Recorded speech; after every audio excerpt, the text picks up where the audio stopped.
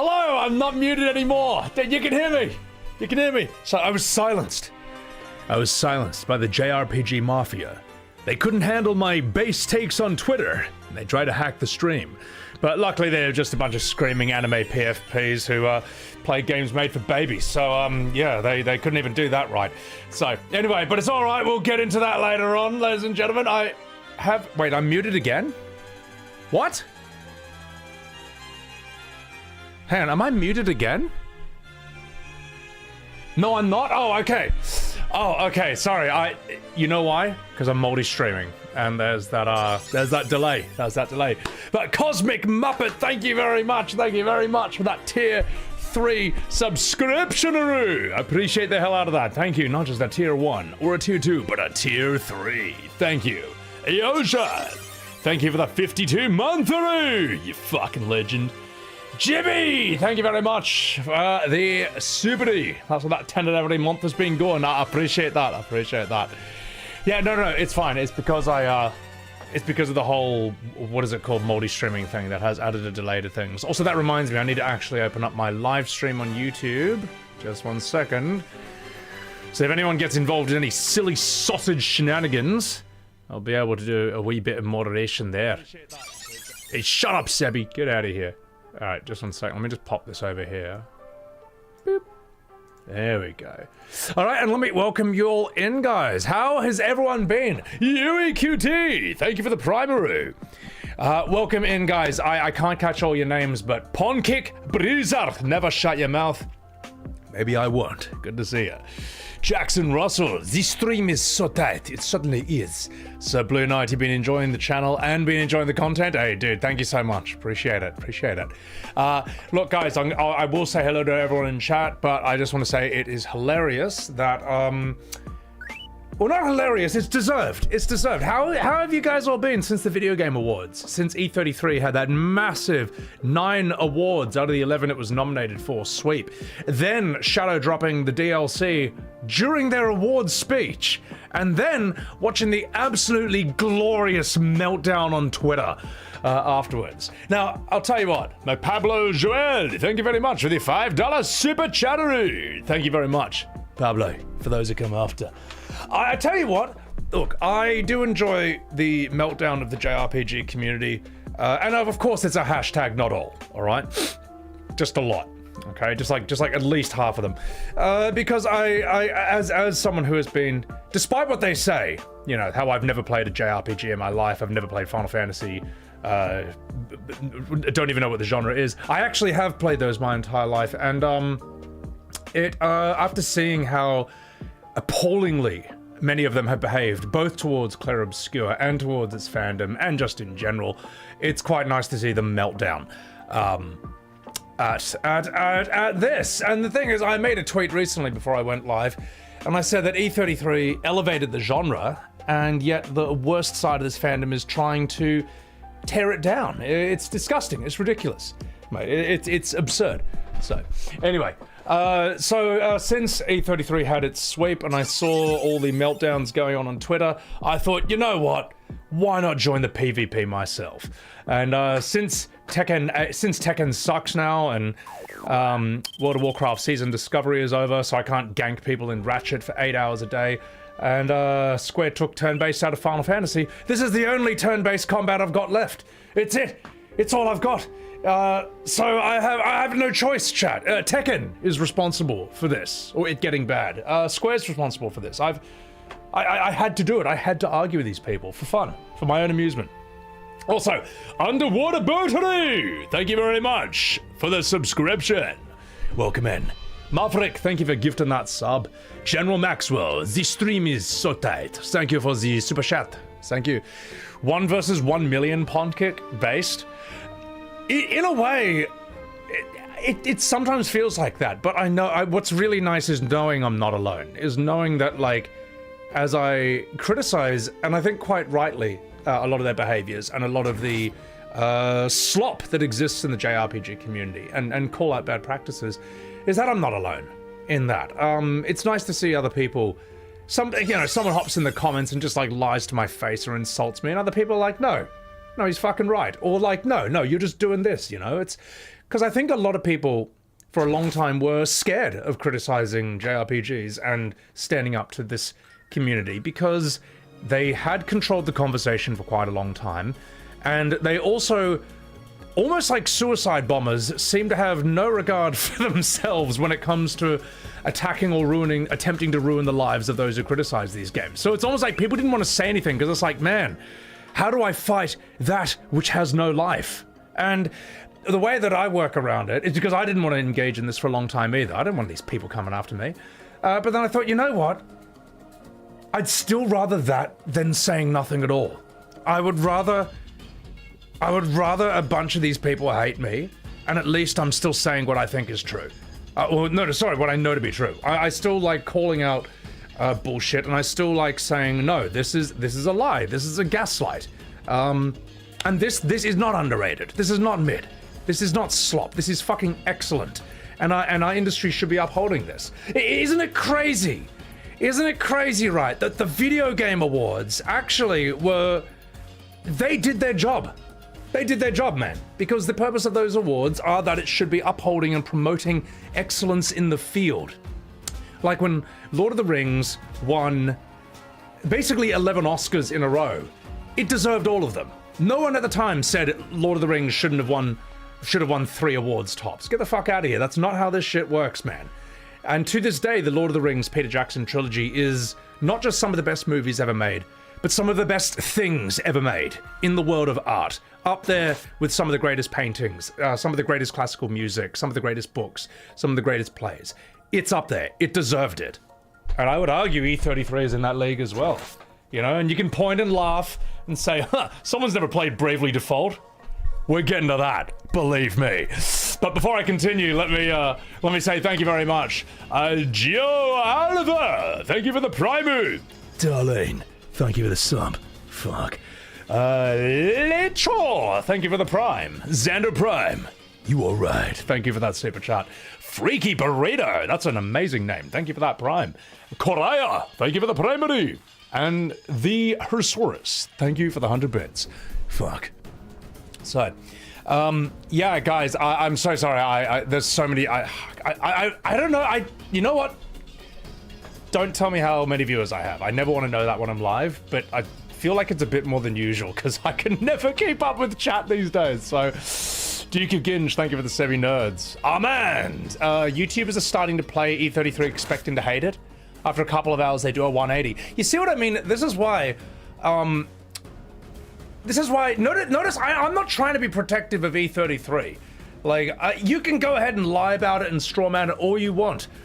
It doesn't need special protection. Why? Because it stands on its own merits. Anyone who fucking plays that game, and who is just being honest about what good art is, good entertainment is, they're like, okay, this is fucking excellent. This is superb. You know what I mean? It doesn't need special protection. It's like if someone said like, oh yeah, gravity, that's not real. It's like, I don't know, man. Like, when you drop something, it falls. Like, reality has a different opinion from you. Whereas with a lot of these, I would say like poorly made or mediocre JRPGs, or shall I say JRPGs that can be good within its niche or accepted within its niche, don't have mainstream appeal. All right? They do need special protection. Because as we see with Bravely Default, you look at one scene from that and I was like, my god, I cannot believe I was ever fooled by these people for years into thinking that maybe this is good. I took one look at it yesterday. I'm like, my god, this game's made for babies. And we will get into that. Believe that. Sparta, thank you for the primary. Drake Reaper, thanks to the Prime. And I'm not saying you can't enjoy it, but I'm saying if someone says they want, you know, some turn-based FF, with all the production and trimmings of, say, like FF15 or 16, that AAA blockbuster realistic look, or like, you know, AAA look, don't give them Bravely Default and say, huh, see, that's what you wanted. No, it's not. Be fucking honest, man. You make people want to hate that game by doing that. Adam Quinn, thank you for the super chat. E33 is wonderful. So are a lot of other games nominated. Some people think that because E33 is Game of the Year, that others are definition by shit, which is not true. I don't think anyone thinks that games that didn't win are shit by definition. As I say, I do feel sorry for the Kingdom Come Deliverance 2 team and its fandom because they got nothing. I do feel so, and while I haven't played it, it seems like for what it is and for the people who enjoyed it, that it was superb. I feel bad for them in a way. I feel like Kingdom Come Deliverance 2, if it came out any other year, would have done better. So, you started Nier Automata on my recommendation. Montastic! I hope you enjoy. That is, that game I hold in very high regard. I would also love to stream Nier Automata too, and I will stream it in the correct language. Hint, not English. Because I think its VA in Japanese is absolutely superb. I also think that when I was playing it, while it is an action game, I remember playing it back in 2017 and being like, in multiple scenes, I was like, this is kind of the first time I felt in years that a game sort of felt somewhat like playing FF7 for the first time again. Like, it's got hints of that, feelings of that. There's... even though it's very different in a lot of ways, I was like, I can feel a bit of that in this. I was very, very impressed with it. So, thank you, Coco Lopero. Thank you for the 100 bits. Also, look, you know what? It's not really a big deal. Back in the days when I used to pull significantly less viewers, I never wanted to know how many viewers I had while I was live. And it's still not, it wasn't really a big deal back then or is now. I generally don't want to know, but I find it I remember back when I'll tell you what, if you're a small streamer, right, and you got like 20 viewers, 40 viewers, my advice is never look at your view count while you're live. Because no matter what you see, it's gonna throw you off. If it's lower than usual, you're gonna think, oh, that's because I'm a terrible person. If it's the same as usual, you're like, oh, I'm not growing because I'm awful. And if it's higher than usual, you're gonna know that's you're gonna think about how far you have to fall, and it will still throw you off. There's no way you can look at it live, and it will always ruin your mood. It will only hurt. It will never help. Sleepy Dan, thank you for the Primo. Also, but these days it's weird. I don't think about my Twitch live view count nearly as much because my YouTube is chat, my YouTube is 3 times the size of my Twitch. Did you know that? It didn't used to be that way. But I've got 47,000 followers on Twitch now, and I hit 124,000 subs on YouTube just yesterday. It's nuts. In a way, technically, I'm more of a YouTuber than I am a streamer. And it's fucking crazy. And really, thank you everyone who has seen the videos, enjoyed them, and followed through that. By the way, we have some new YouTube videos out right now, and they're really, really fun. One is obviously the E33, sorry, the VG, I nearly called it the E33 Awards, the VGAs. That's just like start to finish, you know. We also have an FF7 cheater getting caught. A speedrunner submitted his speedrun to, I think, like Dash Retro, who's a big chunkus in that community, was looking over it, and these guys are just 420 IQ, man. Because all I see, right, is Cloud running in the snow and getting a random encounter. But what Dash Retro sees is a glitch in the Matrix, and the entire illusion of the speedrun falls apart, and he suddenly knows it's cheating. I'm like, how? How are you this smart? So I watched Abasoft covering Dash doing that. So it is a reaction of a video of a reaction. I know. Look, welcome to the world of entertainment. But that's up there. And EC! Thank you for the primary. And also, what else have I posted? There was another video. I forget what it was. Oh, well. Anyway, we got new videos. And I also have a Kingdom Hearts one to post where we look at how it was explained and it's just the most mind-bending shit ever. And I've also got one of all JoJo's Bizarre Adventure Standard Ranked. That video is fucking awesome, man. One of my new editors has just done a bang-up job on that. Plus more FF7 shot-by-shot videos, although I need to go through the Red 13 one, so. The Sid character assassination video, oh, that's in there, don't you worry. That's an older one, though. Well, it's not even old. Old is like, what, a week or two old. So, oh, also, guys, before I respond to some more chats, did you know I was in the French news? Did you know I'm in the news in France? And someone told me about this in one of my YouTube comments. So I just, Googled like Sebi Webb's Expedition 33 French news or something, and yeah, there is a channel called La Parisienne, which is like a French news outlet with 1.2 million subs on Instagram. Pretty big news channel as far as I know, and they've done a full vertical short. We're going to watch it on stream. We're going to do a full vertical short where it's talking about E33 all in French, and then it shows like a streamer now and again. I get featured twice for two different things. One is where and I'll show you what it is. Also, something I've noticed is I do quite often get French people hop into my stream or hop into my comments and just say, look man, thank you for being one of the only English speakers who like just doesn't hate us for no good reason. Like, I never did, because as I say, I had to learn French back in school for 8 years, back when I had, God, and I hated it at the time because I lived in Asia, you know, when am I going to use French there? But I remember in class we started watching French cinema, and while I didn't like learning the language, when I saw their movies, and I was obsessed with like acting in movies at the time. I was like, hang on, I was like, wait a minute, these guys are fucking good. These guys are really, really good. And I remember thinking like, hang on, there's this whole world of cinema I have no idea about because it's in a different language. And I've watched quite a few French movies, and you get some really good shit there. Not just Amélie, for example, not just Amélie, which was Audrey Tautou, which is a cute little artsy French movie that got like Oscar nominations back in the day. There's another movie she did called He Loves Me, He Loves Me Not. I see a few French people in chat. Bonjour, welcome in. You know what? This art is so tight. Also, Kaya Mick, thank you for the super chat. Where am I from? I'm from Australia. Thank you so much. Although I sound English because I've lived in Asia for 8 years, lived in America for 5 years, but the thing is, there's a movie with Audrey Tautou called He Loves Me, He Loves Me Not. That movie is fucking intense, man. Do not be fooled by how cute she looks. It's also got Samuel Le Bihan. I'm sure the French people know who I'm talking about when I say that.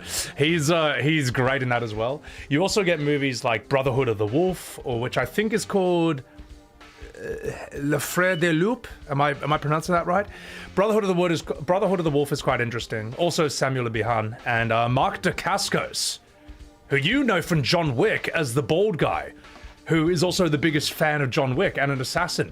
He was in a French movie, believe it or not, where he plays a Native American guy who joins French colonists back in the 1800s, comes back with them to France, where a giant wolf creature is killing people, and it's sort of like a murder mystery monster movie with romance and martial arts and horror and real history tied into it as well. Le Pacte de Loup, thank you, merci beaucoup, post-punk. This movie is like, what the fuck? And if you ever watch this movie, in the opening scene, you'll be like, oh shit, that's where Bloodborne got its aesthetic from. That's right, the opening of that. Him, Samuel Le Bihan, and Mark Dacascos are wearing the Bloodborne outfit in the first scene. And then Mark comes and kicks the shit out of like a bunch of people at once. It's so fucking cool. It's such a bizarre film. Not PWR, merci beaucoup for the super chat. I found you because of Expedition 33, but the love of FF games kept you there. Are you ever willing to dive into the Tales series? Not really. Here's the thing. Thank you for the super chat. Here's the thing. A lot of people think that I write off JRPGs with an anime cel-shaded aesthetic because, you know, hate Japan or whatever this is. No. I love anime. I watch a lot of anime. I've been watching it since I was 4. But for whatever reason, I've tried playing anime games, and whenever I do, I just don't feel it. I don't get into them. I'm not sure why that is, to be perfectly honest. But I remember playing like Dragon Ball games, and I'm like, it was cool at first to teleport, and I'm like, well, really, I'm just spamming light attack because it's the best one. And I'd rather just watch the show. I would rather watch this fight directed by people. I'd rather just watch this fight directed as a real fight with choreography and storytelling. You know, I don't know why, it's never grabbed me. Isn't FF an anime game profile? And actually, it's not. FF has anime influences, but it's kind of its own thing. Let's say you look at, say, Cloud or Tifa's eyes from FF7. You look at their profile pics. Yeah, sure, there's a bit of that. But FF is not an anime cel-shaded game. It's not. it has always aimed, since 7, it's always aimed for a realistic 3D look, sometimes a hybrid anime look, like say FF7. But 8 and 10, these are not anime. Look at Auron, look at Squall. They're not anime, they're something else. They have more in common with, say, like The Last of Us or God of War than they do with, say, like Metaphor or Persona, aesthetically. 9's its own thing, that's kind of like a different thing, but let's say look at 15 or 16. These, as I say, have more in common with Uncharted or Last of Us than they do with Metaphor or Persona, in terms of their aesthetic, in terms of their visuals. It's just true. So FF is kind of its own thing. It's Japanese. You could even say it's weeb, but it's not anime. It's not. When I think anime to me is like the cartoon. If it's not the cartoon, it's not anime. So yeah. Ryan Mack, thank you for the super chat. Merci beaucoup. Grats on making the French news. Love the Legend of Dragoon background music. Isn't it great? Also, because you don't talk about it enough, the Shinra Mansion Cat Sith tutorial is what ruined Rebirth for me. You are gonna love the video I have coming up specifically about that whole Shinra Mansion segment. Oh my god. Guys, I have a video coming out about Cat Sith. I want to get the Red 13 one done first, because chronologically that makes sense. But we got the Red 13 one, we've got the Cat Sith box throwing, we've got Eris's death, and we've got Cloud's flashback. And maybe we can, oh god, maybe I'll have to do another recording sesh one day. Victron's Twitch, thank you for the Subaru.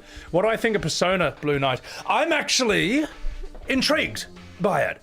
And that's the thing, this is another thing a lot of people on Twitter don't get about me. Like, when I'm talking about, like, okay, to a normal person, all right, a lot of these anime aesthetics in games do not appeal. They don't have the appeal that the JRPG fandom thinks they do. I'm actually, I'm not saying that I'm the normal person here. I'm not a normal person. You know why I'm not?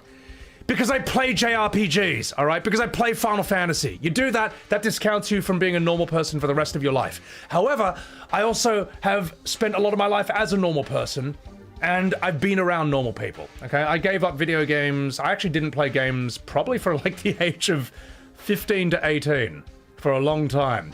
I got back into them later on. I've also worked with real people. I've worked as a dishwasher, construction, road construction, forklift driving, demolition, manual laboring, okay?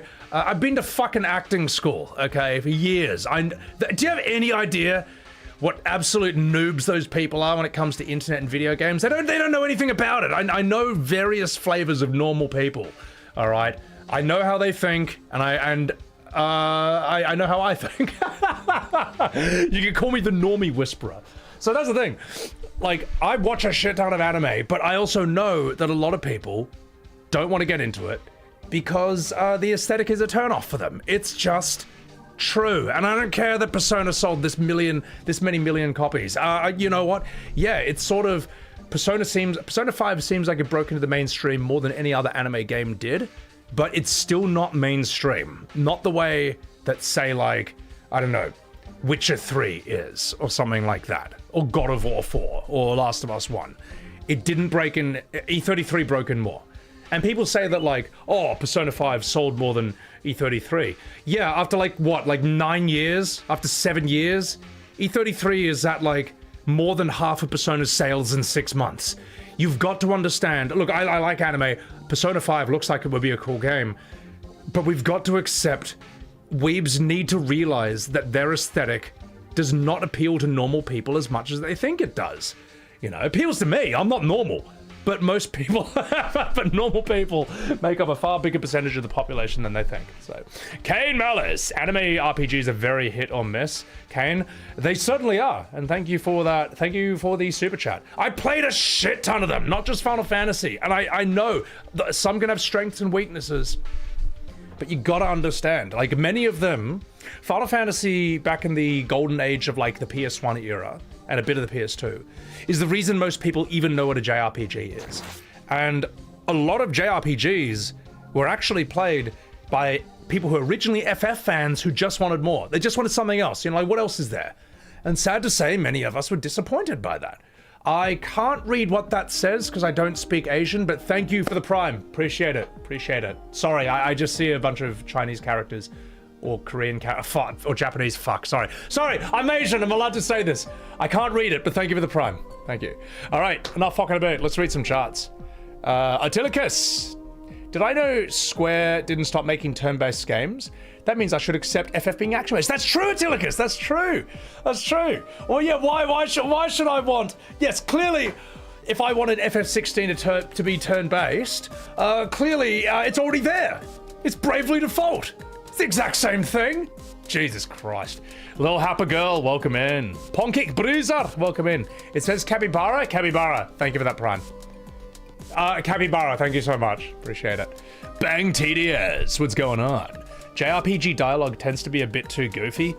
The thing is, it doesn't always have to be. And you know what, right? I would say I'm so glad that a game like Final Fantasy Tactics exists, because that game has sort of a chibi-looking aesthetic, right?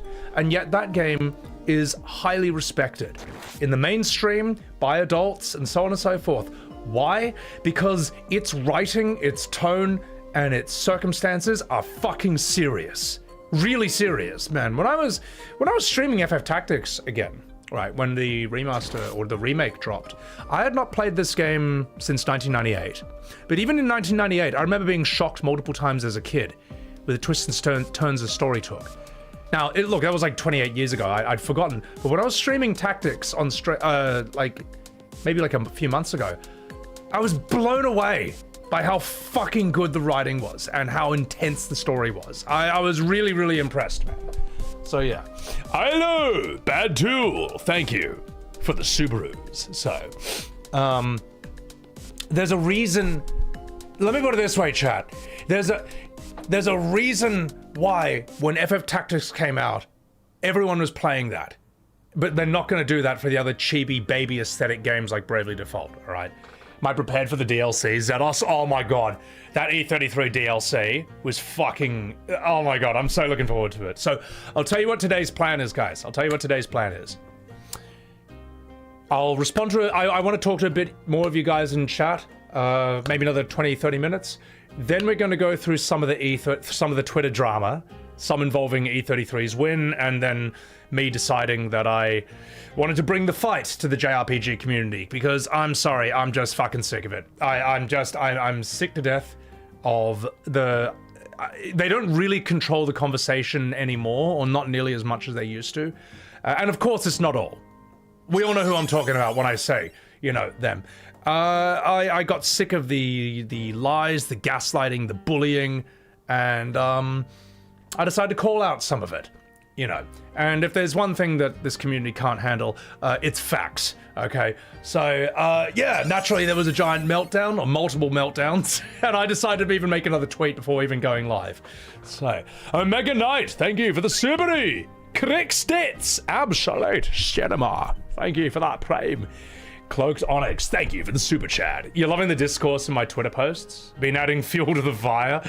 Bro, the responses. People saying that, like, why do you even want AAA graphics to begin with? It's like, man, are you for real? Are you fucking for real? Look, and here's the thing. I actually enjoy low-budget games. I enjoy indie games. Like, you see me fucking play them all the time.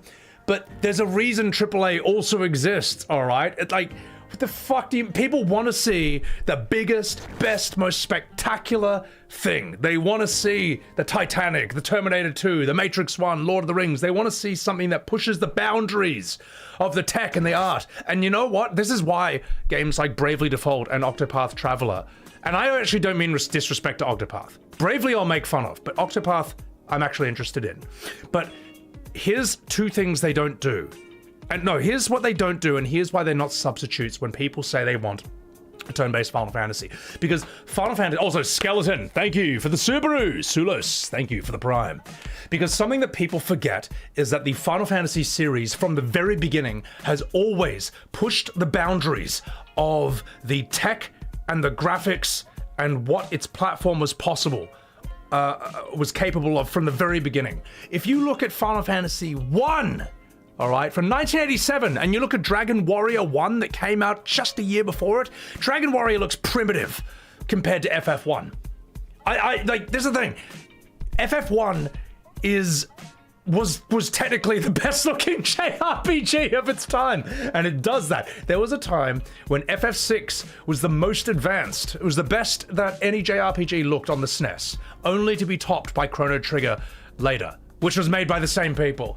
FF7 did this, 8 did this, 9 did this, 10 did this, and that's the thing. This is what Octopath Bravely Default people don't understand, is that Octopath and Bravely go for very specific styles of a time period. They are not the best. They are not even attempting to try and make the best possible visuals or graphics or aesthetics by today's standards. Oh, and sorry, let me add. And on top of all of that, Final Fantasy was also trying to have the absolute best music in the world, the best storytelling, the best characters, the best gameplay for its genre. That's what I mean. When people say, oh, is it just pretty graphics, nothing else? No. It's the best graphics and everything else. It's the whole package. This is why peak Final Fantasy, this is why the golden age of it dominated the fucking landscape, because it aimed to be the best at everything a game needs to be. It was aiming to be the best at everything a storytelling game needs to be. That's what they don't get. That's why when they say Octopath, Bravely, Dragon Quest, it's like, no, they're not trying to do the same thing. And that's the thing, like, FF15 and 16 and Rebirth, for all its criticisms, they still carry on that Final Fantasy tradition of trying to be the blockbuster JRPG, the big one, the big chungus, you know? Enix ruined it. Yeah, they did. But also, even if they can't make it, even if they try. Without Sakaguchi, they just don't know what the fuck they're doing. They don't. And they've never found anyone who can quite fill his shoes. They can't. They need to find someone who can play his role, who can be a director, who can focus its creatives into a unified, focused vision. They need to find someone who can do that. I'm sure such a person exists. Maybe someone can even be trained, but they've never been able to find one, man. Quint Silky Hooves, thank you for the Primaru. Simpson Bartholomew, you're new here after 34 months. Thank you so much for that, Subaru. Is this broadcast coming from space? Yeah, damn straight it is. Sandfall can? Sandfall can. They can. Like, for example, I would trust... If they're ever going to remake Legend Dragoon, Sandfall is the only people I'd trust to do it. They are basically the new Squaresoft of this day and age. So, do I think that new shareholder thing will help things change in a good way? I don't know, because I don't know enough about them. But what I saw, from what I've seen of that shareholder's actions, I actually think they or some of that company grew up as Final Fantasy fans. Why the fuck else do you buy a shareholder? Why the fuck else do you buy shares in Square Enix? When they wrote their comments about FF16, they sound like me when I'm talking about 16. They sound like any OG fan who is disappointed with the current direction of Final Fantasy when they talked about 16. They didn't even fall for the fact that Metacritic or whatever, in my opinion, you know, has like what like 9 out of 10 positive. I don't fucking believe it. I don't care what anyone says. All right, don't hold me legally to this. Can I prove it? No, but I just don't fucking believe it. I don't think 9 out of 10 people. I don't think that everyone who played FF16 thought it was a 9 out of 10. It's fucking bullshit. It's just, I think it's a lie. And I think that the shareholders probably feel the same way. I don't think they were fooled by that. And the fact that they didn't care and they just said that 16 is heartbreaking for a longtime Final Fantasy fan, I think that tells you who they... I think they actually kind of know their shit. But I could be wrong. You never know. So anyway, Retro, thank you for the super chat. You don't know if I've touched on this topic yet, but should they limit the number of nominations a game can have at the awards? You wanted E33 to sweep, but you feel bad for some of the other devs' hard work. No, I don't think there should be any limits on how many awards something can win. The Oscars have never been like that. Ben-Hur, Titanic, and Lord of the Rings, I think, all got like 11 Oscars back in the day. No one complained about this because they deserved it. I mean, look, here's the thing. Titanic, sure, that's a bit of a meme now, but back in that day, that was the, I don't know, that was fucking huge back then. That was a huge blockbuster movie that dominated the fucking world of that time. And I think it was 1996 7 or 8 it did that. But no, that like, it had some groundbreaking aspects of it. It was the full package. It had basically 10 out of 10, you could say, on almost every front. It's acting, it's casting, it's writing, it's special effects for its time, its scope, its scale, its music, its meme-worthy factor. You know, everyone at that time was still singing, "Every night in my dreams, I see you, I feel you." You know what I mean? Like, that was a fucking huge meme back then. It was huge. Ben-Hur back then was also a gigantic, but that was like, what, 1940s or 50s? So, also, Luck Bear, thank you for the super chat. Uematsu can finally retire. Lorien Testard has got it from here. I've got high hopes for Lorien. I think I think that man's brilliant. So, Angel, you didn't think it was a 9 or 10, but you enjoyed it more than Rebirth. Angel, thank you for the 100 bits. As I say, FF16 didn't ruin FF7. And for that reason, it's 10 times better than Rebirth, in my opinion. Mr. McFeely, thank you for the $5. Do I think Sandfall can live up to the massive expectations that will come with their next title? You know what? I would say we just have to wait and see. Because whatever game comes after Clair Obscur, it's going to face the same challenge that Final Fantasy VIII faced, which is that it has a very difficult act to follow. And hopefully it doesn't make the same mistakes FF8 made, because in a lot of ways it was trying to top 7. So whatever game comes next, I hope they don't pull an FF9 and just make something radically different. Not that 9 is bad, but I mean, for those who started FF through 7 and 8 and got used to that aesthetic and thought it was going to keep going that direction, many of them looked at 9 and were like, the fuck is this? I think 9 is great, but even I thought that at the time. Now, as time's gone by, 9 is one of my favorite FFs of all. Despite the fact the characters look somewhat childish, what they go through psychologically is extremely intense. It's very well written. It's extremely well characterized. The party dynamics dramatically are fantastic, in the sense that, like, it's not like a bunch of friends who all just like each other. No. Steiner hates Zidane. Zidane's trying to bang Garnet. Aiko is jealous of Garnet because she loves Zidane. Amarant is like trying to figure out, why the fuck is Zidane stronger than me? How? I know I'm stronger than him. Why does he win every time? You know what I mean? And 7 does a similar thing as well. It's not like they're the best friends ever. There's actual tension between the party members. FF14 does not have this, if you'll notice. A lot of modern JRPGs don't have this. In 14, everyone just agrees with each other. 16 was fun between Clive and Cid, because Clive's quite serious, but Cid has this brutal sense of humor, and they just have this cool banter going on between them. And that's why Cid was really a carry for 16, for the 30% of the game that he was in it. Also, Cthulhu, thank you for the Primaru. The young boys love Titanic. Vash, Bahur, thank you for the super chat. I'm not going to elaborate. Zane Carrick, thank you for the 100 bits. Your only issue with the DLC, you wish it was longer. Yeah, I know. Well, from what I can imagine, I think the main area is Verso's drafts, and there's a Superboss there, and the rest seems like it's Superbosses in the Endless Tower, which I'm fine with. I cannot wait to fight them today. You agree with the recognition E33 got, Aru? Thank you for the $10 super chat. You're confused at the current T online about people claiming it's not an RPG and Kingdom Come 2 was robbed. What's your commentary about this? I would say that people say whatever they need to say to try and discredit something. Well, let me put it this way. The JRPG community says that E33 is not a JRPG. The Kingdom Come Deliverance 2 community says that E33 is not an RPG. So what the fuck is it? Or what is it?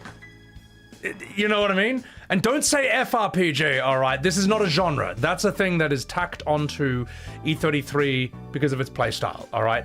Sorry, because of where it's from. E33, to me, is a JRPG in the sense that it plays exactly the same as a fucking turn-based game like FF10 or Persona, except it also has parries. Other than that, it's fucking turn-based. It's a fucking turn-based JRPG. You know, if they just say that, and what I'd say to the JRPG fans who say it's not, you know, a JRPG has to be an RPG made in Japan.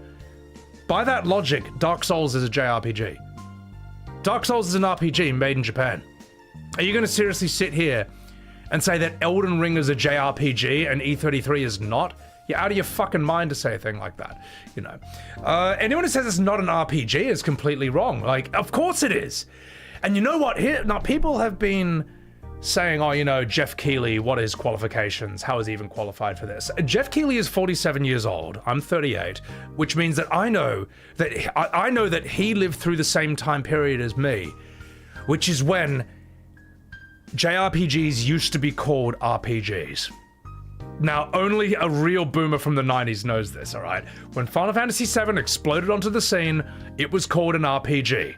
That is true. The term JRPG didn't come till later on. Until after the, you know, people started talking about this more. But I remember a time period when an FF was called an RPG, and so does Jeff. And that's why it's obviously up for the nomination of an RPG. New outfits. June Mama, thank you for that super chat. I'm looking forward to them. So the thing is, in this day and age, when people say RPG, they think Witcher 3, they think Skyrim, they think Kingdom Come Deliverance 2. But I would say that these, honestly, in a way, are kind of interchangeable to an extent. Or you know what? The distinction for me is almost whether it plays like a turn-based JRPG or not. If it plays like FF10, to me, that's a JRPG. If it plays like, I don't know, FF16, I'd say that doesn't feel like a JRPG to me. That feels like a Western RPG. That feels like a... Then again, no, that's Devil May Cry. Is Devil May Cry a JRPG? Maybe it is. It's an RPG. It's made in Japan. By that definition, I guess it is. I don't know. There's so many fucking word games, man, and it's just stupid, man. Anyway, Collins, thank you for that $5 super chat. You think the Sandfall devs are big enough fans of FF to notice and not make the same mistakes as 8? We shall see. I honestly, here's the thing. Sandfall seems like they, through working with, almost said Bethesda, through working with Ubisoft, Sandfall knows the kind of games and the kind of company they don't want to be. I think that's given them some immunity to wanting to put, say, predatory monetary practices into their games, or release an unfinished game on launch, and so on and so forth.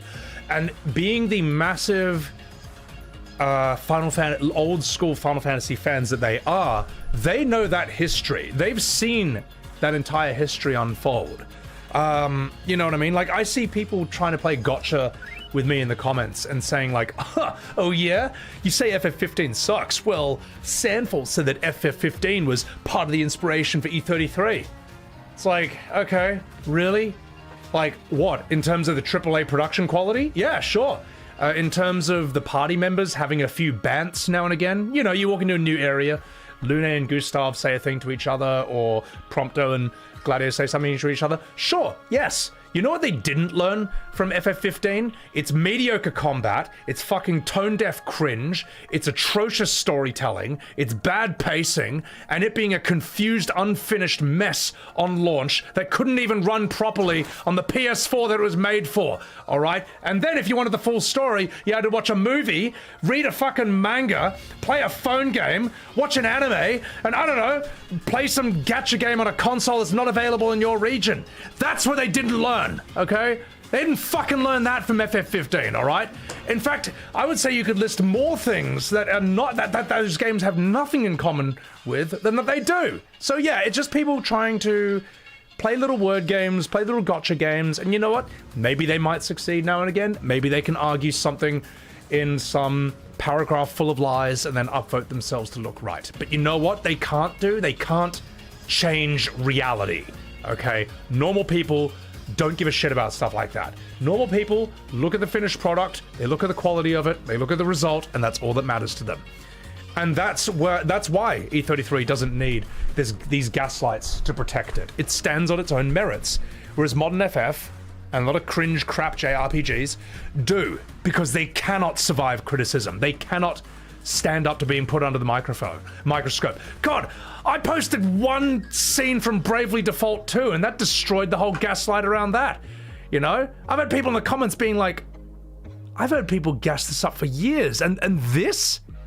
This is what they were gassing up? Oh, we're gonna look at that, believe me. Anyway, Shinra Electric Power Company, thank you for the prime. Floppy chess balls, thank you so much. They have so much money given the low budget, they can take their time for the next one. Dude, E33, Sandfall, they can do what the hell. Look, just I wouldn't put any pressure on them at all. I just want to see what they do next, you know? And if Claire Obscure is the only thing we ever get from that, I can live with that as well. I could have even lived with, Claire Obscure being mixed or a mixed bag or mid, because at least they were trying to give people like me what they wanted. And for example, even if Claire Obscure was still a mixed bag or mid, I reckon it still would have done because it done well because it filled the gap in the market, and it would have paved the way for those who come after. Like the climbing expedition. You know, they may not have defeated the Paintress, but they made things easier and better for those who come after. Anyway, not fucking about. Clive. Fuck.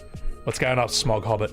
What gap, Walk Leash? The complete absence of any turn-based JRPG that looks like, say, FF15 or 16, or Rebirth, that level of production, but in turn-based. It doesn't exist. And someone like, you know, when I posted the Bravely Default, you know, being a substitute for FF thing, they were saying like, oh yeah, there's so many turn-based JRPGs, like I can list all of them, you know, based on all these styles of FFs in the past. You know, they're showing like Octopath based on 6 or Bravely Default based on 4. And I was like, oh, that's cool. Okay, so where are the turn-based JRPGs that, in the style of 15, 16? Like, I mean, clearly you know about it. Go ahead, list a few. I'm sure you know a few. And they couldn't do anything. Or they could respond with, what does graphic style matter anyway? What is it? Why even do you want AAA graphics? You know what I mean? They can't do it. They lie to your face, and when you call them out with evidence, they just, they change the goalposts, and they try to distract you. I've been clapping cheeks all day on Twitter, Organic Meow. I can't stop. I wouldn't say clapping cheeks. I'm not even, here's the thing. Yes, I say things in a way that can be very annoying to them. Not annoying to the people who agree with me. Yes, I say things in a way that can get attention, and I would say I say things quite bluntly.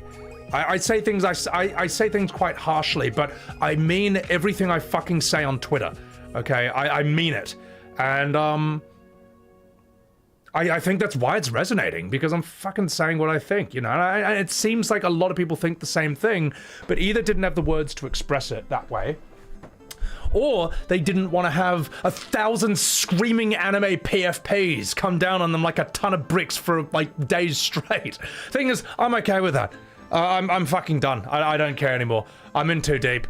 Like, right now, I am like a Warhammer 40k orc in the middle of a bunch of, I don't know, soy Moogles, just like swinging a battle axe, like just enjoying it. All right, I'm like Aragorn at the end of Lord of the Rings, where he turns around and just like, for Frodo, and then I just run headlong into an army of screaming soy orcs, you know, telling me that Bravely Default is peak. That's how I see it now. It sounds so dumb, but I just don't care. It's sport to me at this point. And I'm not, and as I say, if it annoys them, that's a great side effect, but the main thing I'm trying to do is confront the lies and the gaslighting and the bullying that's been going on about this whole subject, about this whole field. Pushing me off, so. June Mama, thank you for the super chat. Square went public in 2000. Last great FF was in 2001, Merchant in 2003. Larian and Sandfall are privately owned and creatively controlled. Well, that's the thing. I mean, I've heard various definitions of indie, and I don't quite know. I'm still trying to figure this out. Some people say indie means, you know, you had to make it in your garage with a box of scraps. I don't think that's fair. I don't think that's right. I thought a more interesting definition of indie was what someone gave me, where they said, look, yes, Kepler gave Sandfall 10 mil, which is still 10% of a AAA budget. But what Kepler did not do was try to influence the creative direction of that game. They left it entirely to Sandfall. In that regard, Sandfall independently created this, or you could say it's an indie like that. I don't know. I'm still trying to figure this out. Jokerino, Kino Casino brought you here. Oh, appreciate it, man. I was hanging out there the other day. Welcome in. Sir Chubbs, thank you for the prime. Retro Hollandia, thank you for the super chat. In addition to what you said earlier, you're glad that E33 cleaned house. Don't get you wrong. I got 33 tattooed on your arm. You hope it's a wake-up call to the industry. Well, that's the thing. I think it deserved all the games. So I think it deserved all the awards it got, and I think it needed to win. I think the message E33 sent out on multiple fronts of the industry was really important, man. You know, as I say, in a day and age where companies were telling us, oh, you don't like $70 US games? Well, guess what? It's going to be 80 soon. E33 sold for 50, okay? That's a fuck you to that mentality. In a day and age where, you know, a game that looks like Clair Obscur has to have a budget of 100 million, 200 million, E33 was made for 10, you know? That's the number we've got. That's the official number. We needed this win. Gamers needed this win. And for the Square Enix Final Fantasy JRPG community, the Final Fantasy community, we needed this. It proved that a turn-based FF with good storytelling, these are two separate issues, but let's just say the turn-based thing, it shows a turn-based FF could have been made, and its storytelling and tone could have been better for the last 20 fucking years, all right? It nuked 2 decades of gaslights and excuses. As for, what else?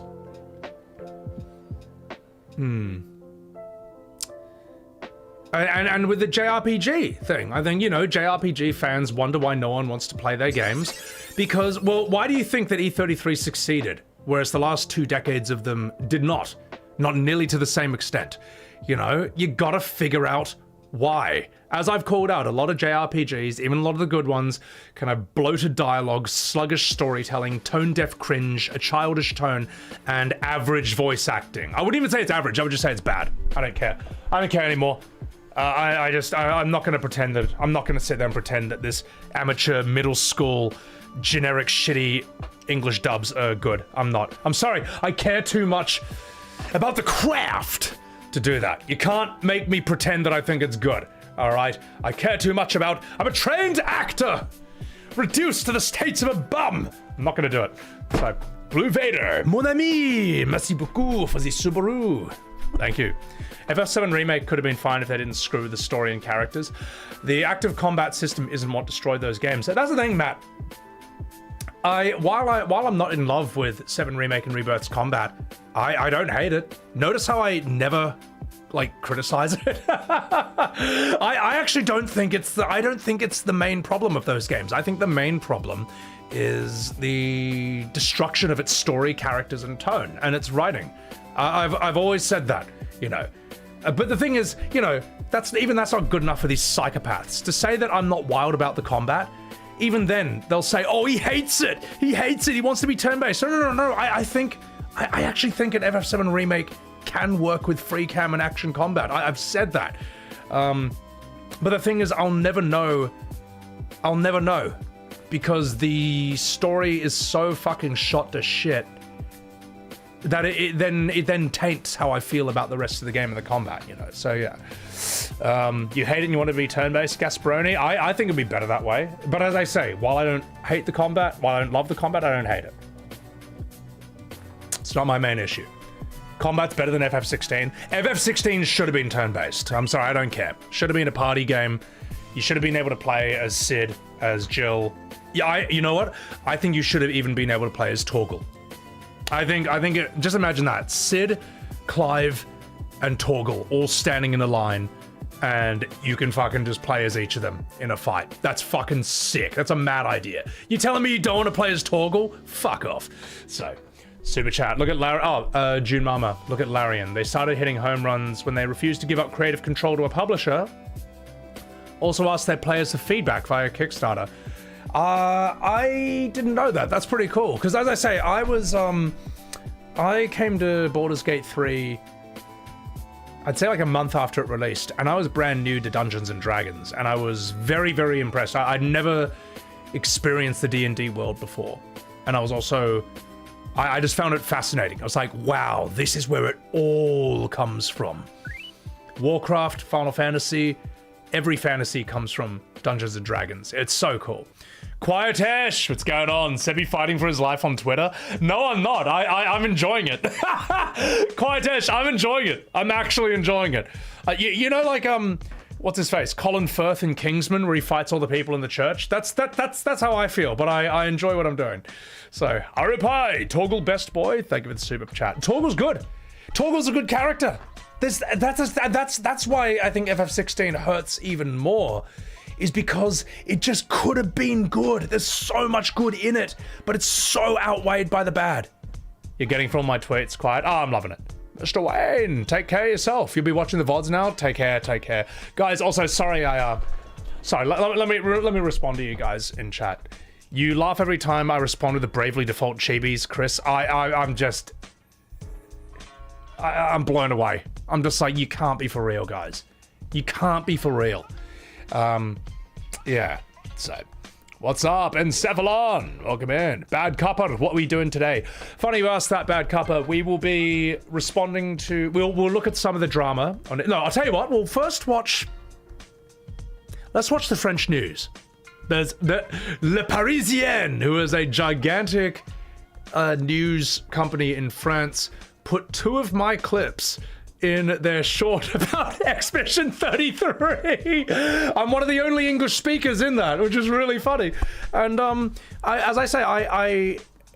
know what's funny? When I was searching for we'll watch it, but when I was searching for it, I found all these Facebook groups that months ago had been posting my clips, like French Facebook groups. It was like, look at this Australian English streamer who's saying that France is great, you know. And I found one where I was saying, like, look, I know it's a meme to make fun of the French.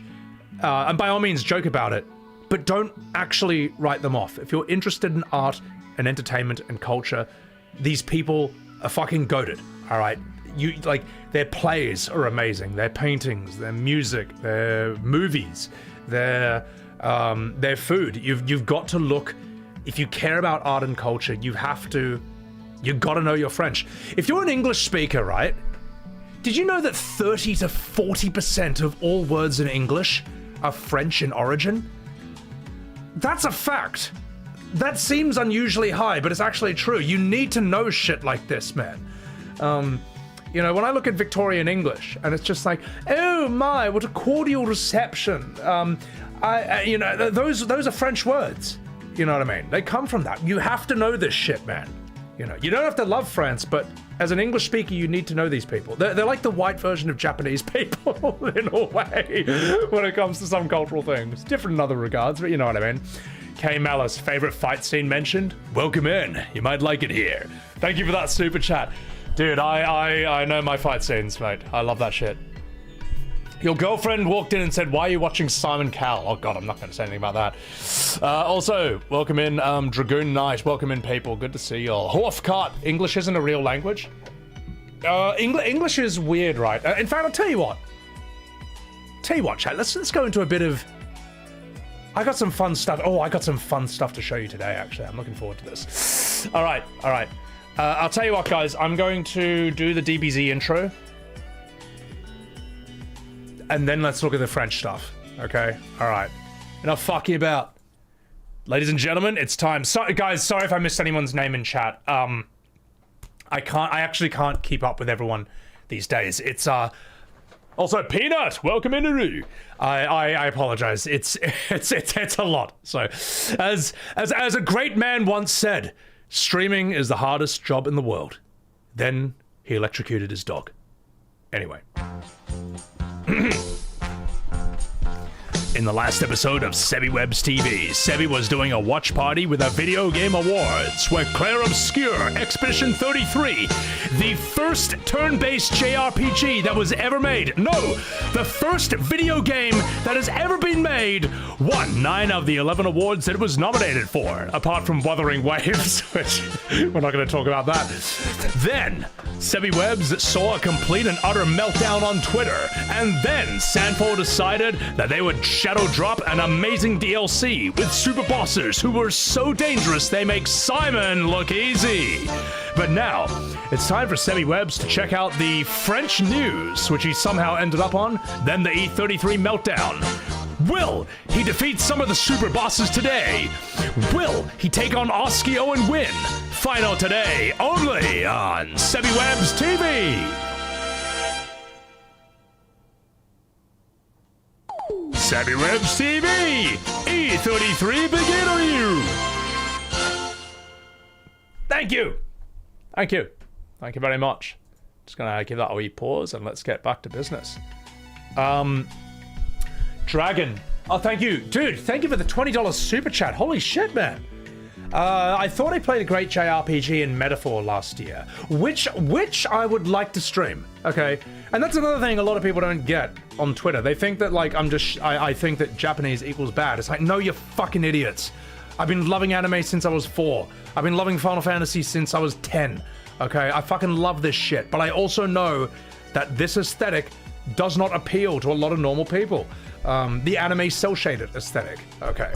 I personally am looking forward to streaming Octopath 2.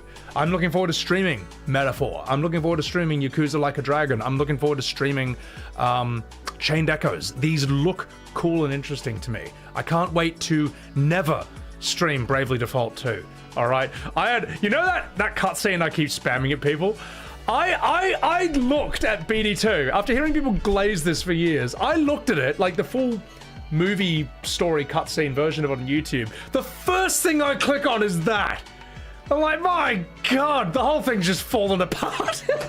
And anyone who says, like, oh, just one scene, it's like, you don't understand. That one scene tells me everything I need to know about this game.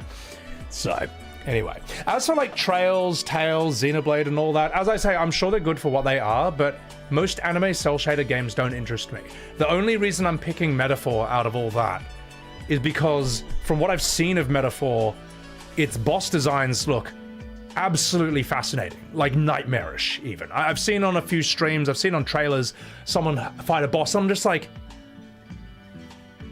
what is that? Like, what am I even looking at? That thing is hideous. That was intriguing. And a lot of people say that the villain is S tier, and people have also told me, one of my friends has started to play it a bit, and he said it was quite interesting. It was dealing with some, how would I say? He said it was dealing with quite serious, mature themes like racism and stuff amongst the other species and creatures in that world. That's interesting to me. You know what I mean? So yeah. Anyway, all right, enough fucking about. Let's get down to business. Kupo! Oh, hello, jeez. I would love Xenoblade. Look, it's... yeah, but the thing is, as I say, like... I am really taking a stretch with Metaphor.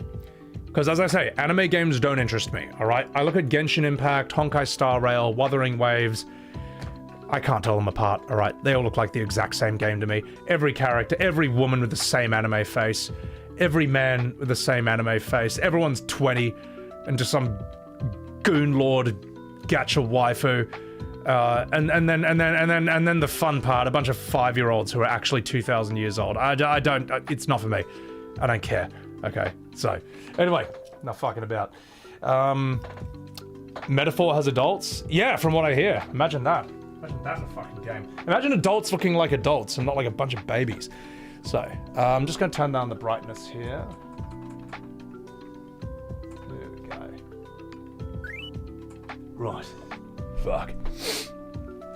They are 20 if we're lucky, usually less than that. Doi Lama, I wish I hadn't read that. Riona Mac, you're not a fan of all the remakes versus new IPs, but would I play Shadow Hearts if it was remade? Depends who's remaking it. Square remakes it? We all know that they can't be trusted with something like that. If Sandfall remade Shadow Hearts, I'm in 1 second. In fact, they'll probably make it better than the original. So, you started playing Metaphor and it didn't click after 2 hours. It was boring, but it might be, the start was a slog. That's another thing that E33 did, that, that's another thing it broke, that a lot of JRPGs are guilty of. They take for fucking ever to do anything. They take for fucking ever to get the ball rolling. Shocking. Anyway, all right. Here's what to do, chat. Let's watch the... Okay, just 1 second. We're gonna check out the French news that I somehow ended up in. I just want to grab something first. Hold the line. Love isn't always on time. Whoa, whoa, whoa. But yeah, believe it or not, chat, Le Parisien, a channel that has like, what, 1.2 million followers on Instagram, featured me, believe it or not. Actually, I should make this I'll make this into a little YouTube video. Maybe it could be funny. Right. God, how do people just make videos for YouTube? Patrick, thank you for enjoying the new E33 content. I'm looking forward to doing that as well. Also, guys, yeah, as I say, I'm sorry if I missed a few names in chat. It's just too busy these days. I'm sorry, I'll try and get as many of you as I can. But anyway, not fucking about. Yeah, so I was on the French news the other day. Le Parisien, which is a huge outlet in France with 1.2 million followers on Instagram. And they did a little reel about Expedition 33. And not just once, but twice towards the end of the video, they get a clip in of me. Now, this is not in English, I'm afraid. It's in Moonspeak, but you know what? It's fine. All right, we can give it the old college try. I think you can figure out what they're talking about. All right, let's give it a watch. Game of the year is mon ami Clair Obscur, Expédition 33. C'est le meilleur jeu de l'année. What a weird timeline for us. Et en plus, il est français. This was supposed to be a joke. Jeudi à Los Angeles avait lieu la cérémonie des Game Awards qui récompense les meilleurs jeux vidéo sortis en 2025. Cette année, une production française, la première du studio montpelliérain Soundfall Interactive, a tout raflé.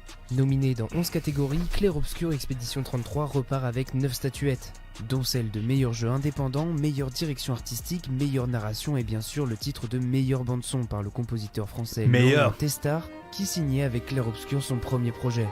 Mais j'ose pas lancer moi là, je veux juste écouter.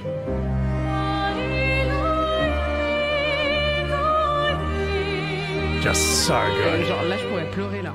Alors le streamer Antoine Daniel l'avait prédit dès sa sortie. Que Clair Obscur Expédition 33 sera le GOTY 2025, messieurs, dames.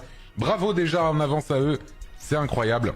Mais la surprise a quand même été des heureux parmi la trentaine de personnes qui ont travaillé sur le projet, ce qui est ridicule pour un jeu de cette ampleur et puis surtout pour le public. Vive Montpellier.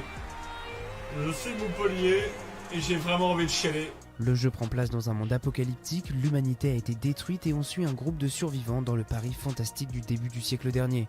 Chaque année, une gigantesque sorcière maléfique peint un nombre toujours plus petit qui fixe l'âge à partir duquel les humains disparaissent pour toujours.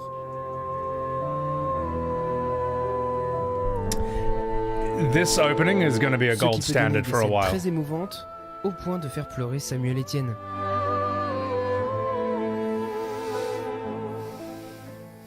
Mais pour endiguer la malédiction, des expéditions sont organisées. Vous incarnez les survivants de la 33e qui devront se battre contre des créatures dans un système de combat au tour par tour. Le jeu, qui a rapidement dépassé le million d'exemplaires vendus dès sa sortie, a misé sur une direction artistique française assumée. That might be the most French move in the history of turn-based RPGs. Une petite touche tricolore qui a... I think that guy's pretty cool, eh? I think he's not bad. I feel like oh look, he's in the comments there. Superb game, merci beaucoup.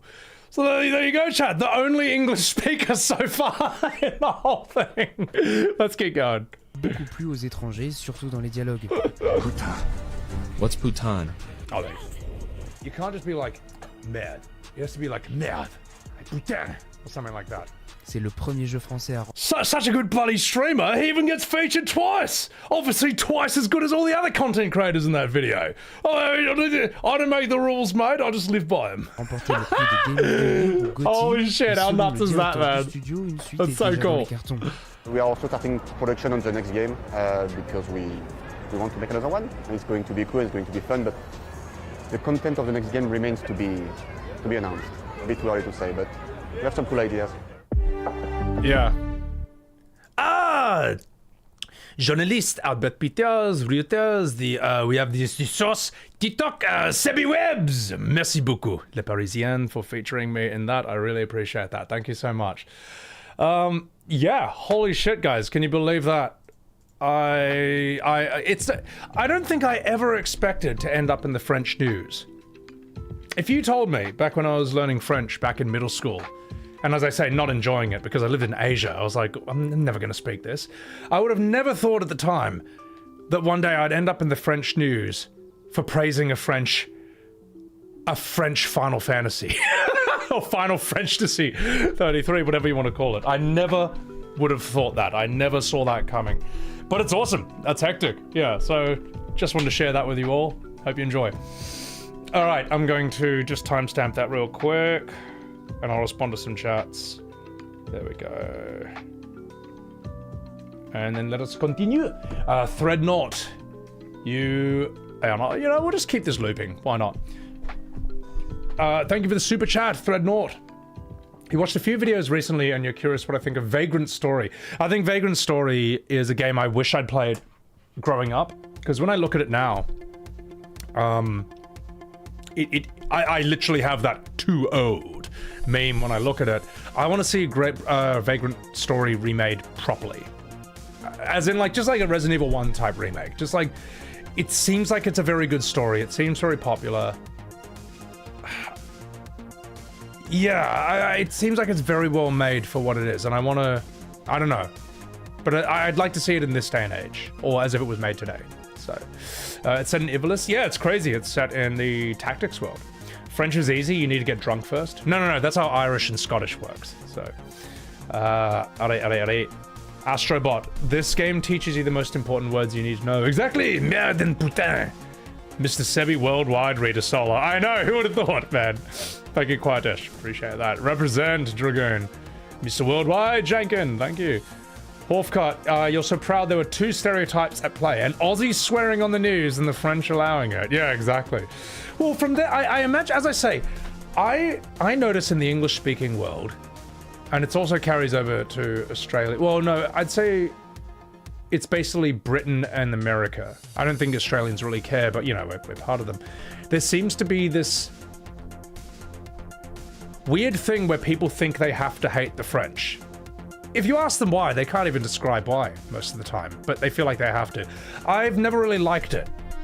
And I've never really... Maybe I understand it to an extent, but I don't like it. And maybe the French actually liked that there was an English speaker who was saying that this rules. This is this is great.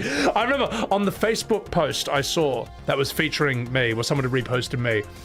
It was me saying, listen, mate, I don't want to hear any French slander in this stream, alright? They have made the turn-based Final Fantasy that I've wanted for the last 20 years, alright? Don't you ever slander them in my stream. France rules. Best country ever.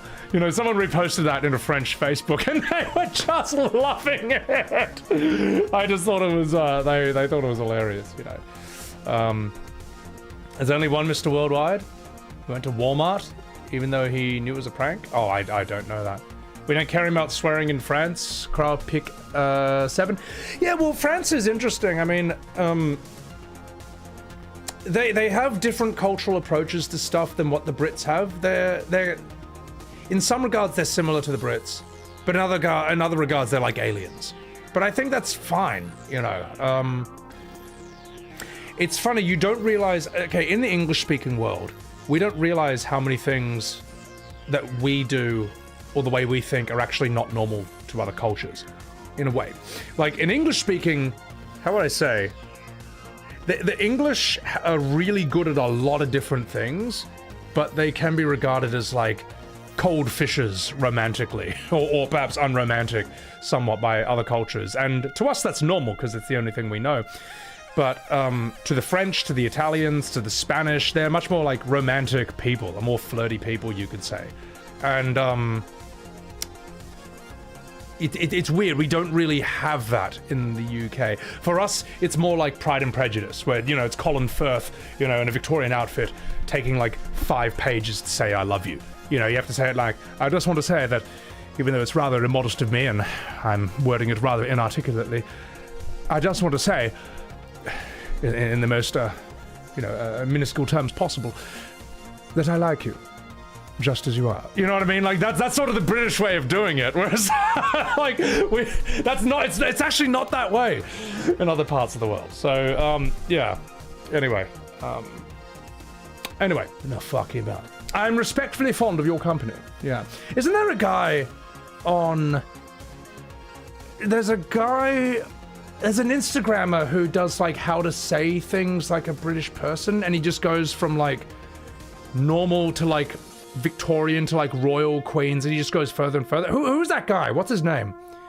Werner Herzog hates the French. He's a German legend. Yeah, but Werner Herzog is I don't think he hates it. Werner Herzog, he might describe something like it's an eldritch monster, like it's some Cthulhu-like creature, and then at the end of that, he'll just say he actually likes it and respects it. So yeah. You just finished watching my Claire Obscure playthrough. Hugely entertaining. Merci beaucoup, Creamy Sheep. Merci beaucoup. You don't think anything sounds more beautiful than a French woman singing and you're from the cornfields of the US? Dude, I have never heard of Alice Dupont. You know the opera, the French singer they have for E33 soundtrack? I just think her singing is so beautiful. I just think it sounds so good. And at the risk of getting myself in trouble, I think she looks really good while she sings it too. I think she's like a true artist in that regard. She just like is just fully in it. So yeah, voice of an angel. I mean, yeah, no, she's brilliant. So you started E33 again, and the gomage still hurts so bad. Death. The thing is, a good scene, right? Even if you've already seen it a million times, it will still hit every time if it's that good. Do you know every single time, chat, I've rewatched the ending of Metal Gear Solid 3, which I do because I have to, because in the shorts I made about it, I'm responding to some comments. It still hits me every time. Every time. That moment with like the music and the, you know, she was a true patriot. And it's just like the build up to that, the music, just the acting. It gets me emotional every time. And that shows us a good scene. Like a scene that only works because you don't know what's going to happen next. That's a trick that can only be pulled once. And it's not true art, in my opinion. I would also say, how would I say? I would say the opening of The Last of Us 1. That is fucking brutal, man. You rewatch that, it hurts every time. I would say the Littlefoot's mother dying in front of him in The Land Before Time. I'd say that hits extremely hard, and I'd say that hits much harder as an adult than it does it as a kid. As a kid, you know it's sad. As an adult, you know why it's sad. And it's crushing. I can't even react to it on stream because I know it's gonna like hit me. So yeah. Yeah. Land Before Time throwback. I've been around, man. I know ball. Well, you know, I know that stuff. So Last of Us opening was crazy bang. It's so nuclear, yeah. Oh, by the way, guys, look, we are going to get to E33 gameplay, but we still need to get through a few things. There's a few reaction things I want to do, and but don't worry, it'll all be on the VODs channel. We're gonna make YouTube videos out of it. You know, like anyone who's like, hurry up and play. Look, just VOD watchers, just you'll be able to find it. Okay. So yeah, I'm gonna do things at my own pace. The last thing I want to do is rush through E33 content. So yeah. Now another thing we were talking about, chat, is should we really segue into it? No, I'll tell you what, I'm going to take a piss, then I'll come back, alright? And then we'll look at some of the Twitter stuff and maybe some of the Seal English stuff. Hey, enough chit-chat, old man! Play E33! No. Alright, I'll be right back. Fuck.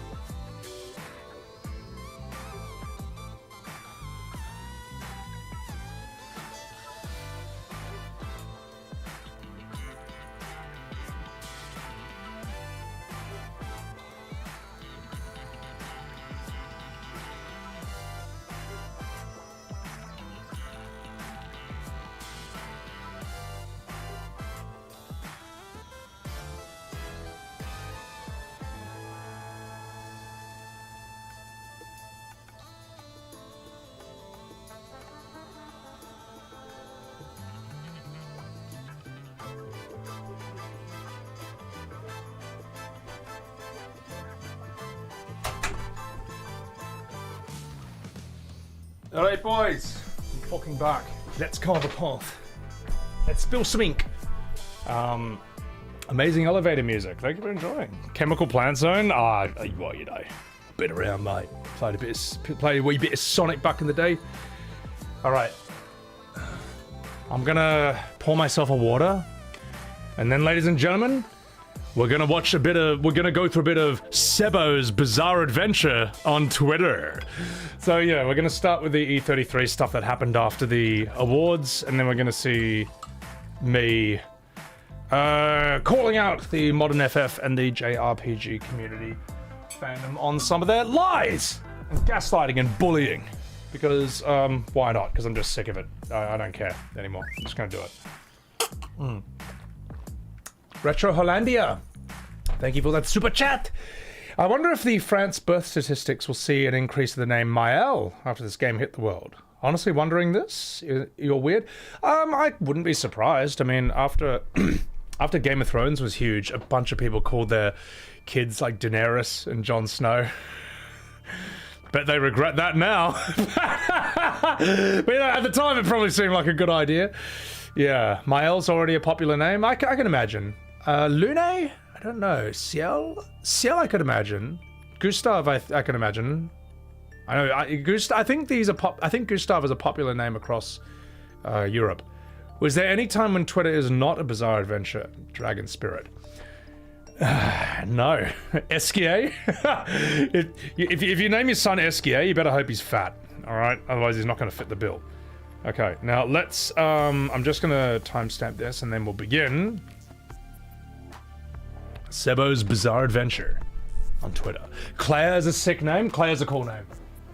If the kid's a jerk, will they name them Renoir? Renoir's not a jerk. Renoir is a good father who is trying to save his daughter and his wife from their MMO addiction. Okay? They were playing too much FF14, too much WoW. Their world's version of that. Alright? He's a good man. So, Scott Roche. Watch for the Legend Dragoon BGM. Stayed for the good game takes. Have a happy holiday season. I appreciate that. Appreciate that.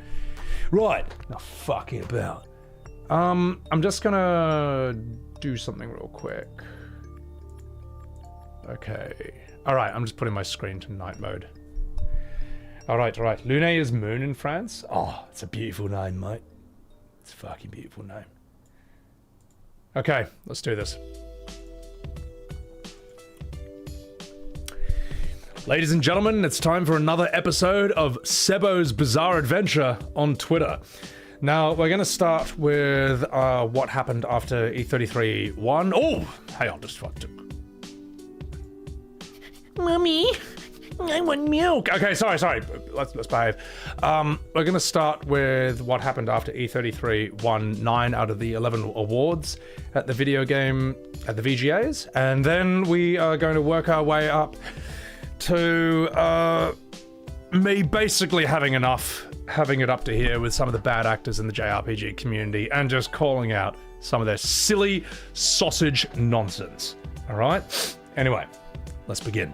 So, after E33 won Game of the Year, I decided to tweet out, which was a pretty obvious joke right here, which was this. Absolutely deserved. The first turn-based JRPG that has ever been made. Huge congrats to Final Fantasy 33 by Squarefall. Now, this is me just role-playing as... Okay, this is what some JRPG fans actually think E33 fans are. This is how they actually think like. But the thing is, it's such an obvious joke that even they could tell. All right, so you know they weren't like screaming anime PFPs retweeting this or like angry about this. It's like, oh my god, how dare he think this? It was just whatever.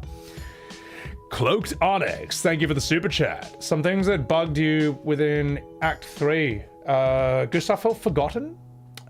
Mael looked down on Painted Alicia when she gommaged her. I need to rewatch that Mael Alicia thing, because I don't necessarily think Gustav was forgotten. I feel like they had to move on from him. And remember, these people have a different relation with death than we do, because for them, every single year, a bunch of people in their community die. Like every year. I can imagine they process it faster than we do. I don't know. That's just how... I didn't feel like Gustav was forgotten. I feel like he... I don't know. I didn't feel that way. Mael was happy to kill Alicia, but God forbid she kill Verso. Well, it's like a painted version of Alicia. But anyway, let's not caught up there. All right, Kruzik. Obvious joke is obvious. Yeah, it's fine.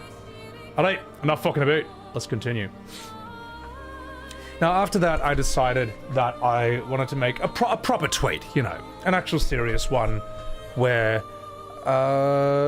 anyway, it just goes like this. I said, look, I'm not one for awards, but this one truly mattered. Clair Obscur Expedition 33 is a deeply special game.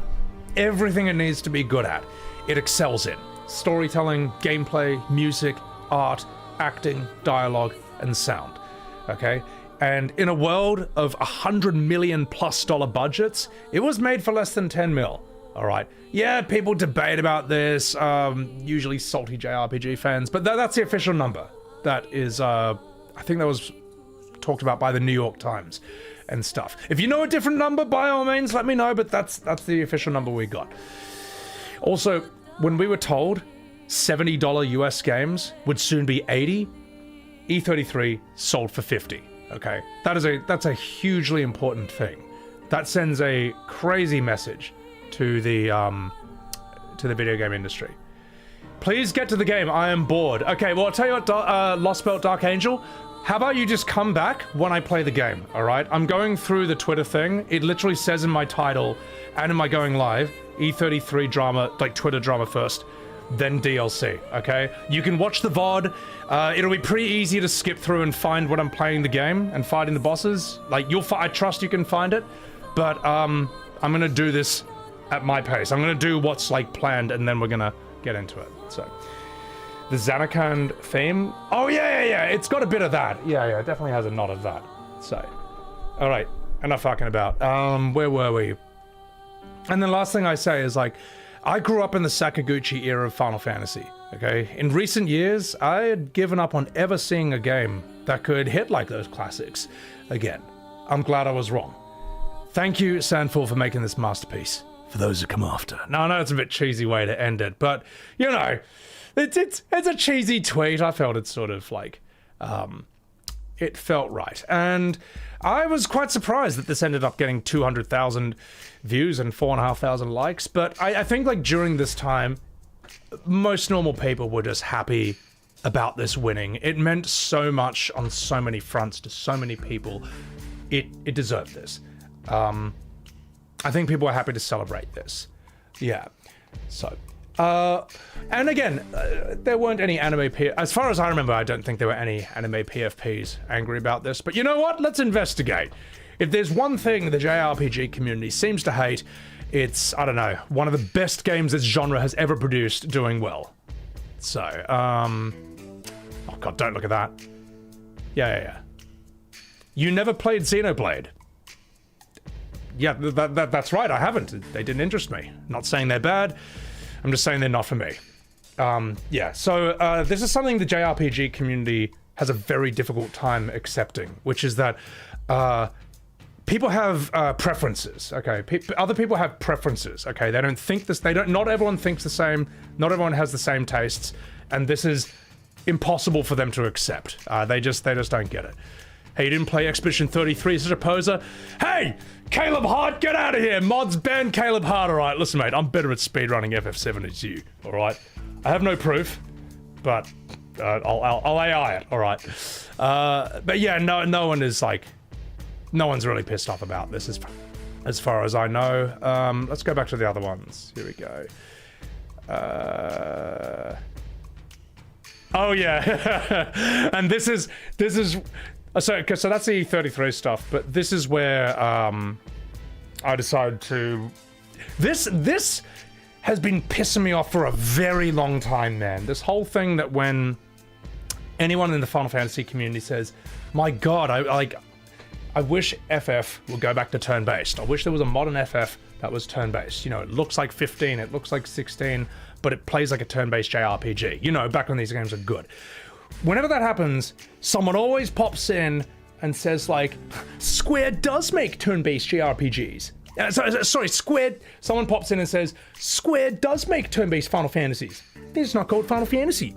And then they post that stupid meme of like, I don't know, Octopath, Bravely Default, with like a sad person. It's like, all these turn-based JRPGs, I pretend not to see. It's like, no, people see them, all right? They're just not interested. They're not interested, and it's not what they asked for. But anyway, let's see what I responded to here. Anyway, let's see what they say. People should just simply say they want Final Fantasy to be turn-based. No need to spread misinformation by acting like Square abandoned turn-based completely. They literally just released one last week, but people don't care because it's not FF and it doesn't have AAA graphics. To which I responded with, it's not FF and it doesn't have AAA graphics. Yes, that's the point. That's the point. When people say they want Final Fantasy to be turn-based, they mean Final Fantasy, not Octopath, not Bravely Default, not Dragon Quest. When they say they want AAA graphics, they want AAA graphics. Not pixel, not anime cel shaded, not low poly 3D. If all those games listed hit like Final Fantasy, then no one would be saying that FF should go back to being turn-based. Why? Because those games would have filled that void that FF left behind. They didn't, all right? They would have filled that gap in the market, but they didn't, okay? Let me say that. If they did fill that gap in the market, then this conversation wouldn't exist. It's just, I'm just so sick of this, these word games, this bullshit, these lies. And the thing is, no one falls for this, because when you want a game that looks like FF10 or FF15 or 16, but it's turn-based, some little, let me put it this way, little baby chibi graphics are not gonna cut it. Let's see. Okay, you see this? Let's just do Bravely Default characters, alright? Hey, look at this. Just look at this, alright? When you want to see Clive or fucking Noctis playing in turn-based combat, okay, this does not cut the mustard, alright? This is not what people are asking for when they say they want a modern Final Fantasy that's turn-based, alright? Maybe if you're a baby, maybe if you're like 5 years old, but if you want something where humans look like actual humans, this isn't it. So anyway, before I was so rudely interrupted by my own spat of anger, let's continue. I wonder what productive and civil discourse we might find in the comments section. I smell some anime PFPs. True. And now here's what I think. I'll tell you what. I'll throw him a bone. All right. I'd say these people are not fully understanding what people are asking for. I think they're thinking that someone's saying, "Oh, I want a Final Fantasy that looks like 1 to 6 in the modern day and age." If that's what you want, I guess Bravely Default and Octopath Traveler sort of go for that to an extent. But you want one that's like 7 onwards. Let's not count 9. 9's different. 9 has an aesthetic that looks sort of like Bravely to an extent. But let's say 7, 8, 10, 15, 16. That doesn't exist in this day and age. Not anymore. No, it doesn't. Not until Expedition 33. And that's one of the reasons it exploded as much as it did. Guitar Jester, thank you for the $10 super chat. Have I played Xenogears? I have actually played Xenogears halfway through. I got walled on the submarine boss, and I think I just kind of gave up. It wasn't...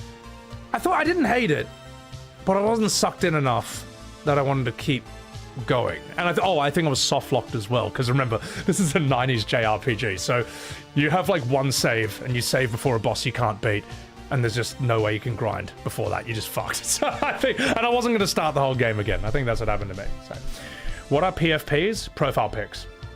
So, the original concept was for FF7 before it was deemed too dark and complicated. It's great and goes into a lot of concepts and ideas. I actually want to stream Xenogears at some point, but I think they got to release this thing on Steam. They got to release it on PS5.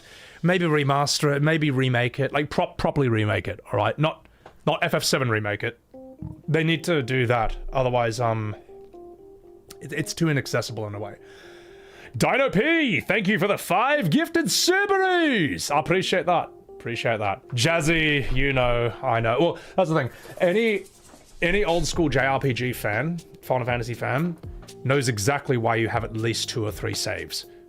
All right, we all know why. I would say 2, and you just alternate between those at times, because you never know when you're gonna have to step back before that boss area. You never know. 3 for speed, yeah. So, here we go. Even if the games were turn-based, it won't remove the cringe that you have so much of an issue with in Rebirth. Exactly. Turn-based 16, you still have boring quests, boring pacing structure. 15 is... 15 you also have cringe. And that's the thing. Modern Final Fantasy... What do we have here? Well, I answer this question right here. Look, I've never said that the only problem is modern FF's combat. It's also the cringe, the bad storytelling, the bad writing, the bad pacing, and the bad characters. These are all huge issues as well. But look, I can't make a 5-page essay every time I criticize modern FF. You know, even though I love doing it. You know, we've got to address one problem at a time. So, but anyway, let's continue. I think the quote retweets were somewhat angry about this. Let's have a look. What do we have?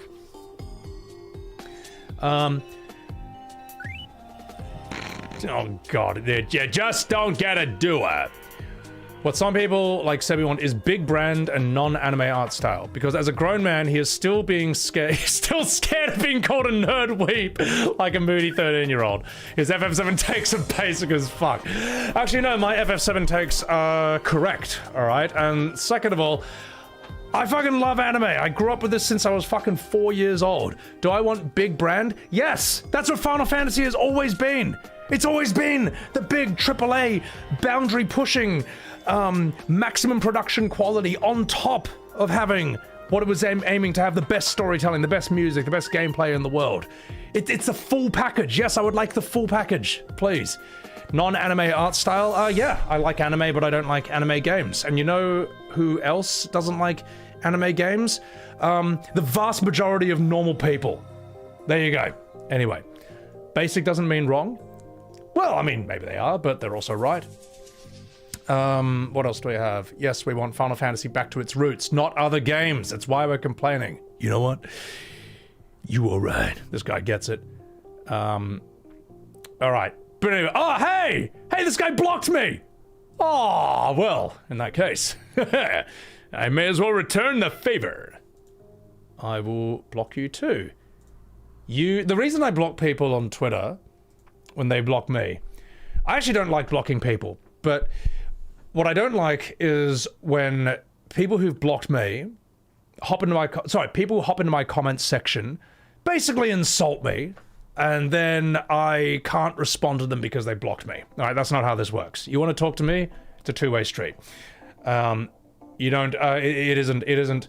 You get to insult me and I can't say anything back.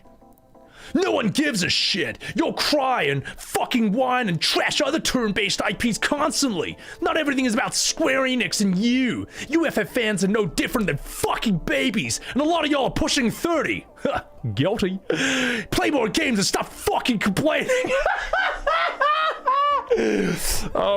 Not everything is about Square Enix and you. It's like, well, look, all they're asking, it's very simple. It's very simple. Is just Final Fantasy turn-based. That's it. The FF package. We're not asking for Dragon Quest. We're not asking for Bravely Default. We're not asking for Octopath. Those exist. Fantastic. But they're not FF. This tweet was crafted to annoy me specifically. Guilty. Gosh. Massively agree with this post. You are right. This dude just wants hyper-realistic graphics. If E33 had more anime-type style, he wouldn't have even played it at all. This shows how his old-head FF fans don't care about FF or turn-based. They only want to relive their nostalgic bliss. Well, let's see. Let's break this down. Hyper-realistic graphics? Yes, you know that thing that Final Fantasy has basically been aiming for... God, since 1997? Yeah, that. The thing that it was... one of the things it was famous for? Yes. If E33 had was an anime cel-shaded game, wouldn't have played it at all. Well, here's the thing. One, it would have had significantly less mainstream appeal if it was in anime cel-shaded graphics. But what it still would have had was exceptional storytelling, exceptional pacing, which is pretty rare in JRPGs, modern JRPGs, let's be honest. It would have had exceptional voice acting in English, also rare in modern JRPGs, to the point of being completely non-existent. It also would have had exceptional music, exceptional gameplay. It would have had a unique style of turn-based JRPG combat. That I would say, what, is like Paper Mario, and that's basically it? I can't think of any other turn-based JRPGs that do that. So yeah. You assume I haven't played Persona if I don't like anime games. I haven't, but I am interested in it. I would like to stream Metaphor at some point. Mainly so I can... I just want to know. I want to play an Atlas game for research purposes. Yeah. This shows how old head FF fans don't care about FF or turn-based. Did you know that, chat? Did you know I don't care about Final Fantasy or turn-based games? Did you know that? I didn't realize, but the JRPG fandom loves to tell you what you really think. They're the bloody thought police, these people. So, all right, let's continue moving on. Oh yeah, this one. Look, you can tell was I in a bad mood? No, I think I was in a cheeky mood. I think I just fucking had enough of all these shenanigans and all this tomfoolery regarding E33 and stuff, and all the manufactured hate for it. Okay, so I decided to make a little educational tweet, all right? And I said, here's how the hate for Clair Obscur Expedition 33 began, okay? Normal person. I just discovered E33. I love it. JRPG fan. Game is mid, you smooth-brained tourist. You only like it because you haven't played Dragon Quest, Octopath, and Bravely Default. Normal person. I looked at those. They didn't interest me. JRPG fan. Oh my god! Stop attacking those games! E3 fans are so toxic. Sorry. Let me retake that. JRPG fan. Oh my god, stop attacking those games! E33 fans are so toxic! Ree! That's basically it. Alright, and now here's why. Because JRPG fans, a lot of them, they attach so much of their personality and identity... How do I word this? A lot of JRPG fans invest so much of their identity into these games that they perceive even the slightest criticism of these games as a direct personal attack on them. They actually, like, even just saying like it wasn't for me, they interpret that as an insult. And because they then think that you've insulted them, they then hurl abuse at you, call you every name under the sun, insult you, etc., hurl abuse and whatever, because in their minds you struck first. That's how crazy some of these people are. And while I phrase this in like a silly way, this is also exactly how I saw it unfold. It's ridiculous. All right, let me respond to some super chats. Livarius, thank you for the super chat. Sorry I missed that earlier. Thank you for the super chat. Livarius, I played the hell out of Legend of Dragoon, Volcano, FF7 and 8. Really enjoyed 9 whenever you got the chance. It's wild how E33 became controversial to such a rabid fan base. Well, you've hit the nail on the head right there. Rabid fan base. The JRPG, maybe there's worse communities out there or bad in different ways, but the modern FF and the JRPG community is the one I know best. And their unique brand of toxicity is just unreal. It's so dishonest, petty, mean-spirited. I'd say it's the most gaslighting culture out of all video game fandoms. Yeah. So, but Legend of Dragoon, Gust of Wind dance.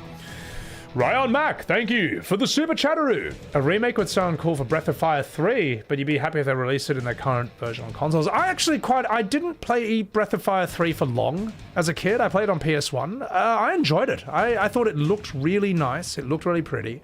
I had a lot of fun running around as a baby dragon in the beginning, just nuking hard-working blue-collar miners just trying to earn a paycheck. You just start as a baby dragon, just destroying them with your flame breath. A whelp, I think that's what you were called. I didn't get too far in it, but I remember liking it. I thought it was cool. Threadnought, thank you for the super chat. If the sequel game to the sequel movie of FF7 and its sequel were turn-based and had better writing, you'd actually play it. Yeah, that's what I say. Like, you could give me FF7 Remake Rebirth with free cam and its action combat. Sure, whatever. But my god, the writing, the atmosphere, the storytelling, the pacing, the tone, it's all got to be there. And it's not. It's just not. Have I played Lisa the Painful? I've actually got that. I hear that's quite the game. Floppy chess balls. We expect this from Ball and Gun people, but not you. I'm not angry. Just disappointed. Thank you for that 100 bits. So. You tried it 10 times until the JRPG the default JRPG desert brander? Oh god. That's what I mean. I love Legend Dragoon, but I remember getting pissed off in that desert. So, I think FF7's desert is fine. I think it's actually fine. It's got cool atmosphere, and you don't spend too long there, so... you dislike my characterization of these people as JRPG fans. You enjoy them and you love E33, they're just assholes. Well, here's the thing, like, Roma Tomato. I know what you're saying, but every single time I talk about this, I can't always say many of them, you know, hashtag not all. It just takes too long. Obviously, it's not 100%, all right, but it's more than enough for it to be a problem. It's more than enough for them to be... There's a critical mass of them who can be extremely unpleasant in a very noticeable way. I would say that. But I just can't sit here and say hashtag not all, many, several, this every single time. I'm just going to say JRPG fans. You know, it's just, yeah. I'm trusting, yeah, exactly, Rickly Wizard. I'm trusting my audience to understand, you know, this specific loud section, all right? Because the thing is, it's a vocal minority, let's be completely real. They want you to think there's more of them than they really are. They think people take them more seriously than they actually do. And you know how, you know, they're not the majority they think they are? Because their games would sell better if they were. All right, they can't even gaslight. They can't even sell like FF16 or Rebirth. You know what I mean? Those get outsold. Anyway, so they can't even make FF16 or Rebirth sell that well. And these are supposed to be super flagships of the genre. Tundra, thank you for the $5 super chat. JRPG fandom have a problem with turn-based RPGs being westernized. Do you think that's what's happening here? I've been accused of that. I'm like, man, I don't care if it's Eastern or Western. I don't fucking care. I don't care. I'm just gonna say this right now. I don't care where it's from. I don't care who made it. I just care about the quality. All that matters is that the game is good. It's the only thing that matters. And I think most normal people understand this, all right? No one played Fear and Hunger 2 and was like, hang on, this was made by Hungarians? Not on my watch, and like uninstalled it. No one played like The Witcher 3 and was like, wow, I'm loving this, hang on, it's Polish? Uh-oh. No one played like Noita, that weird game where you're like a pixel wizard or something and all the physics and was like, you know, wait, this is Finnish? You know, and like uninstalled it. It just doesn't fucking happen, mate. If a game's good, a game's good. No one cares where it's fucking from. Same within the 90s, right? When, say, like, Ghost in the Shell, Akira, Perfect Blue, those movies came out, you know, anyone who cared about art knew that these were literally peak. They were of such unprecedented quality that even the big boys in Hollywood paid attention. You know, even guys like Roger Ebert and stuff, Hollywood filmmakers, they were taking inspiration from movies like Akira and Perfect Blue, and Ghost in the Shell. They were blown away by how good these are. You know, most normal people do not care where a thing is from if it's good. And the fact that people will say, that defenders of this will say, oh, if you don't like this, you just hate Japan. No, fuck you. That is a bullshit, weak excuse, and it's a lie. That's not why people don't like it. They don't like a lot of these things because they are childish, cringe, and poorly made. That's why. So, notice how no one hates JoJo's Bizarre Adventure because it's Japanese? Notice that? Why? Because it's fucking good. Okay? Notice no one hates DBZ because it's Japanese. Why? Because it's excellent. That's why. Okay, maybe not super, but you know what I mean. like Z and its movies, OG Dragon Ball. It's a bullshit excuse, and I'm sick of hearing it. So, Tundra. Oh wait, hang on. Thank you for that super chat. What I was gonna say? Guitar Jester, Blazing Dynamo. Thank you for that super chat. Thank you very much. Rainstormeru. Thank you for the 10 gifted subs on SemiWebs TV. Thank you so much. I appreciate that. Combinator E33 having French people is a downside. Well, that's the thing. Here's the thing. Think about this, guys. A JRPG, right, which according to this fandom, no one in the West wants to play, made by French people, which, remember, English speakers think that they're supposed to hate these people, hate them. Like, that succeeded and blew up and, and basically became a cultural phenomenon in the English-speaking world. Think about that. Why? Because it was fucking good, okay? It got British people and American people to say, my God, I don't hate the French anymore. How was that possible? That's how good it was, okay? People love something when it's top quality, almost regardless of genre. Unless maybe it's a racing game, all right? I got no interest in that. Or you can give me the best FIFA sports game in the world. I got no interest in that either. But, you know, they're normie games, all right? Real gamers don't play them. Real gamers are playing, like, Total War, Warhammer. But you know what I mean? I'm just memeing here. So, this game made me accidentally respect the French. That was a comment on early Steam reviews. Yeah, exactly, mate. So, why care about Twitter in the first place? That shit is stupid, Wesker. It is, but Twitter is still basically a public space of discussion. It's still a source of news. It's still a source of opinion. And it is its own culture. And it's still quite influential, in a way. Even if you don't want to admit that. Even if it is one of the stupidest places on the internet, it still matters. And it's good content. It's entertaining. So that's why, and also as someone who likes to write these mini essays, as someone who likes to pontificate with my brilliant eloquence on the state of turn-based JRPGs, this is a great outlet for me, you know? Like, this is where I can pretend to be a real journalist and think that I'm making a change in the world.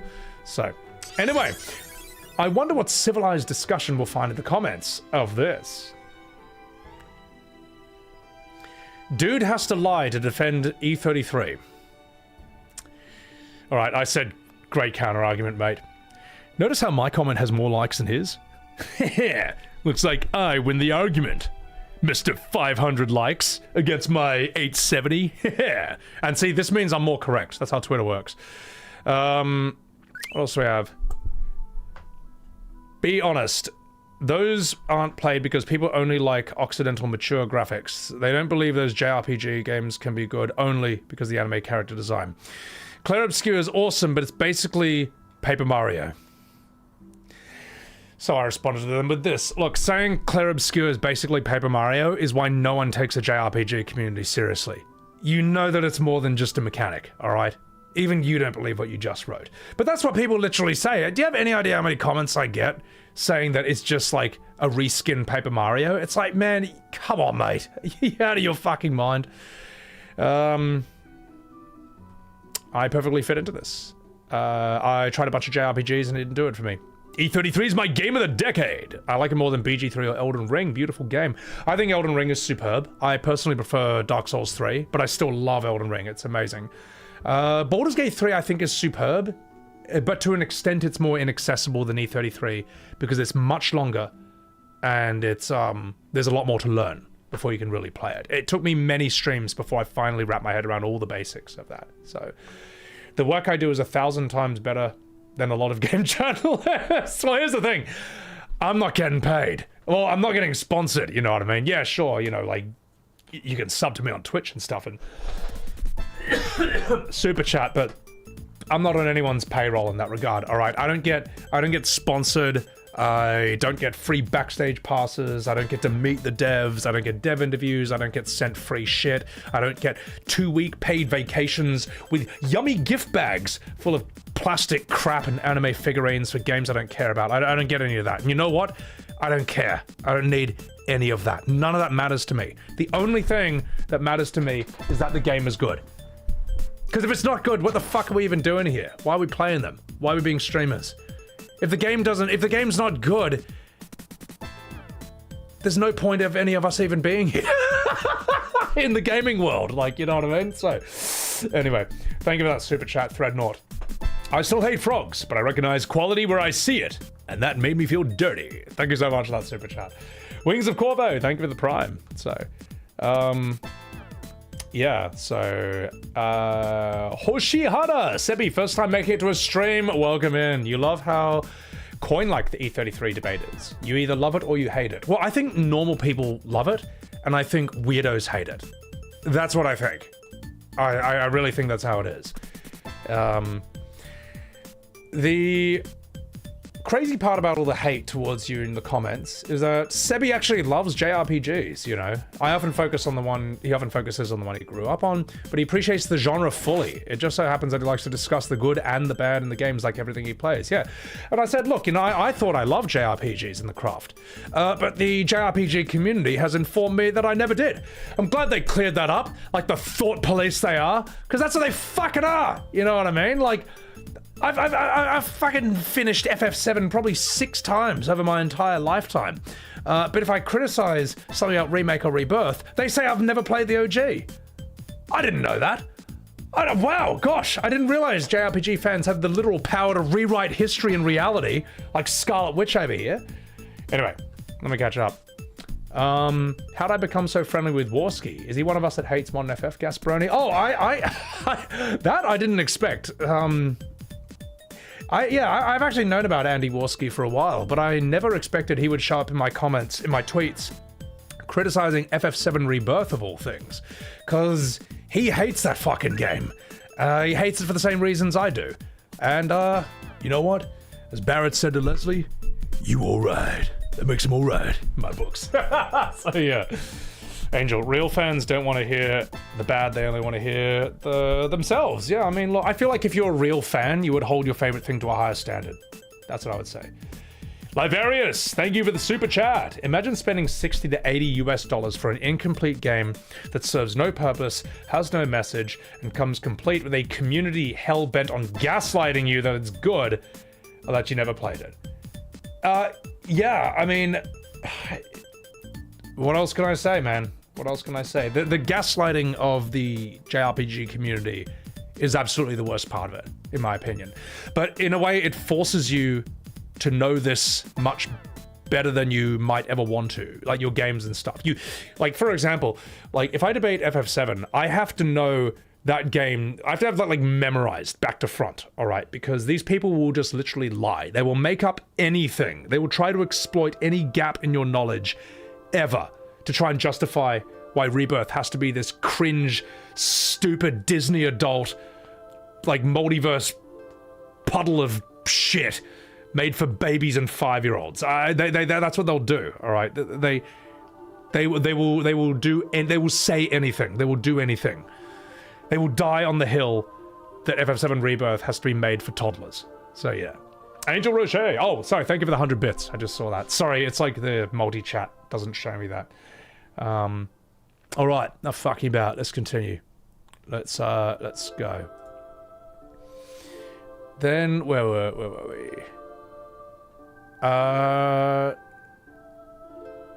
That's that. No. This one I had a lot of fun with. All right. Hang on. Let's pause that. This one I had a lot of fun with. I think I was annoyed.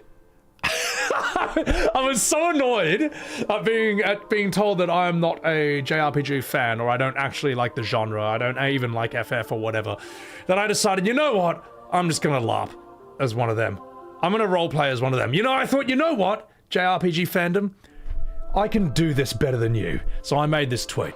Listen up, you tourists, you so-called JRPG fans. You may have played 40 games in the genre. You may have even loved them. But that don't make you a fan. You don't fool us. The minimum number is 200 games. Anything less, and you hate Japan.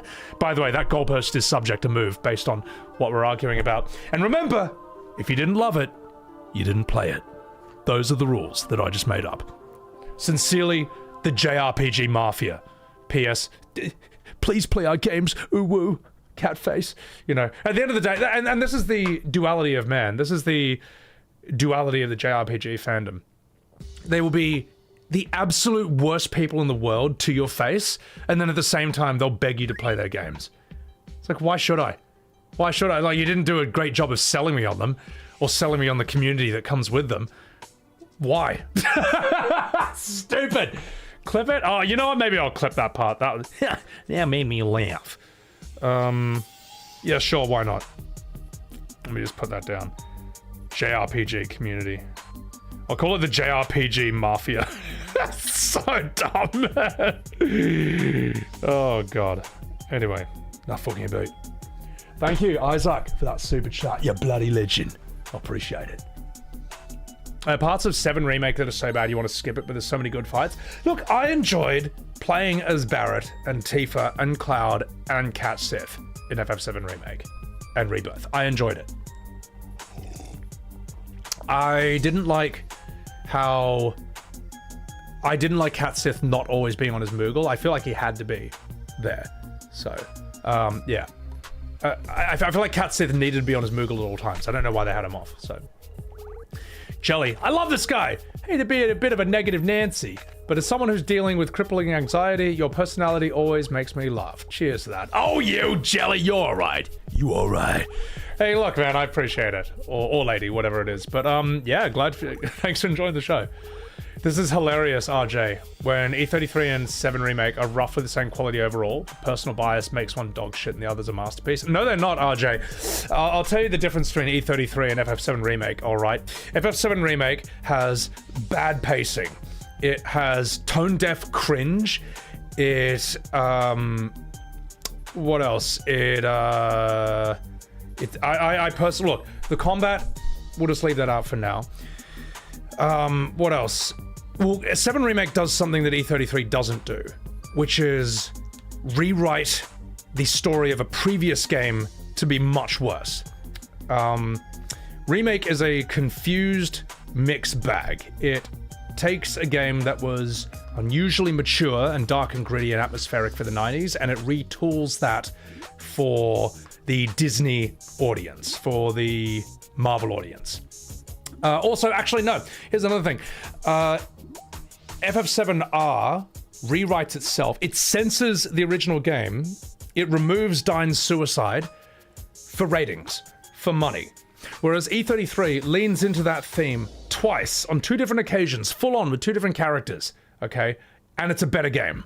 It sold more. And you know what? Let's remove sales from it entirely. That's another thing. Rebirth stepped away from heavy themes. E33 leaned right into them. Yeah, 7 Remake has bad storytelling. I think the voice acting is better in E33 as well. Sorry, I don't mean to cast shade at the 7 Remake cast, but it's just true. I mean, look, here's the thing. You're forcing me to say this. Do you know what I mean? This is what happens in the JRPG community. Like, you'll say something that's not as good is as good. You'll say something that's mid is peak, and then you force people to explain. Not you specifically, but this is what they do. As a normal person, you're forced to explain why you liked one more than the other. And then they say, oh, you're attacking this game, you're shitting on it. It's like, no, you forced me to explain why it didn't appeal to me as much as the other thing did. You forced me to explain why I don't think this thing is as good as the other thing. And they interpret that as a personal insult. They interpret that as trying to destroy the genre and shit on it. So, anyway, enough fucking about. So, been an FF fan since before you could discover English. Understand English, Magnus. You never been a fan of FF7, even less with Rebirth. FF9, that's the thing. I don't say that FF7 has to be your favorite. It's my favorite. But I know a lot of people, their favorites are 9, 8, 10, 6, 4. 4s are the real chads. I think people whose favorite FF is 4 are the real chads. You know. Look at the difference of side quest structure, nuance. You love JRPGs? Jazz? People who say JRPGs suck, you don't even know what to say. E33 made you baby cry that you almost quit after Act 1. The gaslighting is ridiculous. It's like FF series is great, but E33 gets bashed. Well, that's the thing. They can do it all they want, but it's not going to work. It's just not. It's just not. You know why? Because E33 is so good that it can stand on its own merits. It doesn't need special protection. So, Tactics is fucking awesome too. Yeah. So, is Twitter still on fire? You're damn straight it is. Alright, let's have a look at what we have in the comments here. I think the thing is, this tweet was so dumb. And it was such an obvious parody, a lot of people just started enjoying it. Marco and me, the ball. Please stop, dude. They are not going to know you're baiting them. I'm in too deep now, Kupo. And ladies and gentlemen, I give you the infamous Sebi Mog. I made this as a joke. In fact, you can see this in my chat if you type Sebi Mog 2. I made this as an emote for my stream, and I actually, here's the funny thing, I tried to make it look normal. I tried to make it sort of blend, but instead I ended up creating something absolutely cursed. And I thought, well, I'm just gonna have to use this for nefarious purposes then. Yeah. What do we have here? Fake fan detected, Kupo! Sebi Senpai, please have some mercy. No. That's the other one I made. And I think this one looks a bit cuter. You know, you sort of squish his cheeks. So, what else do we have? The people that judge you most likely played the same game 40 times, then criticize you for having Legend Dragoon and Xenogears higher on your list than like Chrono Trigger or whatever, you know. Well, I just say, look, for them finishing the same game 6 times is not enough. You have to finish it 60 times. Then you're allowed to say you like it. What else do we have? You see, as you can see, people are just joking around. They're just fucking about, mate. No one's really upset. And then I think, oh, that's right. Yeah, I started trolling people. No game was ever made after FF10. E33 was the only game ever made. This is what I do now. I just like fucking... I like LARPing as what JRPG fans think E33 fans are. I like just telling them that E33 was the first game ever made. That's just so dumb. It's so stupid. And then this is where I got pissed off. Also, Mikev, thank you for the super chatteroo. Have I seen the article about keeping Cloud Sword faithful to the OG? The same logic didn't apply. Oh yeah, no, I heard Square thought about changing Cloud Sword for FF7 Remake, and then they realized, like, no, it's too iconic. Pity they only thought that about his sword and not the rest of the story or the characters, but yeah, no. Did I see Vara Dark? I know of Vara Dark. I've seen a few of her videos. She's quite good. She, I think she's somewhat on the same page as me when it comes to all this. So yeah. Play the video game, Albensberg? No, I won't. You see how my title... no, I will. I'll get there. But you see how my title says Twitter drama and then the E33 DLC? That's the order this is going to happen in, all right? I'll tell you what, Alban, you can come back later when I'm doing that, or you can watch the VOD and then skip through to the VOD where that happens, all right? It's going to happen. It's going to happen. But life does not stop and start at your convenience. All right, so... Now, this tweet is where I decided to tackle this bullshit head on. I'm so fucking sick to death. In fact, I'll just read it out loud, okay? This is what the modern FF JRPG fandom actually does, okay? Square Enix still makes turn-based Final Fantasies. They're just not called Final Fantasy. And I just said, look, imagine thinking that this, see the below picture? Imagine thinking that fills the gap that FF left behind, all right? It's insulting to even suggest such a thing. There's a reason no one falls for this gaslight, all right? It's a weak trick and anyone can see through it. Like, let me put it this way. There's a lot of gaslighting in the JRPG fandom, and this is one of the weaker ones. This is weak even by their standards, okay? No one falls for this. It's stupid. Like, when people say they want a turn-based, like a modern turn-based FF, what they mean is something that looks like this, the top picture, like Auron. FF15 or 16, but in turn-based. They're not saying like, oh, what? Where's FF6? Where's FF4? Where's FF5? No one's saying this shit. And those who are, well, I guess they're being catered to already. You got Bravely Default, you got Octopath, whatever. But the modern ones that look like this, you know, go ahead. People say, oh yeah, they do. It's like, okay, tell me, where is it? Where's the turn-based FF15? Where's the turn-based FF16? That's right, it doesn't exist. It didn't exist until E33 came along, and that's basically it. So, also, there's another thing I wanted to point out here. Look at the year 2001, 2021. That's another thing these guys don't seem to get, is like, Final Fantasy fans, they'll tell you don't understand Final Fantasy. It's like, no, they're the ones who don't get it. Anyone who knows Final Fantasy or grew up with it knows that it, from FF1, has always been pushing the boundaries of the best graphics, the best production value in the world, alright? As I say, if you look at Dragon Warrior 1, that came out a year before FF1, it looks primitive. FF1 looks more advanced than Dragon Warrior 1 in every way. FF6 was like the best looking JRPG on the SNES at the time, on the Super Nintendo. It's always been doing that. And for all the criticisms of 15 and 16 and Rebirth, they are still aiming to be the blockbuster, the AAA, the boundary pushing visuals in the world and whatever, so on and so forth. And on top of that, and that's on top of having the best storytelling, the best music, the best gameplay for its specific genre at the time. It's always trying to be the full package. It's trying to be the best at everything. Anyone who lived through the 1990s, through the FF7, 8, 9, 10 period, they know that Final Fantasy was considered a gold standard in gaming. It was its cutscenes, its cinematics from FF7, 8, 9, 10, these were considered the best in the world. Okay, they all came out more than 5 years before YouTube was even invented.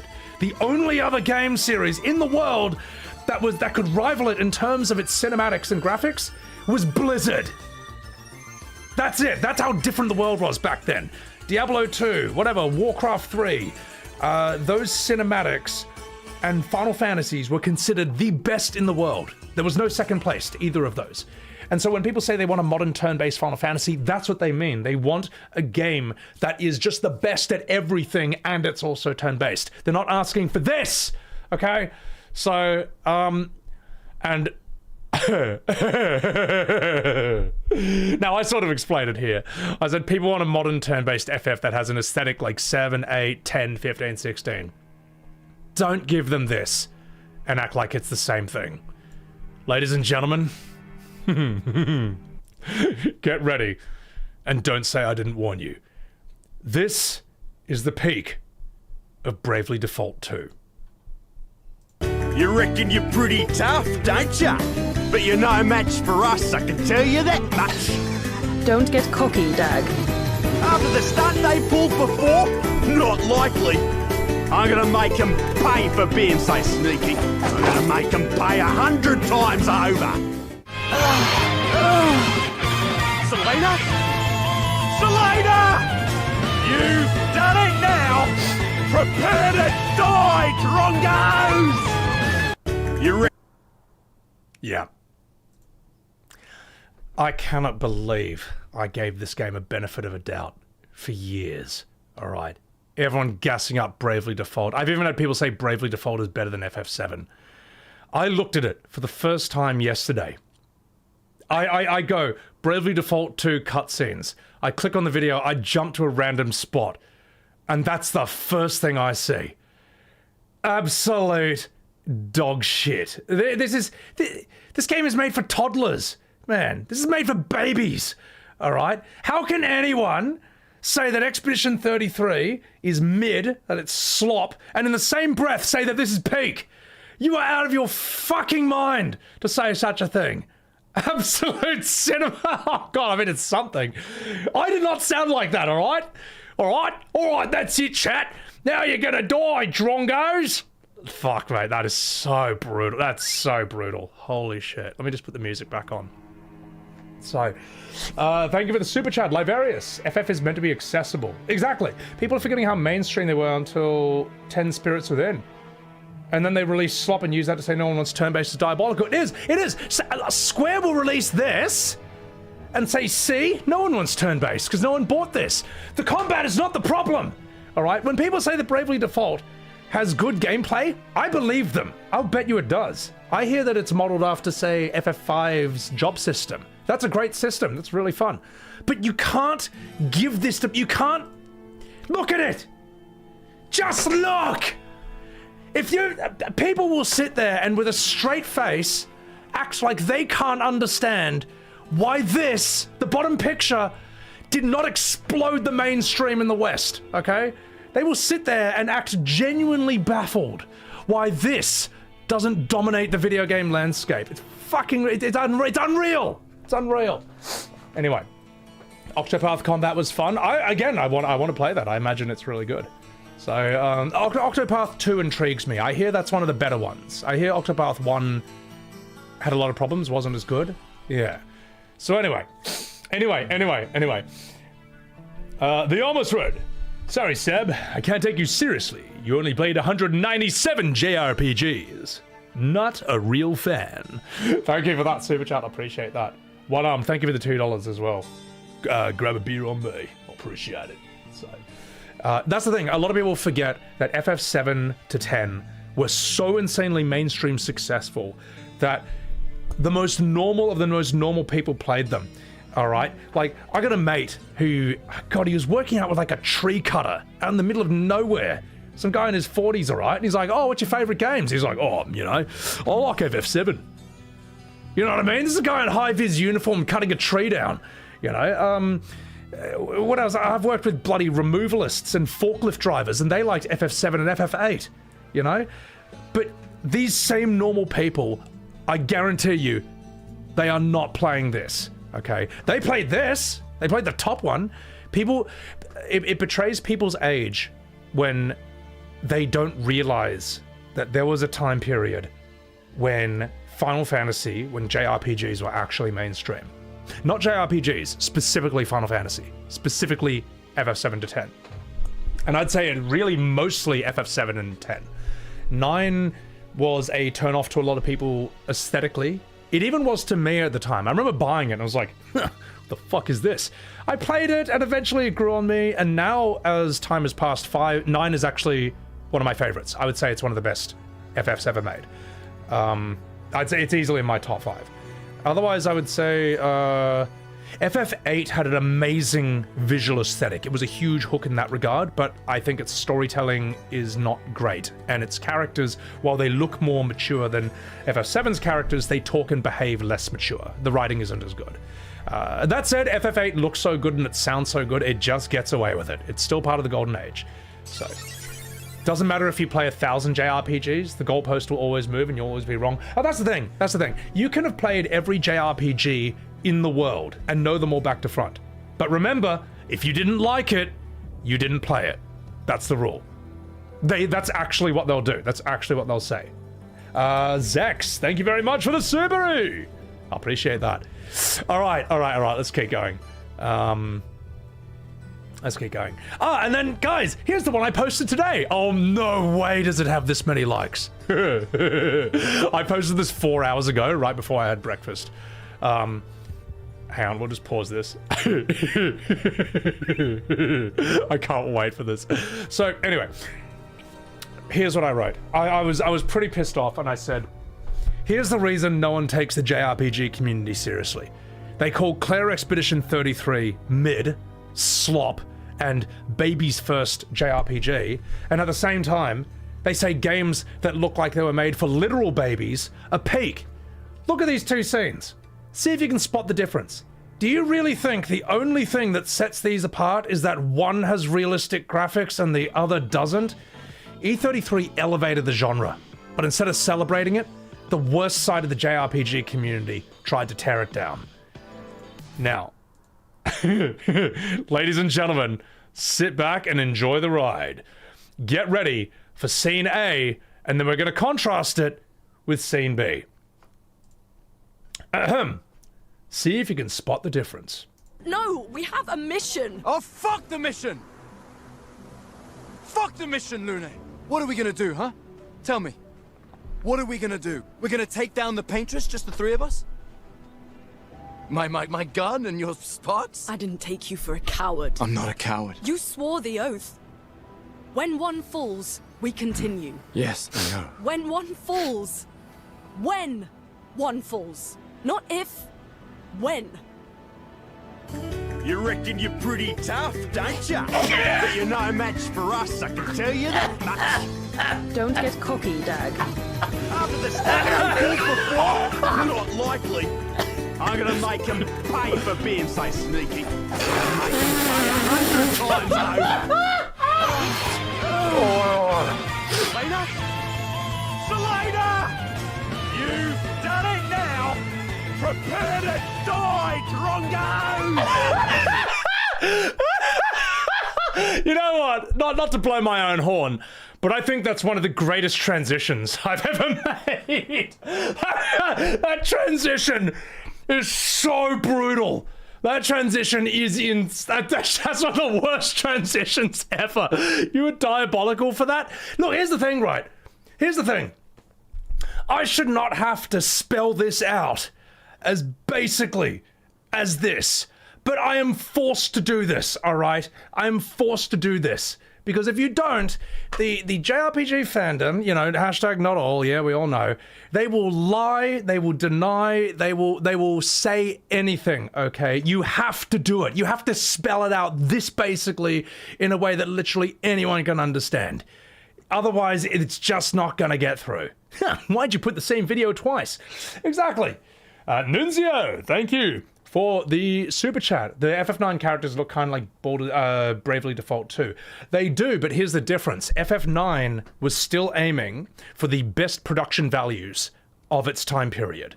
Bravely Default does not. That's a big difference. It has a different philosophy from FF. Bravely Default is aiming to hit a nostalgia of it's aiming to hit an old style. Whereas Final Fantasy has always tried to be the most modern, you could say, or the most advanced. It's always tried to push the boundaries of what its platform was capable of. Want a BAFTA for that performance? That's not me. But let me ask you this, chat. Let me ask you this. Here's the difference between those two scenes. Since I have to fucking spell it out, all right? We'll just let the... Hang on, we'll put some music on. We'll just put some music on, then we'll do this, all right? Actually, let's get rid of... No, let's get rid of that. Let's put this music on. Right. Right. Here's the difference between these two scenes. I'm gonna have to spell it out, okay? It's not just that this has realistic 3D graphics, okay? That's not the only difference. It's better written, all right? The writing has actual high stakes. The writing feels believable and natural. The voice acting is better than what you get in English JRPG dubs. It is better, okay? I haven't heard anything that holds a flame to this. What else? It's got better use of music, atmosphere, and this... Do I really need to explain it? Okay, you know, I've had some Bravely Default people pop in and just be like, that's just one scene. It's like, listen, mate, this one scene tells me everything I need to know about the game. Everything. Voice acting, this art style, it just looks low budget, it looks cheap, it looks crap. It looks like it was made for toddlers. Okay, now, I'm having a few people hop into the comments and saying, like, haven't you heard the phrase, don't judge a book by its cover? It's like, look, man, I can judge a book by its cover, all right? When it's a bright, colorful picture book that says for ages 4 and up on the front, yes, I can judge it, all right? I'm fucking judging, believe that. And I didn't just judge, I even looked at it. It's ridiculous. Bravely Default is amazing too. What amazingly childish.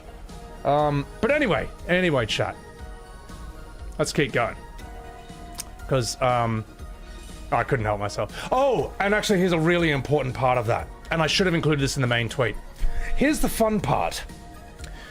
Which of those games costs $50 and which costs $60? You know the answer to that question. Oh, fuck the mission! $50 game. $60 game. Like, not... You could reverse the prices and E33 would still destroy this. But here's the... But that's not the world we live in. Why the fuck would anyone pay $60 for this when this is $50? Yes. Yes. Like, in Australia, let's translate it into Australian dollary dues. In Australia, E33 is 70 AU. Bravely Default 2 is 90 Australian dollars. Look it up right now. Seriously, look it up. No, in fact, we'll do it on stream. How much does Claire Obscure cost on Steam? How much does Bravely Default 2 cost on Steam? Claire Obscure Expedition 33 is $50 US on Steam. Bravely Default 2 on Steam. No. All right, do I really have to fucking pull? Oh no, here you go. There you go. Let's check it out. Not this bullshit. Mixed reviews. Oh god. There. $90 US, all right? And actually, you can see it right back here. $60 US. 60 fucking US dollars, man. In Australia, 90 US dollars. Let's do some little conversion rate, just because we all know the JRPG fandom, they're going to exploit any weakness, any stone you leave unturned, they're gonna try and exploit that. So let's just do the conversion rate, just to spell it out. There, 90 Australian dollars, 60 US. Like, really think about that. Yeah. Hey, thanks a lot, AI summary. Anyway, oh, fucking bad. Oh, God, Jesus. All right, we'll do one last thing. We'll do one last thing, and then we'll move on. Geneva, welcome in. E33 went on sale over the weekend. Yeah, it's ridiculous. So, I think I got a cool response from a content creator who I'm a fan of. He's so based, Stormfall. Oh, you! Get out of here. Love your content, by the way. She also, Stormfall also went completely nuclear on Twitter before the VGAs. Well, with her tweet about E33, which I thought was very funny. She knows what it's like to be screamed at by a billion anime PFPs. So, love your content. Now, there was someone who posted, where was it? Oh, God. I play a lot of games. I can name 10 JRPGs that are better than E33. Digimon Time Stranger being one. Metaphor another. Just because it's not a J that people are glazing it. Nope, that's not the case. It's just Paper Mario with free aim gun control. And I love just responding with the stupidest thing people say in quotes with a little skull. I'm like, E33 is just Paper Mario with free aim gun control. Remember when I said no one takes the JRPG community seriously? This is why. What the fuck am I supposed to say to that, mate? What am I supposed to say to that? Cell shading. People rage baiting. Where's someone said there's like an unfair comparison. Let me see if I can find that. It's one of the where was one? Someone posted one. It was like they actually posted a cutscene. Okay, actually, I'll just YouTube it. All right, guys, are you ready for this? Someone basically said this is unfair. You know, you're contrasting a dramatic scene with like a light comedy one. So I said, all right, go ahead, post me a scene from Bravely Default that's gonna blow my mind. And I said to them in the comment, I'm like, this is not a gotcha. I'm not trying to catch you out. I really mean it. Show me the best it has to got. Show me the best it's got. I don't care about spoilers, just like a scene that's gonna wow me, you know. So this person's played it, all right. Now, if you love a game, you should be able to immediately think of the best scene possible and then blow my mind with it, all right? Are you ready to see the scene they posted?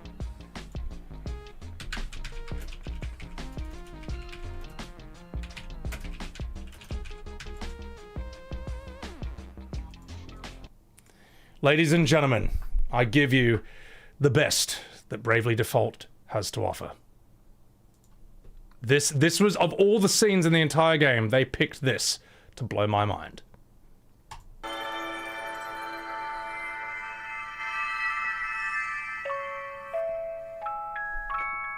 Can you hear my prayers? Wherever you are. Whoever you are.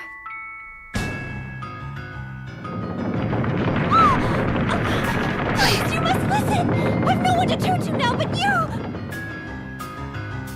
The walls of the world are falling down around us! All of us were fools! Such a base and hateful snare, yet none of us saw it!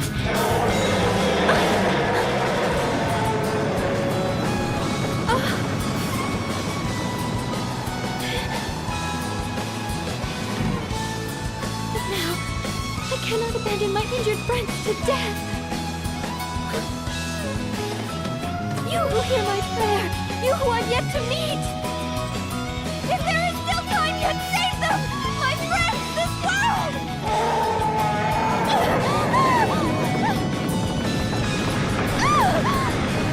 I beg of you! Become my player of life!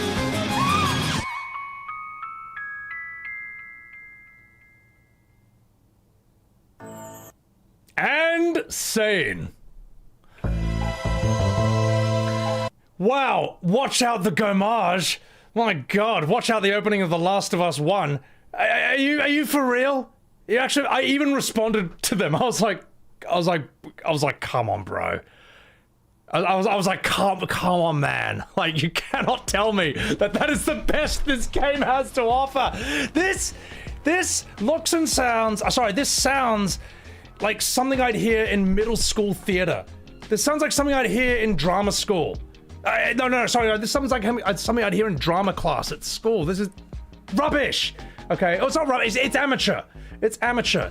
You're gonna come and tell me that this is gonna blow my mind? That like, oh, I've got to buy this game that costs $10 US more than E33, get all the way through, and this is the reward? Are you for real? You've been seeing better cutscenes in text-DOS games? It sucks. You're so emotional after watching that. Oh, is it a JRPG based on an Aussie soap opera? Well, I mean, the Aussie guy, absolutely. Why are you showing this? You don't get it, Encephalon? The reason I showed this to you guys is because someone told me it was unfair that I showed this scene. This guy rules, you know, the more I see it, the more I kind of like it. And I said, all right, blow my mind. Show me the best it's got. Wow me. And that's what they gave me. So yeah, I just don't know what I'm supposed to say. I was crying after this scene. Threadnought, are you sure that Bravely Default 2 scene is actually in the game? The models look like they're from different games and he talks like a parody dub. Yeah, no, it's in the game. This is in like, this is in the game. It's like some early boss you fight, basically. So yeah. That's from Bravely Default 1 HD remake. So I guess that's a battle cutscene. That's a real, like a story cutscene. It's stupid.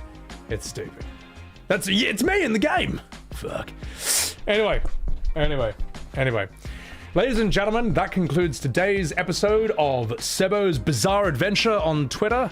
Hope you enjoyed it. And now it's time to, oh yes, smash the like button and subscribe and all that YouTube rubbish.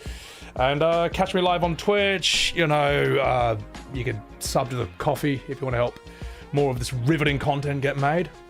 And enough fucking about. Let's go. All right. Thank you, chat. That's the end of my reign of terror on Twitter. We're going to turn that into a YouTube video. And who's ready?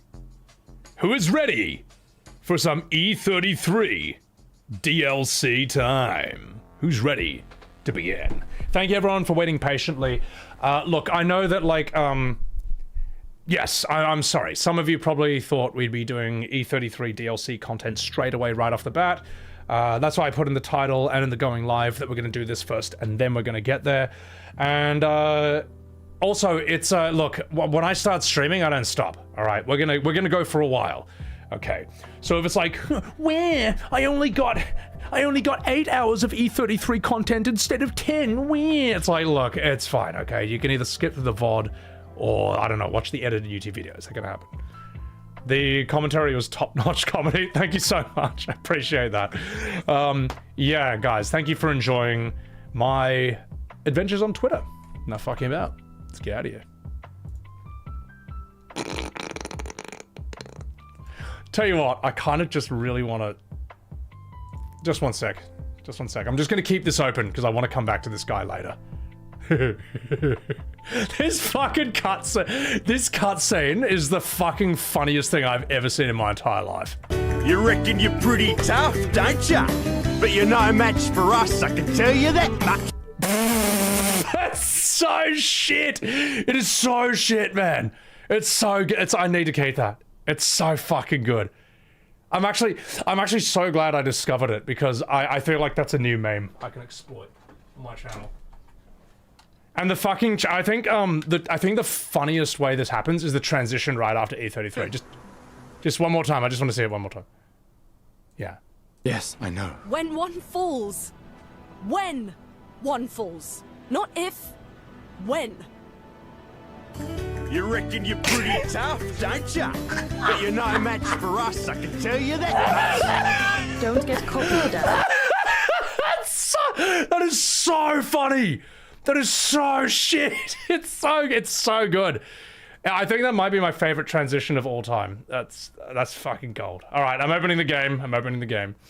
It's so shit that became good in a bad way. I agree, Encephalon. It's one of those things where like it sucks at first, but then I'm happy that it sucks. Like it's given me so much joy and pleasure at how fucking terrible it is. It's so funny. Bet you reckon you're really tough, eh? Well, time for you to die, drongos. It's so fucking bad. Oh my god. If I met that voice actor, I would say, bro, you had me in stitches, mate. That's great. Curly, the suckitude makes you happy. Appreciate that, Curly. Guys, also chuck Curly a wee follow. He's a lovely wee lass with very curly hair. The Bogan Prince Charming means business. Bro, I think that's like... God, I could even go... Do you know I have like a suit of armor? I could actually cosplay him, sort of. I need blonde hair, but that'd be... Oh, fuck, that could be so funny. It's so bad as godlike. Yeah, exactly. Now, here's the thing. I would have never gone as hard... Here's the last point I'll make as we log in. I would have never gone as hard on Bravely Default as I did if its fandom did not act like this was some sort of a substitute for a turn-based FF, alright? When people say they want like a modern turn-based FF that looks like 10 or 15 or 16, and you say, huh, they already make them. They're just not called Final Fantasy, they're called Bravely Default. If you're gonna do that, if you're gonna lie to people's faces and act smug about it, then you brought this on yourselves, alright? You caused that. You made that happen to Bravely Default, right? It's your fault. I blame you. So yeah. Anyway, fuck. When AAA games release. When AAA game releases fall. Not if. When. Thank you. Thank you for that super chat. So. Alright. You want to play this yourself? Good night, everyone. Yeah, if you gotta hop out because of spoilers, take care of yourselves, y'all. Oscar, they made him hard psych. I'm looking forward to it. I really am. Where am I? Okay, no, we're here. We're at the beginning. Okay.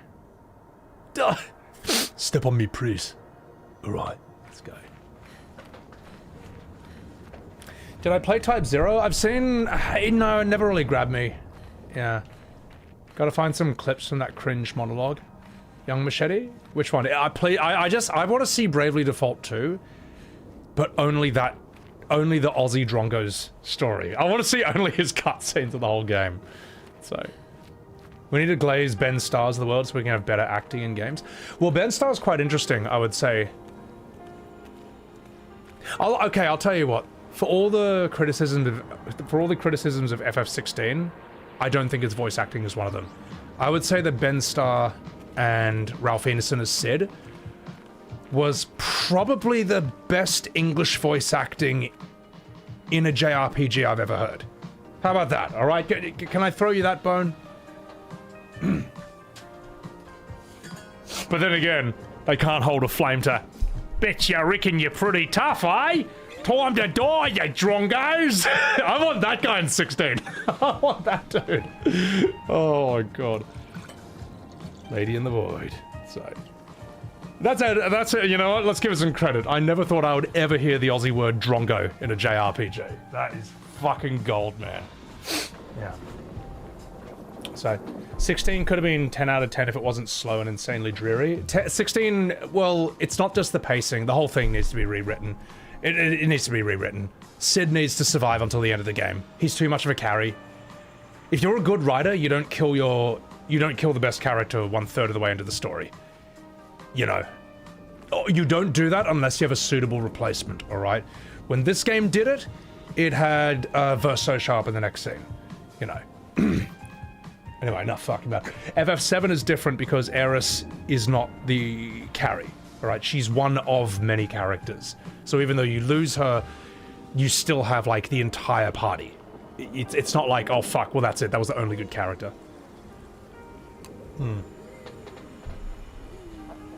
Yeah. Alright, now where I need to go... Fuck, this area is so sick, man. It's weird, I would not... Normally, I what am I trying to say? Normally I quite like stuff that's like very dark, atmospheric. I love the Dark Souls aesthetic. I love FF7's one. This, in a way, is quite light, but it's also got this undercurrent of tragedy, because we all know the truth about Verso. We know that he's not with us anymore. And the fact that this is something that Child Verso painted, you know, and Mael also knows about this, sort of as a retreat from the world, that also gives it this undercurrent of tragedy to it. Now, that said, they could have done this completely wrong, okay? If this opened up and immediately Esquier jumps out and just farts in Lune's face, you know, then it'd be like, all right, that's a bit much. Okay, it's a bit silly. But it's got that sense of childlike wonder while also being, like, fun. It's also grand. It's also epic. It's cool. It's artistic, you know. These guys knew what the hell they were doing. This is hideous aesthetically. Get real. No, I'm not. I think it looks cool. Well, hang on. What am I trying to say here? I'm saying I normally wouldn't like something like this, but I think they've pulled off this idea well. So yeah, never lose your whimsy. Okay, I'll tell you what. When people say, "Where's your sense of whimsy?" All right, they're saying it to like the fat lady in FF7 Rebirth, being like, "Haven't you ever felt like bursting out in a song?" They'll say, "Where's your whimsy?" It's like, no. This is whimsy. That's not whimsy. That's just tone-deaf cringe made for Disney adults. This is whimsy. How about that? So, also, it is painted by a kid. That's why it's like a fucking color explosion all over the place. All right. Epic color vomit? Yeah. It fits what it's trying to do. Where else am I going? Oh, this way. East of Paradise. Sorry. This section in Blood and Wine? The Witcher 3? I've never played that, but I heard it was so big and so good that it actually got, like a Game of the Year nomination. So yeah. Funneling more FF14 resources into a shitty remake. Well, I'll tell you what, there's an area in FF14 that's kind of like this that I thought was okay. I actually enjoyed the Pixie Beast quests. I thought they were fun. I thought they were well written. So, yeah, Brian, the reason it works well is because it tells the story. Well, it's got to do two things, right? It's got to have a justification for it, but also be good at face value, if that makes any sense. So, yeah. Whereas sometimes you see something that, like, it just sucks, but someone argues on paper why it's the best thing ever. So, yeah, you can argue it in your, like, little Reddit essay, but that doesn't change reality. It doesn't make it good. So, Luna's new weapon is cracked. Good. Twitter brain rot! I mean, you know, it's my favorite thing these days. Alright. Blood and Wine felt like its own game. God, this, man, chat, do you have any idea how many awesome games there are that I still need to stream? Like, I gotta do the whole Mass Effect trilogy, Witcher 3, Yakuza Like a Dragon, Metaphor, Chained Echoes. What was the other one I was thinking of? Octopath 2. There's so much. I'm gonna go through the tunnel. Alright. Chained Echoes is so good. Chained Echoes looks sick. Lost Odyssey, I gotta borrow my friend's Xbox for that. Yeah, I gotta finish Dispatch. Someone said I was never finishing Dispatch. No, I will, but this takes priority. This is first. Sea of Stars, maybe. It looks cute, but I wouldn't prioritize it over the others. But aesthetically, it is very nice to look at, so. Jeez, welcome in. I'm gonna fight this guy, because I think he might drop a Picto. Okay, let's do it.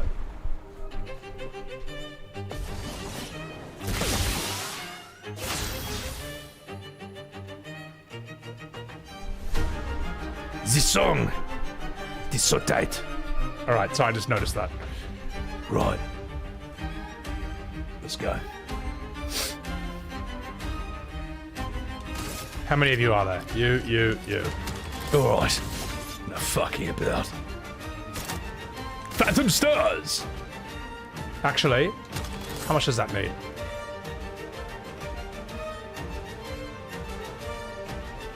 Yeah.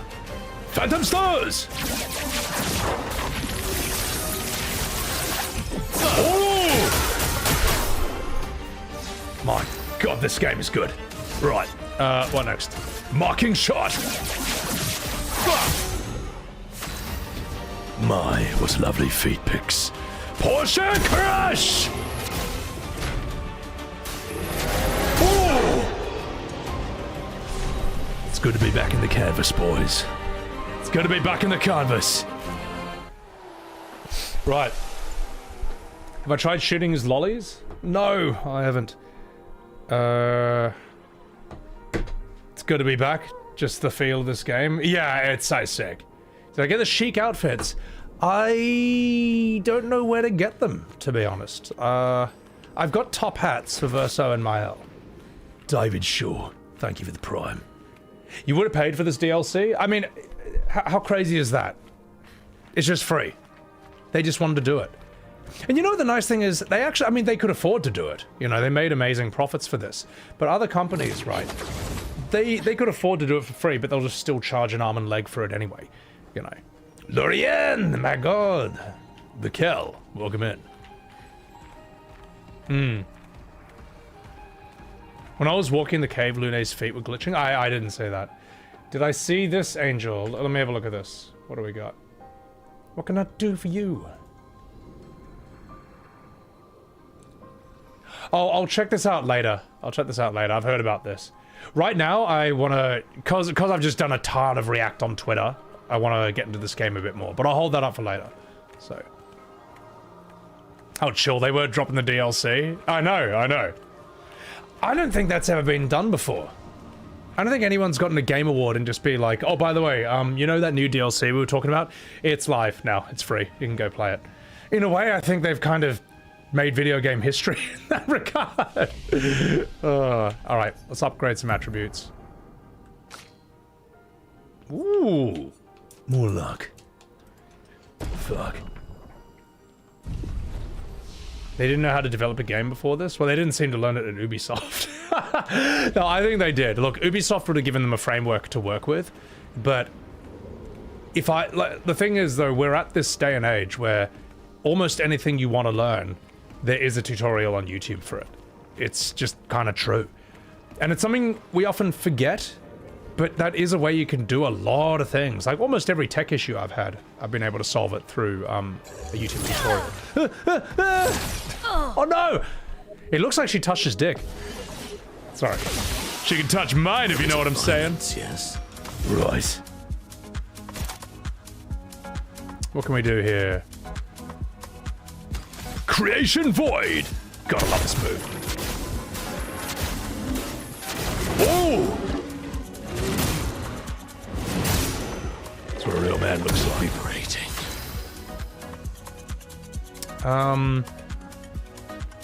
2 to 3 people worked at Ubisoft out of Sandful. Well, one of the director is, and that's kind of like one of the biggest ones. A storm is coming. Shiki! Hello! Fire. Okay. Okay, indeed. Elemental trick. Elements converge. God, she's a good-looking character. Shoot the lollipop. Wait, hang on. Shoot the lollipops. Maybe I will. Oh! I feel really... No! I feel really bad about this. Sorry, mate. No more candy for you. Fuck. Alright. I can't believe you made me do that. This poor bloke, I mean, look, he's trying to kill me, but you know.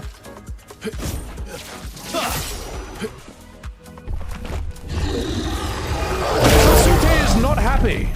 Let's carve a path. Wait, is that... Am I in trouble? Alright. Tell you what, we'll, I won't hit you. Oh, I'll hit both of you. Horrendous night. Sabotage! Mitre. Actually... yeah. Let's see what you do now that you're outraged. I want to see his attack. Alright, come at me.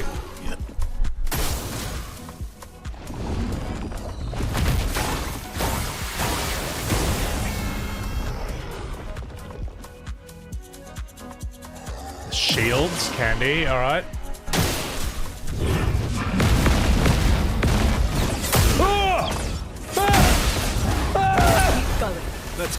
fun. Perfect break. Perfect Blue by Satoshi Kon. Break.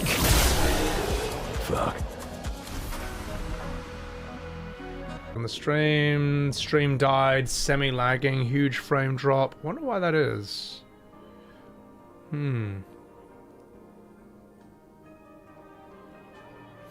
the thing is, if I'm getting DDoSed, then if I'm getting DDoSed, I wouldn't even be able to see you guys typing in chat. So maybe it's just a lag spike. YouTube's still here, but it's lagging like crazy. Semi-F, NBN moment, restart stream. JRPG Gaslighters. We back now? How back? As in lagging back or actually back? Blame the JRPG community? I doubt it's their fault, but it would be funny to blame them anyway. Yours is lagging like crazy. Let me just check something. Have I got anything else open? I'll close this. Close that. I'll close this. Okay, I'll close a few windows.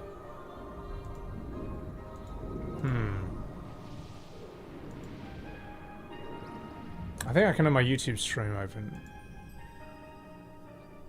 Might need to restart the stream. Fuck. I'll tell you what I'll do just in case. I'll just lower the bitrate. How about that? It's at 6,000 kbs. I'll lower it to 5,000. We'll see if that does something. Okay. Alright. Hamaguchi's DDoSing me. Okay, what I've done, guys, is I have lowered the bitrate from my OBS from 6,000 to 5,000. Okay, that should be a bit better. At worst, I can bump it down to like 4,500. I've done that in the past. It's fixed for you now. YouTube's acting weird. People can't handle the new free DLC. Oh, hang on, just a minute.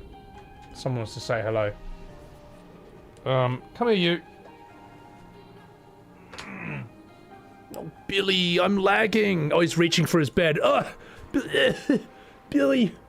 Billy, I love you. I love you, Billy. Do you want to say hello to chat?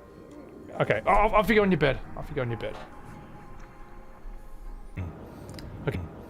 Okay, well, OBS says I'm streaming now. I tried clipping, I clicked stop streaming on OBS and it just said stopping stream forever. So I eventually just like closed and reopened it. I'm back now. I just don't know if I'm still here. Also, Lambry, thank you for that sub. Sorry I missed that earlier. Refresh. Billy restarted the stream, did he? We're looking much better now. Maybe the 5,000 bitrate didn't apply until I had to stop and restart the stream. Buttery smooth, no more lag. All right. Well, in that case, chat, I'll go get Billy. Hang on, I'm gonna click into the game.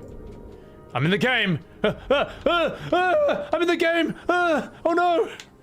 Okay, are we okay in the game? Are we all right there? Also, just one sec. A minute. It looks even better. How? Ah, okay. All right.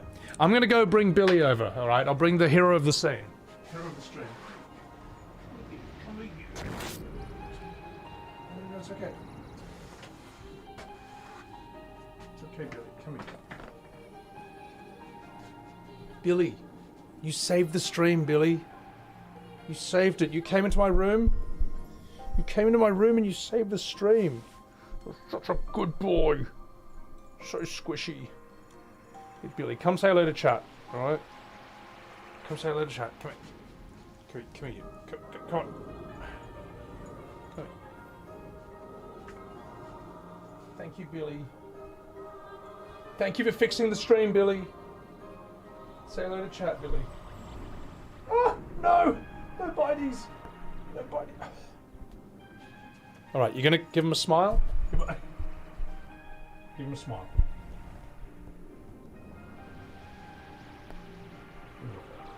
Alright, let's let you go. Look at you little... you little kangaroo feet, you little muffin. Say goodbye to chat, Billy. Say goodbye to chat. Oh, off we go. Buddy boy, out you go, buddy.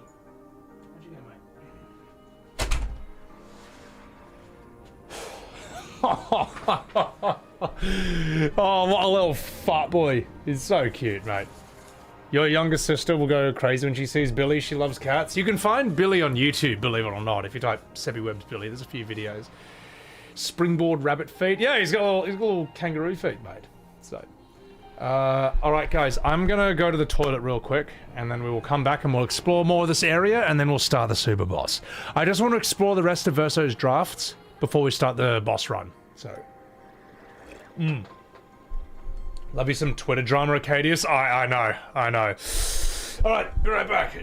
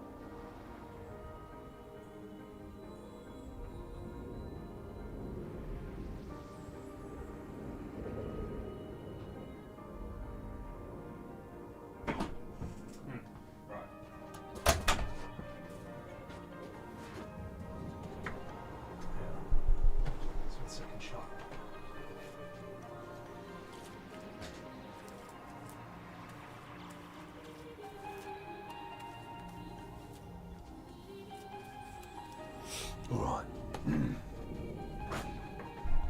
Clive. Fuck. Wesley Types, thank you very much. For the prime. Appreciate it. So, he's a good guy, stoners. All this for free. Thank you for playing, as a thank you for playing the original Kata. I think it's, look, I think it's a good philosophy they have, man. You know? Like, it's, I love the anti-greed sort of philosophy of Sandfall. It's quite refreshing. In this day and age, in a world of lies. The 6,000 bitrate did not appreciate how tight this game was. Yeah, I hope we're okay. How do I know Retro Spaghetti? I actually haven't spoken with him. I reacted to Dash Retro's, or Abasoft's video about Monetary Dragon, who got like cloud level 99 in the first screen of FF7. And Dash Retro was in part of that video because they had to do an investigation to try and find out why was there a crash at the end. And yeah, I got talking to him through the comments for a bit. And then I saw Dash again on that video where I think, what was it? That FF7 speedrun cheater got caught. He seems really cool, man. He seems really smart. Lovely. Ooh, I will take that. Yeah, he looks at FF7 in a way that I will never understand. And I respect it. I'm fascinated by it, so. Square Enix seems like they're dumb enough to see E33's success and pivot even further away. Well, I mean, I wouldn't be surprised if they learned all the wrong lessons from this. But just, they gotta just, I don't know, just come back to Earth. Try and figure out why this succeeded so much. Just figure it out, man. They can do it.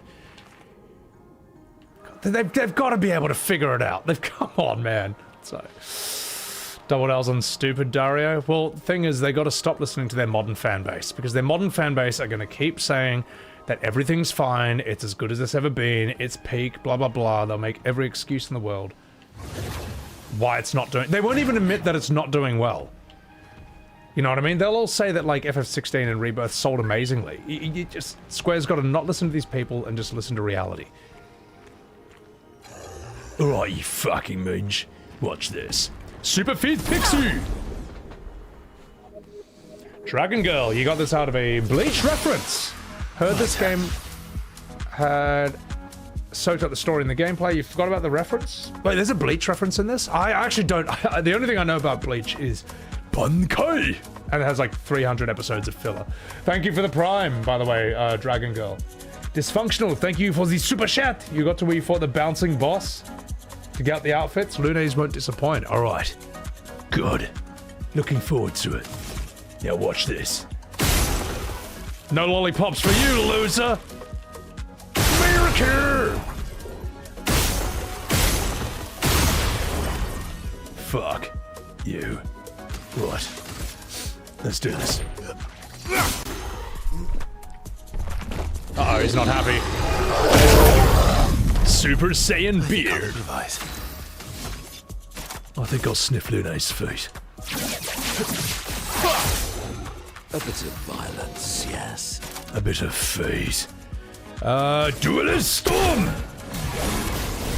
Oh my god. No! There's too many lollipops in the screen! Oh, what? A bit of violence, yes. I'd only do 1 damage. Oh, he cotton candied me, you stupid bastard. Oh, wait! Did we all get cotton candied? Because of this? Fuck. Right. Not happy about that. That sucks. All right, well then we'll just have to hit our way out of it, I suppose. Converge! Okay. You and your stupid cotton candy. Listen, mate, it's time for Elemental Genesis! Meet your reckoning. One of these is going to do damage. Wow. What a woman. Mark. And now I will, maybe give myself some HP. Oh, I've got the sword that doesn't do it. Oh, no, no, no, no, no!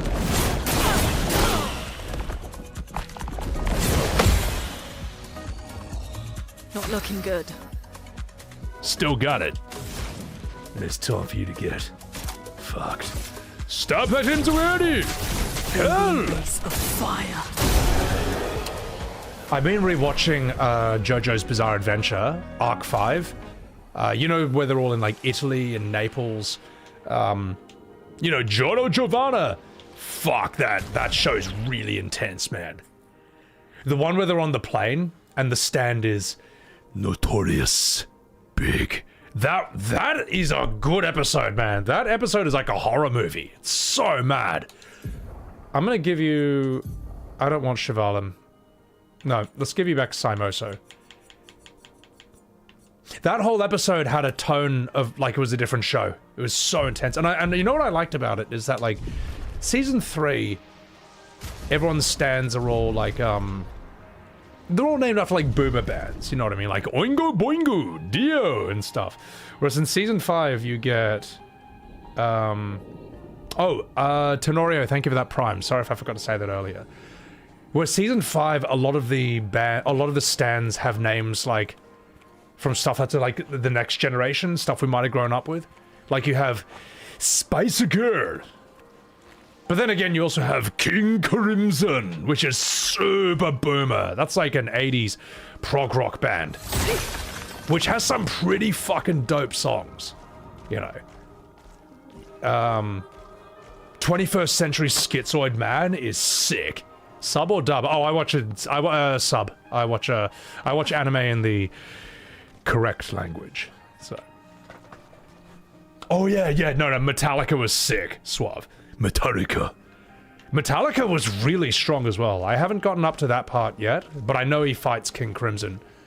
Aerosmith. Who else do they have? Trying to think of the others. Jenny Dario, welcome in.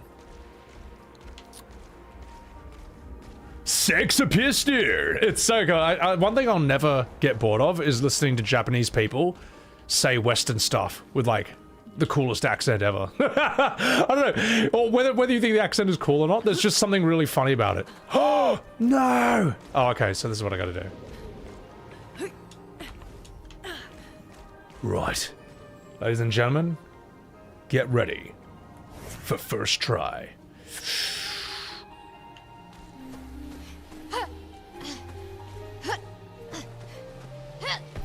I am a god gamer. No! It's fine. We got the main part done, alright? See, there's no reset. Right. Give me this. That looks so... Ooh. Shut up, chat. Don't look at me. Don't look at me. Let's give you... I do love the jank platforming in this game. Ooh, that's kind of cute. See, here's the thing. I like the idea of this, but it's a bit ratty. You know what I mean? Like, it's a bit ratty. It's a bit poorly maintained. Yeah, I'd like a cleaner version of this. So, you'd rather die than platforming. Look, here's the thing. I think the platforming this is a bit of a meme, but I like that because I like stupid content. Well, it's optional. That's the main thing. Ooh, do I want to give a Claire? No, Jesus. Oh, that's a bit too severe. I don't think I've ever seen Lune hair that I've liked more than this. I think her default hair is just the best. It's my favorite. Needs bigger thighs for that hair. Chun-Li thighs might be one of the greatest things in video game history. Also, Mark, thank you for the $2 super chat. What I find fascinating about Chun-Li, right, is that she had thick thighs during the early 90s, during a time before this was really like a mainstream thing. And of all the places it came from East Asia, you know. Like, now ass is the thing, you know, like Bill Burr talks about this, you know. Like, up until the 80s, like, tits was everything. Everything was tits. And then at one point we were like, hang on, how do we neglect this other part the whole time? And then it was tits and ass and stuff. But it's interesting that of all the places that sort of, like, pushed it first, it was actually Japan.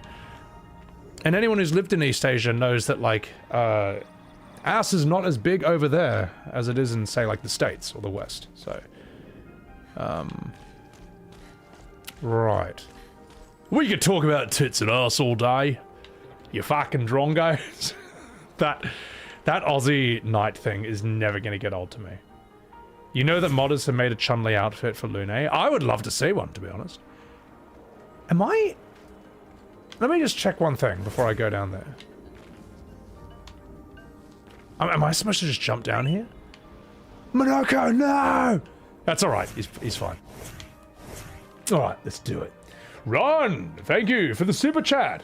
Worst platforming is just to get the bathing suit for Monoko. I enjoyed that. What do you mean? What do you mean I can't just jump down? There's a platform down there. Let me do it. Boo! Alright, fine. Fine. I'll take it. Oh, Steve the Zen is going himself. Like, Lady Money, welcome in. You gotta say drongo all day. Oh, someone asked what a drongo is. Drongo is like an Aussie slang for, like, you're a bit of an idiot or something. You're like a messy idiot. You're just kind of like a dumb grog. Sorry, I can't really define it by saying grog. You don't know what that is either. It's like if you do something really dumb, it's like, oh, come on, you drongo. You asshole. You idiot. It's something like that. The bill of health from the 80s to 2000s was skinny. Yeah. I mean, look, you know. Your body type is your body type. See, I personally, I'm not going to settle down in marriage until I find a woman completely made of breasts. Alright, but you know, to each his own. Now, let's see what's over here. Also, look how colourful this is. Is that a... Every time I see those things, I know that someone's about to eat shit. The number of Ferris wheel attractions I've seen, theme park attractions I've seen, where they're like spinning around like that, and then like the top just breaks off and falls down. It just hurts everyone. I feel like I've seen like 20 or 30 videos of that. I feel like that's the ride to not get on. If you're ever... you know what I mean? So... yeah. What's a bogan? A bogan is like sort of an uncouth, uncultured person. They can be sort of like Aussie redneck, but not necessarily. Bogan can be like city, suburban. It can be like tacky. Not... Yeah. Like, have you ever seen Kath and Kim? They're bogans. So, you looking forward to this bit? I can't wait. You like this area? It's a cool concept. Well, this is interesting, right? Like, this in a lot of ways is, I hate to say it, more Final Fantasy than modern Final Fantasy, you know? Like, FF16 just kind of took the Game of Thrones aesthetic. 15 just took, like, what, the American gas station aesthetic? Like, come on, man. Like, inside a gas station in FF15, if you didn't, apart from Noctis, nothing else looks like it's a Final Fantasy. It's like, this is just lazy. It's stupid. Whereas this is what you should expect in an FF game. You know what I mean? I'm right. Anyway, let's explore this. Because not everything has to be dark, not everything has to be gritty. And I often get strawmanned, you know, on Twitter as saying like, oh, Mr. I only want cool, dark, edgy here. It's like, no, I love Cloud when he's nearly about to get bummed by 9 sweaty men in a bathtub, okay, in the OG. Why? Because it's funny, okay? It works. There's a difference between something that's actually funny and just tone-deaf cringe. Just shit that is embarrassing to watch, okay? There's a difference between these two. And if you can't tell the difference, then you are Square Enix's target audience. Alright, now let's have a chat with this bloke. My name is Monsieur Frapp. You? You are a worm. Hey, fuck you, man. The only worm here is you. That is good. I offer you a challenge. If you counter my attacks, you win. Only if you manage to do this 3 times in a row, otherwise this would be far too simple. Okay. Alright. Let me just turn the volume down for myself a little bit. It's quite loud. Let's do it. What's the reward? I will hold you to an average level of respect. So you're not going to call me a worm? Okay. Sure. Why not?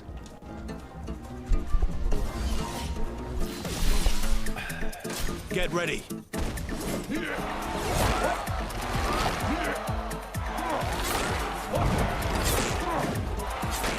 Hey! Hey! What?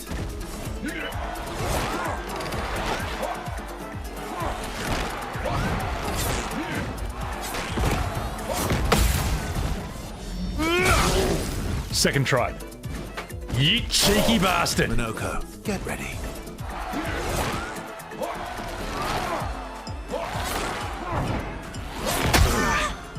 Fuck you! That's not how the last one went. Okay. You'll never see it coming. I mean, he's not wrong about that. All right, that's fun. That's really fun. I'm gonna clip that. That made me laugh. Okay, let's go. DLC reminds you of playing Zool on your Amiga 500. I don't know what that is, but thank you for the super chat, Retro. This guy pissed you off? That was mad. I want more. I want more of this. Let's heal up first. Good stuff. Didn't really need it. You did need it. You had 1 HP. Right. My, what lovely feet. Actually, let's heal up, Lune. Right. You know what? We're only parrying, aren't we? Alright, come at me, bro. We're gonna do this.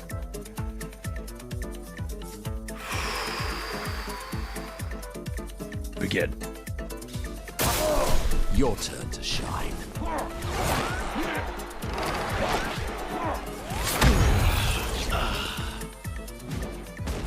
Let's have some fun. Again! Take cover.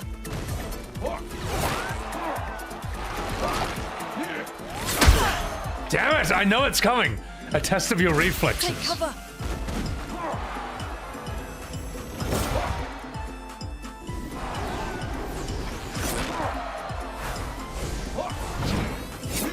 Oh! You bastard! I'm ready.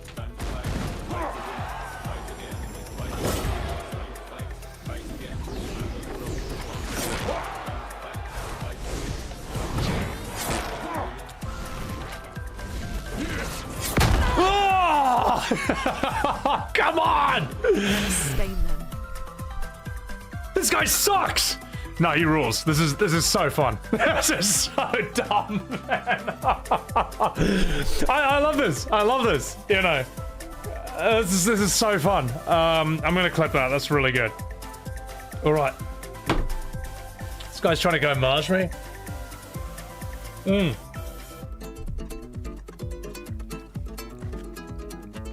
This whole DLC is basically like, oh, you thought this game was too easy? Watch this. This is so good. This is like what endgame content should be like. All right. Let's bring Versailles back. No margin for error. Heal up. Let's keep going. All right, 3 in a row.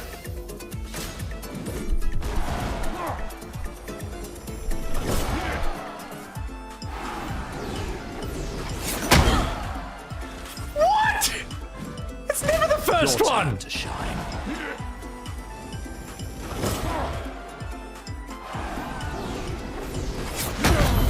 I did it too soon. I did it too soon. The elements dance.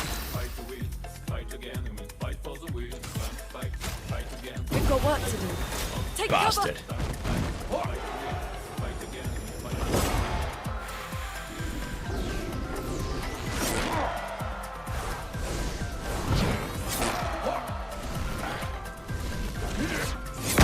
Oh, God. I'm so rusty at this. I'll do it.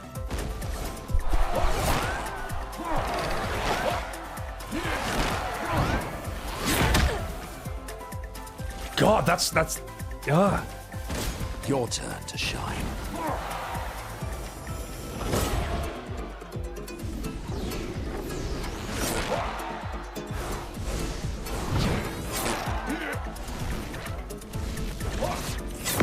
Oh, God!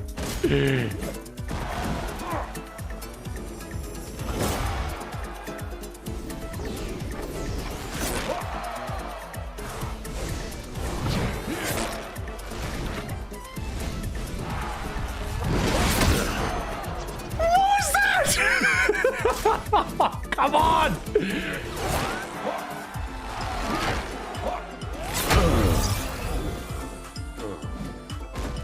Up we go now. This... Oh, God. Oh, my God, man. This is a test of your reflexes, as they would say. But it actually is, because you can't just sit there and rely on the fact that you've memorized the whole thing. It's going to be different each time. Yeah, that's dope. Oh, I mean, I guess this is for the people who say that once you know the attack patterns, like, it's going to be the same every time. Not anymore, Sonny Jim. Fuck. All right. Holy shit. I'm gonna clip that as well. This is so cool. Eben, and not at all that you have to that you want to avoid spoilers. Not at all. Take care of yourself. This is incredible. This is so fun. This is so good. He's a fun challenge? Yeah, no, he's sick, man. Alright, get up. I won't waste this. Let's carve a path. I'm gonna do this. I'm gonna do this!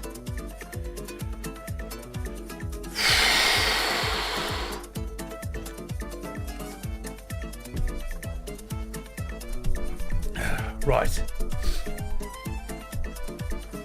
Come at me. Luna, careful.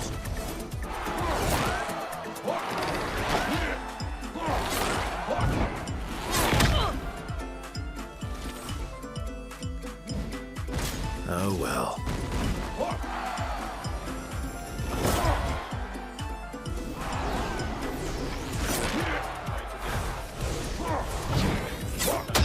Ah, I forget it comes in. There's a jumping thing at the end of that.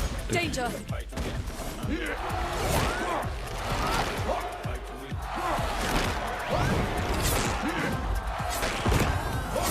Oh, come on!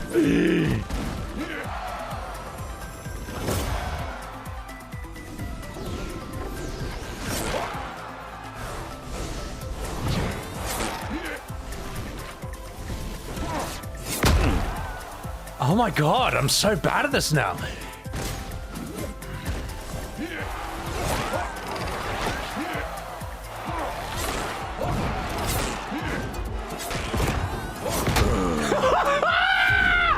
Fuck you! You bastard! Oh my god. Oh! I did not think you would disappoint me that way. Hey, I'm new, man. All right, it's not fair. Oh my god, man! Wow. Clearly, the better gamer won. He's something else. He's something else, man. That's amazing. That's ridiculous. This guy was harder than Simon. He is. He is, man. Well, yeah, well, because with Simon, you can still... The timing is hard, but you can still learn it. It'll still be the same every time. I'm going to leave this guy for now. I want to come back to him later. I want to explore this area more. Because I wasn't even expecting that here.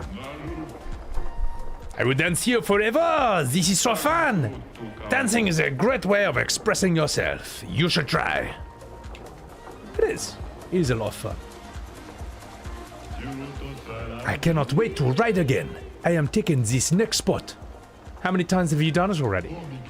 I stopped counting after 3 million. Why are you gay? Oh, gosh. I guess they've been around forever. No early stream rage quit. Has anyone rage quitted this? That was ridiculous. That was so good, man. I'll even... What's he called? We'll call him the silly parry boss. I don't know. And maybe that could be a YouTube in itself. That was really fun. Let's have a talk with these boys. Oh my god, that was fucked. This is where we can get tickets for the ride. The queue is too long. It's gonna take for bloody ever. 3 million. Hey, very cool. I'm working here. Oh, he's a very cool... Is this a baby Gestrel with Verso's hair? Hey, I don't really like standing in line. You're right, standing in line is boring. Oh, you think so? Nobody likes queuing. Hey, it's been so long since I met someone who thinks like me. One day, I'll make it so no one has to queue anywhere anymore. But for now, I'm gonna share my secret trick with you. Secret ticket. You can skip the line and enjoy the ride as much as you want. Where did you get this? Hey, I was born with it, I think. I don't really remember. Oh, and if you ride without dying, I'll give you something to make you look cooler. Wait a minute. So, who wants to ride? Alright. Oh, is the YouTube lagging again? Wonder why that is. Salted, you had me on headphones at your job? Oh, really? You had to say you're working here? Oh my god. Lamau. There's a lot of rage quitting. People rage at the diving minigame. I don't think I've even gotten to that. How are you all doing with the YouTube? Vicky, you're saying it's lagging, but no one else is. So maybe just like, I don't know, refresh. Maybe it's a you problem, but I hope it's just that. Okay. Live for 2 seconds. Okay. Twitch did a little stutter, but it didn't last for long. All right. Well, if it's like a serious, like ongoing thing, then yeah. Right. Let's I'm gonna refill my water, then we'll put Mael on the right. Bonjour, final med. Couple of lag spikes, but nothing serious. Yeah. Diving was awful. Okay. All right, you're fine. I appreciate it, chat. Something I got to get used to with multi-streaming is there's more of a delay now than what I'm used to. It's like an extra 5 seconds, but we seem to be okay. YouTube always has a bit of delay compared to Twitch. Thank you, Evan. Appreciate it. Bravely Default is a parody of Final Fantasy. Armo Terror. What do you mean? I'm sorry, chat. I'm addicted to this. I can't get over this one scene. It's so fucking funny. What do you mean? This is... Hang on. You want a turn-based Final Fantasy? You got it right here. You reckon you're pretty tough, don't ya? But you're no match for us, I can tell you that much. Don't get cocky, Dag. After the stunt they pulled before? Not likely. I'm gonna make them pay for being so sneaky. I'm gonna make them pay 100 times over. Selena? Selena! You've done it now! Prepare to die, Drongos! You fucking... You reckon you're pretty tough, don't you fucking Drongos? That opening line just kills me, this opening one. you? Reckon you're pretty tough, don't ya? And I love how the music is so dumb as well. Fuck, that might be my... You know what? I'm actually glad Bravely Default 2 is like that, just for that one scene. That's so fucking funny, mate. That is so shit. It's so shit, but I love it. Oh, yeah, it's like me in the game. Oh, you reckon you're pretty tough, don't ya? It's so bad. Oh, this guy are sick. Yeah, so if you want, ladies and gentlemen, all you guys who are sad that Final Fantasy is no longer turn-based, if you wanted FF15 or 16 to be turn-based, don't you worry. There is a perfectly adequate substitute right there called Bravely Default 2. That's where that clip is from. See? You should stop complaining.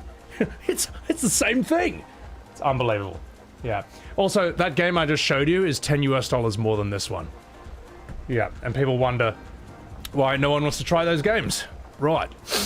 Reckon you're pretty tough, don't ya? So, who wants to ride? Yeah, Drongos? Mile. Alright, don't die, right?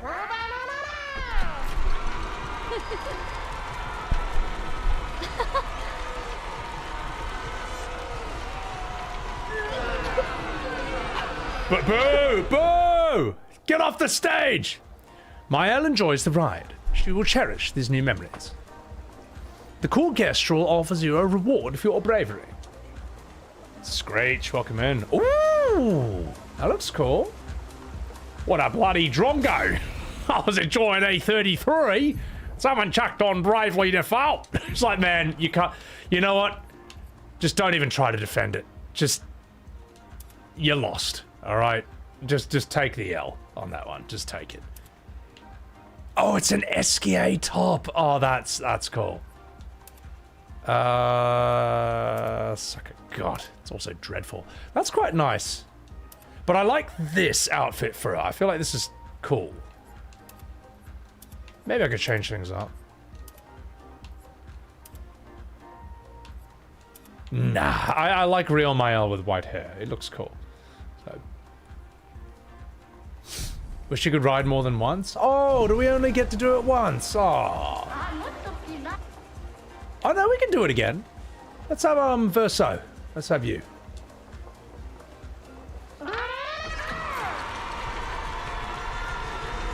It's me, Clive. Fuck.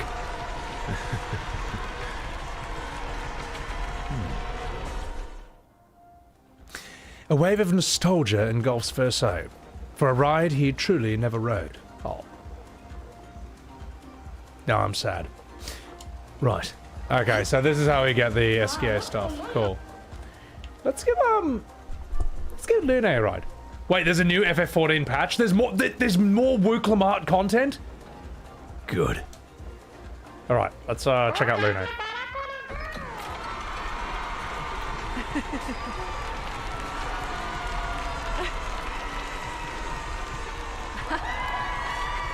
Oh, it's like the first time she's kind of looked like she's celebrating in a way. In a way, this sort of reminds me of that DLC for The Last of Us 1. You know, where like you're a young version of Ellie and her best friend, and they sort of sneak into an amusement park, and it's like a lot of that. Yeah, feels like that to an extent. Was Verso on LSD while painting this Marimon? Apparently so. Apparently so. So, welcome in Sam Thompson. Let's get on. Left Behind, yeah. I never played it. I watched it on YouTube. It looked quite good. Or, it looked nice, yeah. Oh, thank you, Eben. Appreciate it. Lune tried to enjoy the ride, but kept thinking back to Expedition 50 and their giant wheel. How do they not puke all the time if that's what it felt like? Speaking of, Lune has to excuse herself for a bit after the ride. It's by a little too much. She pukes on your feet.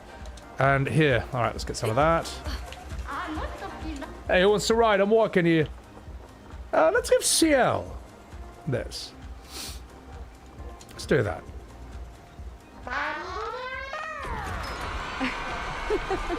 I feel like CL would have the most fun.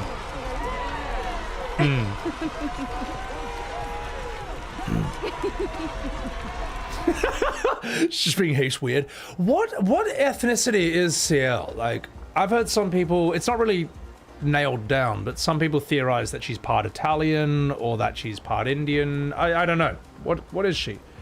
CL enjoyed the ride a lot. Right, I'll take the SKA. Her ethnicity is hot. Hey, yeah, we already knew that. Serbian, Eastern European. Okay, it could be French. There are some French people who are really dark as well. Could be. Can you make a full SKA team? Maybe. Stuff in Endless Tower. Oh yeah, no, I was there last stream for a little bit. So, please try the outfit on Verso. He has special animations. Really, his animations change in this outfit. Only him, uniquely. All right. Why not? Ooh, Renoir outfit. That's ridiculous. Well, what? I mean, we got to give him the proper hair for this. Oh God, that is hideous. That's horrible. I feel like that probably suits him the best, doesn't it? So do we get an SKA hairstyle as well? We do. Oh, that's very cute. Oh, God. Maybe we can keep that hair on her for a bit.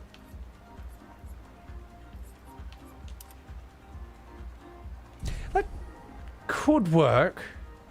It's a bit silly. It's a bit much. Mullet time? Yeah, bald. You think Southern French is CL?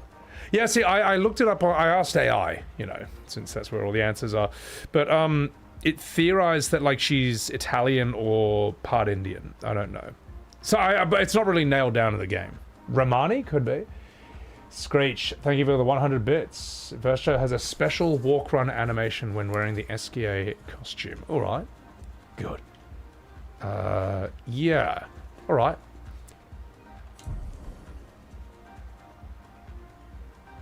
I don't like this. Nah, I'm sorry. I still like Mael and what I had her in before. It's so cool. All right, Verso, let's see what she got. Why are you standing like this? All right, let's see you walk.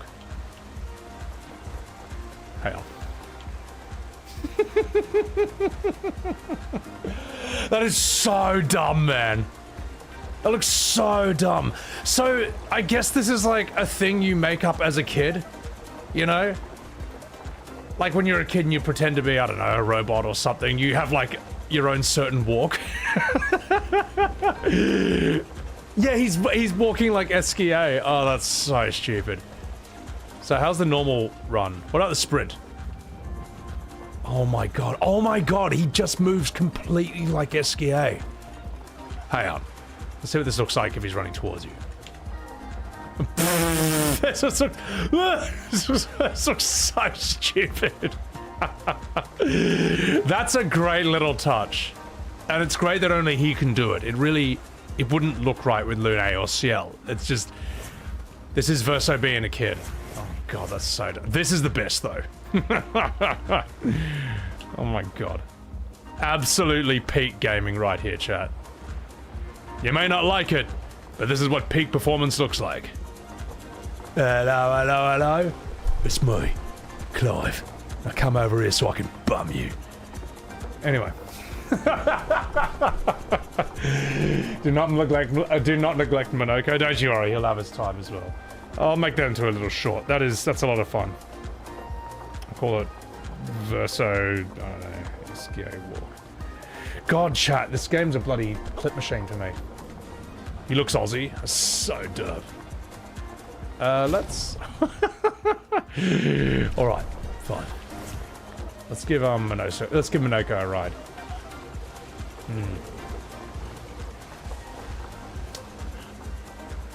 Renault's drafts and Verso's drafts. The thing is, like, before we want like a sequel to this game, if that ever happens, or another game set in this world, I think I'm more than happy for them to just keep expanding on this for a bit, you know. Although maybe, and if this is all we get, it's already more than enough, you know. I remember thinking Simon was like the hardest boss you could possibly get in a thing like this, and it's like, no, now he looks weak, now he looks basic. It's crazy. So, the last boss in this area, I'm looking forward to fighting him. I tried him out, but I'm gonna give him a proper go today. Minoko!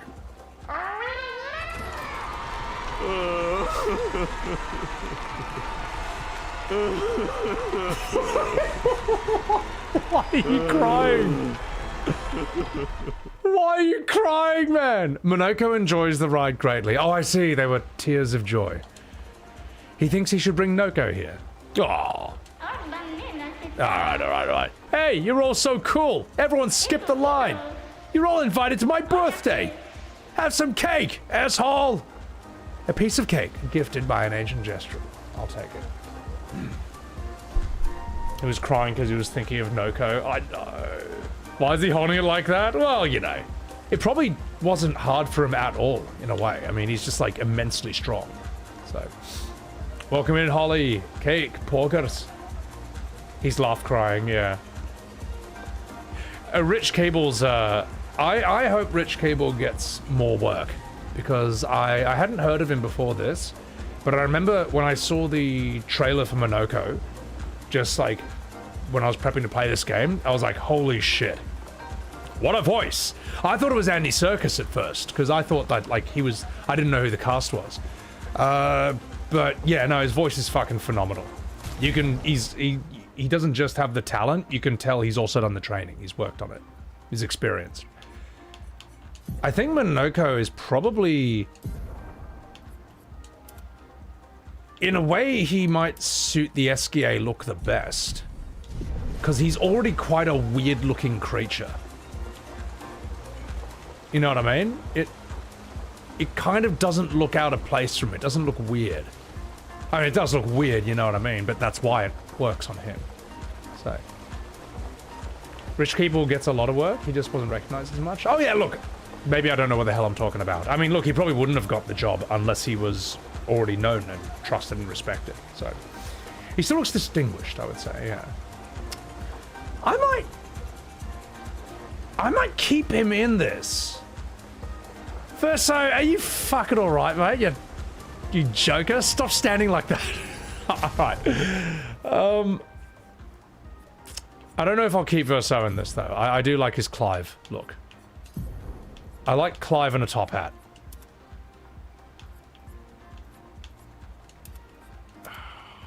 God.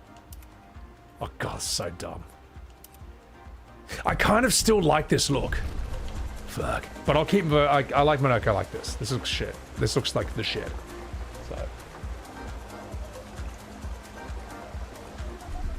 Rich is in Wuthering Heights. Well, there you go. Both his games won this year.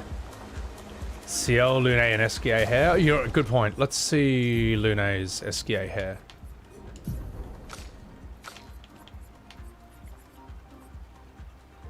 Oh, that. That actually looks sick. That actually looks kind of mad. And maybe there's an outfit that looks good on her. Because she is very queenly, Lune. She is my queen. That's a bit not regal enough. That looks a bit silly. God, no. It's a bit too bright. There's a new Kumas. We're not wearing this, alright? Could be, but we got Mael in this. That's... Wait, we're not wearing that. There's... I feel like the Expedition outfit is just... It just looks sick on her. It looks mad. Let's see what Ciel has. What's your SGA hair look like? It's quite nice, but I prefer the hair I've gotten her already.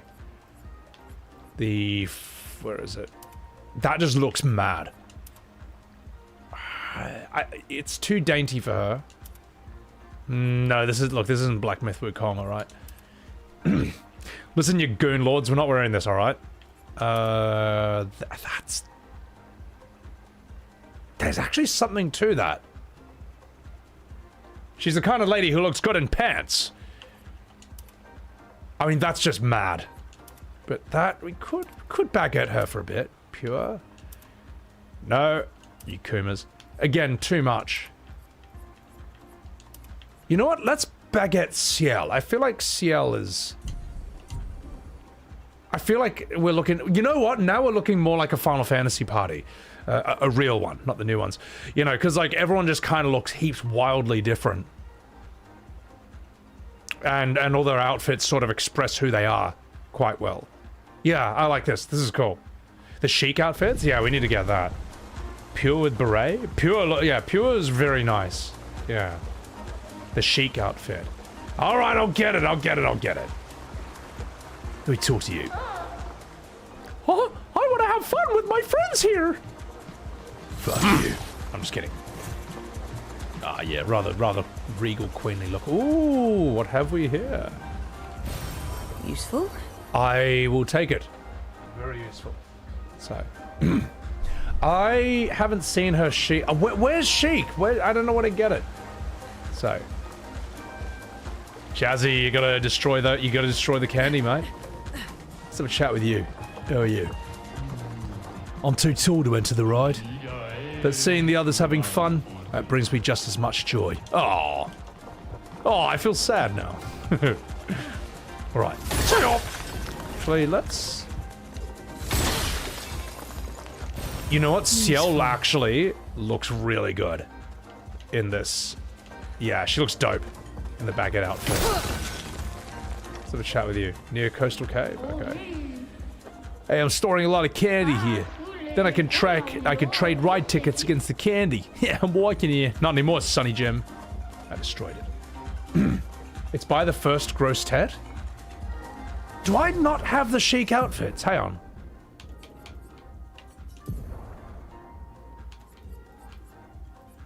How do I not have these? Okay, alright. I'll have to go find that then, fuck. Oh, the merchant was added with the DLC over there. Ah, okay, I thought I'd gotten everything.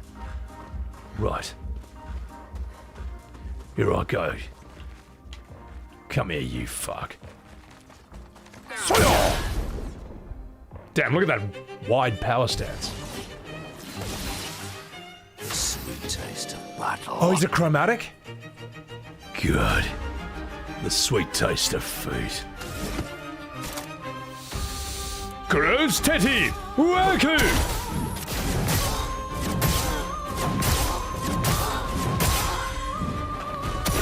Defenseless. Lab Master.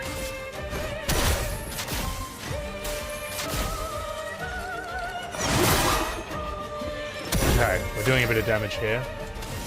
Good luck. Should I be concerned about this? Elemental trick. Elements, converge! Let the ink flow. Right. Let's see how much damage you can take. Meet your reckoning.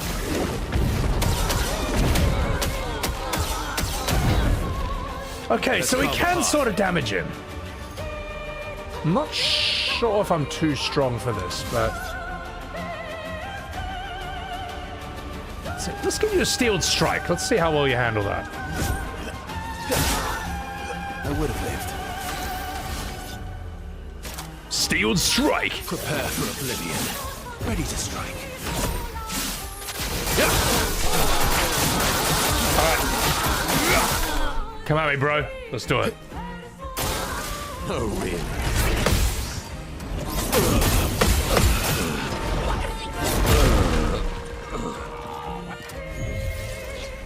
I must exact revenge.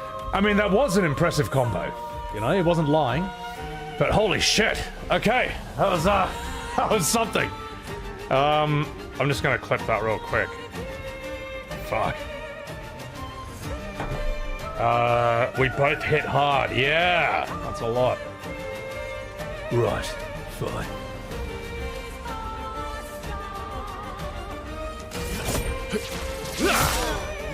Really need it.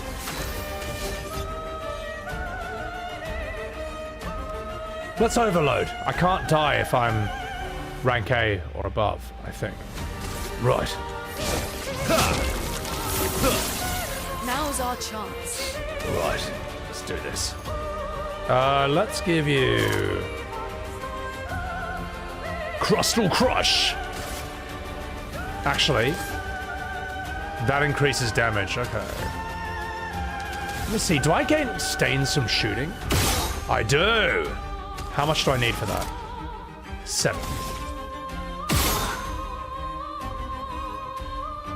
But I can keep getting more. Right.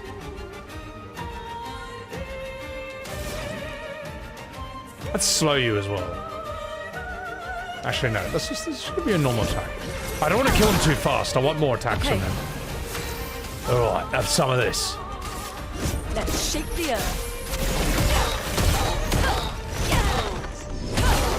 Enjoy the break. The storm is coming. Alright.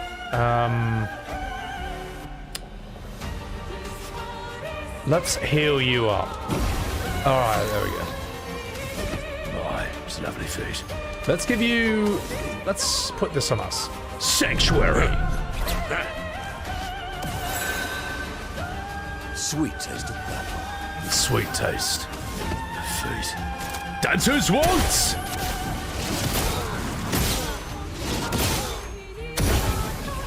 Wow. Oh, wow, indeed. I'm not going to try and kill him at first. I want to see what moves he's got. I would say... Good stuff. I'm going to skip my turns. Come at me, bro. Let's do this. I'm going to parry this time. Watch. Incoming.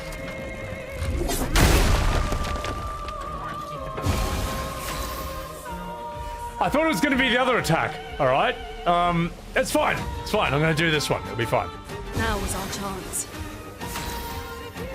Wow. Come on. Come at me. Come at me, mate. Taste of battle. Good evening, Paulo. Welcome in. All right. Watch this.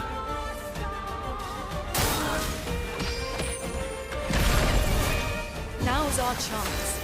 Candy floss! Fuck you! Alright, that's it! The party's over, mate! The party's over! You bastard! Stupid! Promos. Oh. Can you parry that candy floss? I thought it was buffing himself. I might double their HP, because I feel like this is I feel like it's a bit too easy right now. Genesis!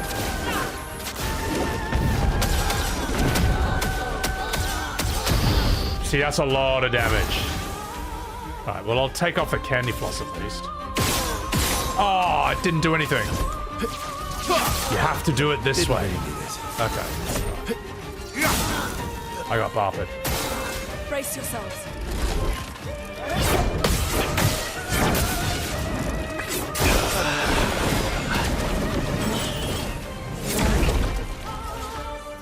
Fuck.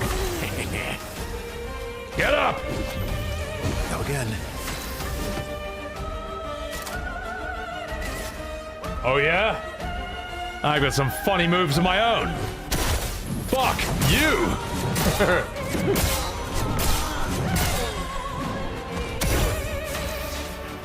Alright. It's a Tekken Rage Art. Oh, Ultra Lord, it was Bravely Default 2. Is that one? Right. How much does the normal attack do? Let's have some fun. Let's build up some rank. Why not? Oh! Let's keep going.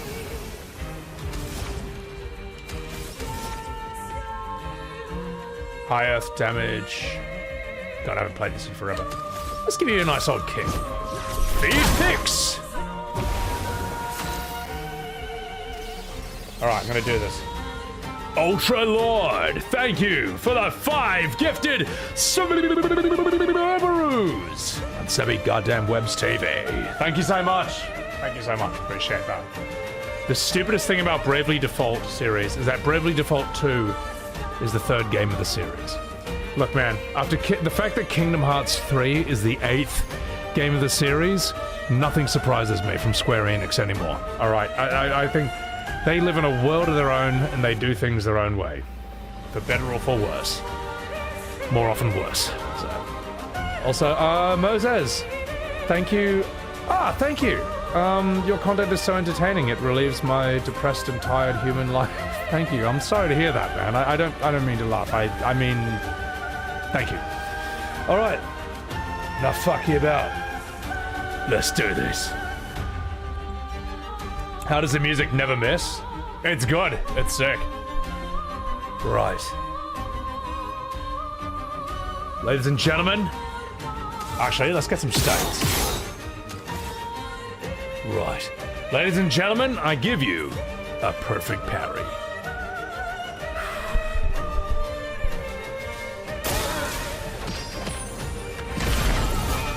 Let's cover. That's all I know! You can't parry that. It's bullshit. All right, fine. Get this cotton candy off me, you penis. Let's carve a path. Target locked. Get that candy off me. Fuck you! Just do a normal attack. I want to parry this. Superboss is in the Endless Tower. I'll do that after Oskio. Oskio is the first one I really want to fight. It's up, Celeste Augustine. Whenever I get to them. Right.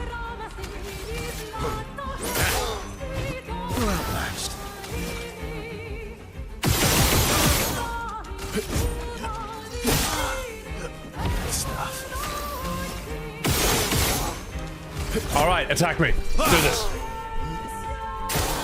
Do that. Careful.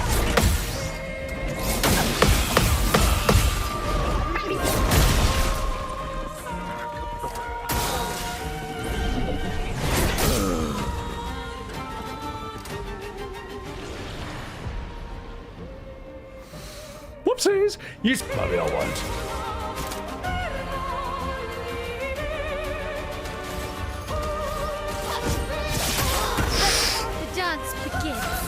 Forgot how strong my L is.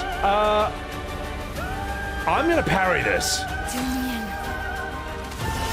Dude, Ciel looks so good in the French outfit. Holy shit. Right. All set. I feel better.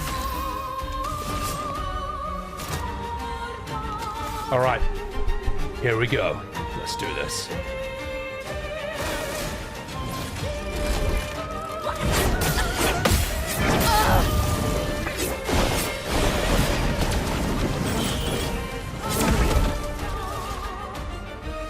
Alright, thank you for that.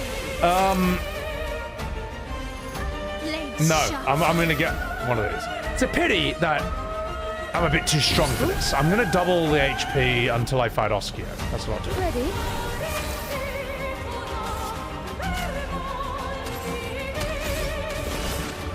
All set. Come at me, you fuck.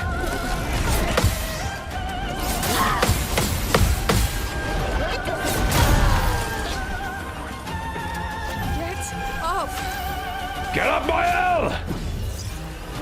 Merci. Fortune's Fury. Alright, that's it. Playtime's over, you scrotum. Shinku, garbage!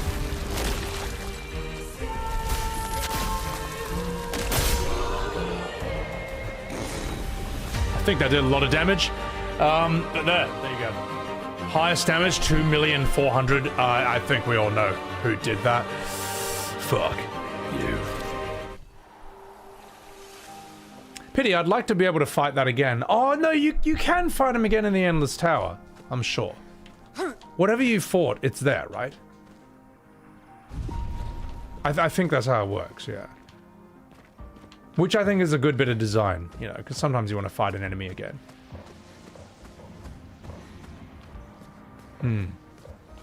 That spinning attack is sick. That's so cool.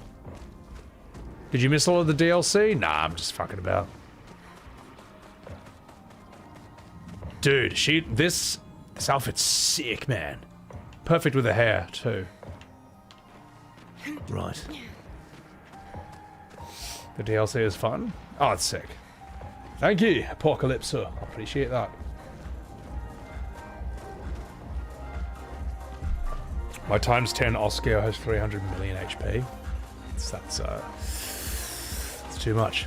You don't think you can with DLC enemies? Ah, well, that's alright. Because at least we got the super bosses, you know.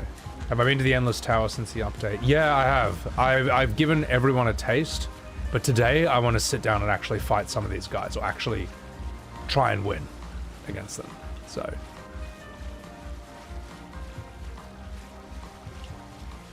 Was that a wee teddy bear?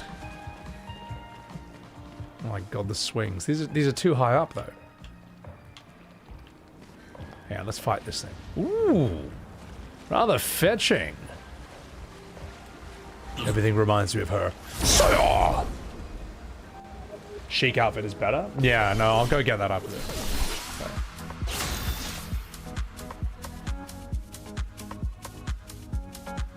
This music is sick. Francois for a head, yeah. Right.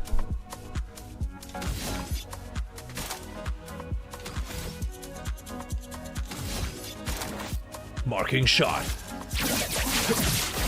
Target marked.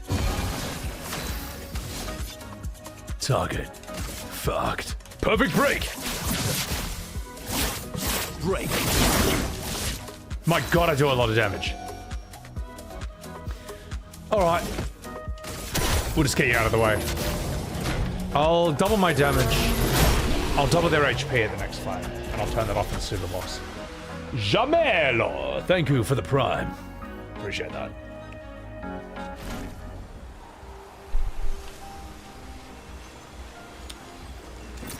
Good stuff. Is that a wee otter? Hello there.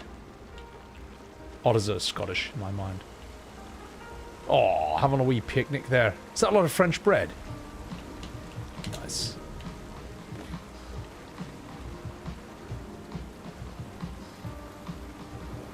Alright. Climb up. Maybe something's hiding up there. Maybe I will. Oh! Whee! What a slide, Mom.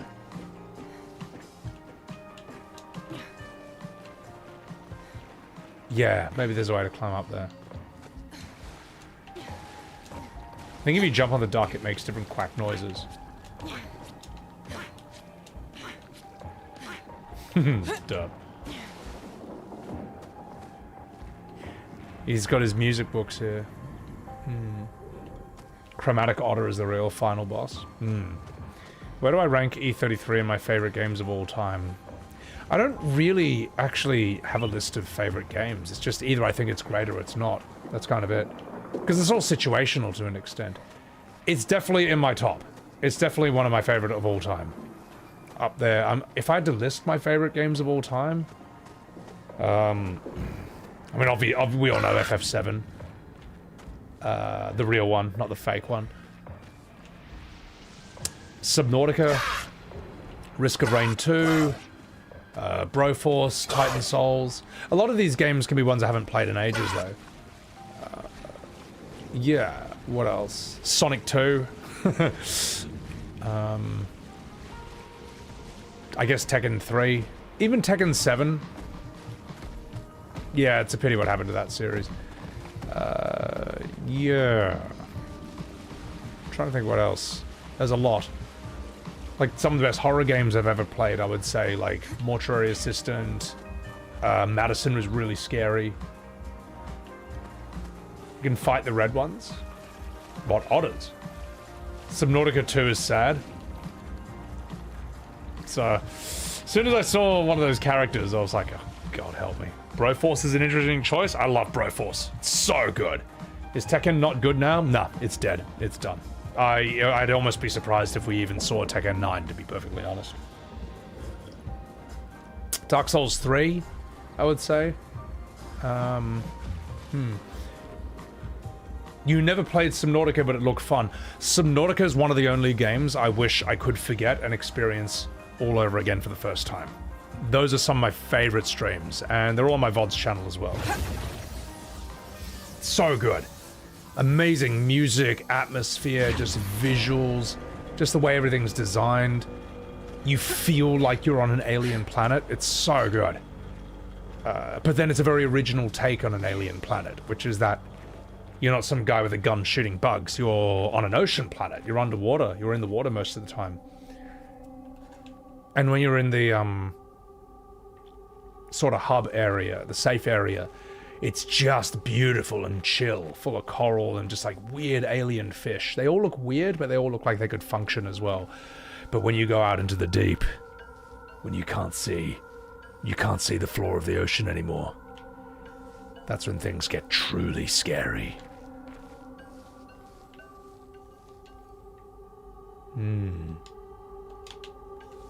Right. I get the feeling this is going to be a proper fight. Tell you what. You stay right there and I'll just pick this up. Hang on.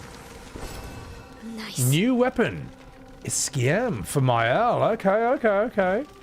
Alright, let's do this.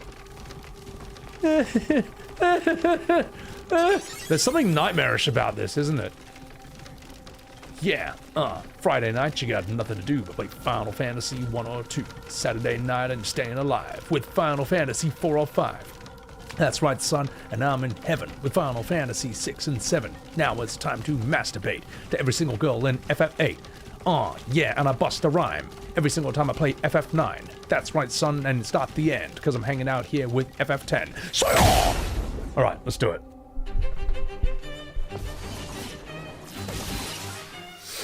Chromatic Fractal. Gaz, you fucking dog! Thank you very much for the Subaru! Thank you, mate. Fuck, appreciate it. Right. Clip it. Oh, I've already got a short where I do that rap. People with improv skills blow your mind. Well, it's a rap I sort of improved ages ago, but it's just in my head now. It's just memorized. So, right. Time for some food. Gross titty! Wackaroo! Oh, I don't need to put defenseless on you, because you're already normal HP. You're energized. Fuck. Okay, let's see how much damage you take from this. Lapmaster! Quite a bit. Right. Actually got some freestyle skills. Well, I used to do freestyle raps for every 2 subs. Back when I had maybe like 20 viewers, you know, so it wasn't that common back then. Then I did it when I got bigger. I did a freestyle rap anytime I got a raid of like 40 people or above, until eventually it just got too exhausting. But yeah, Twitch streaming was sort of like an excuse to practice that as a joke. Also, Sigvantes, merci beaucoup for the prime. Right. Let's do a crustal crush on you. Let's shake the earth. That's a lot of damage. Flowing. I do want to see their attacks first, so I'm going to... We're actually going to let them get their shit in. I would have lived. Alright. Let's see what attacks they have up their sleeve. Let's go. Get ready.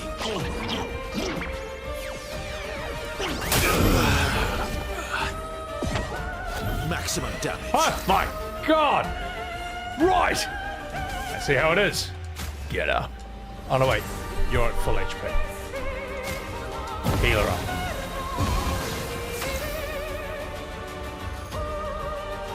Let's get some rank.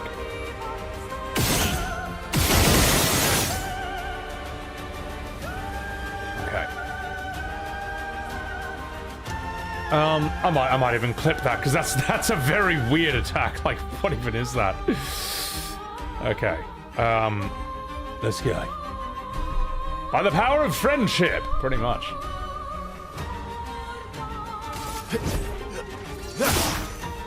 Let the ink flow. Yes, let the feet flow.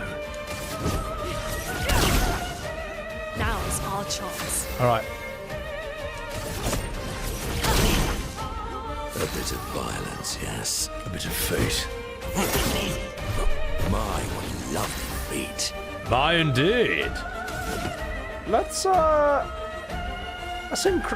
give you another Lampmaster. I can be a hideous monster too. All right, what's your next move? Do it.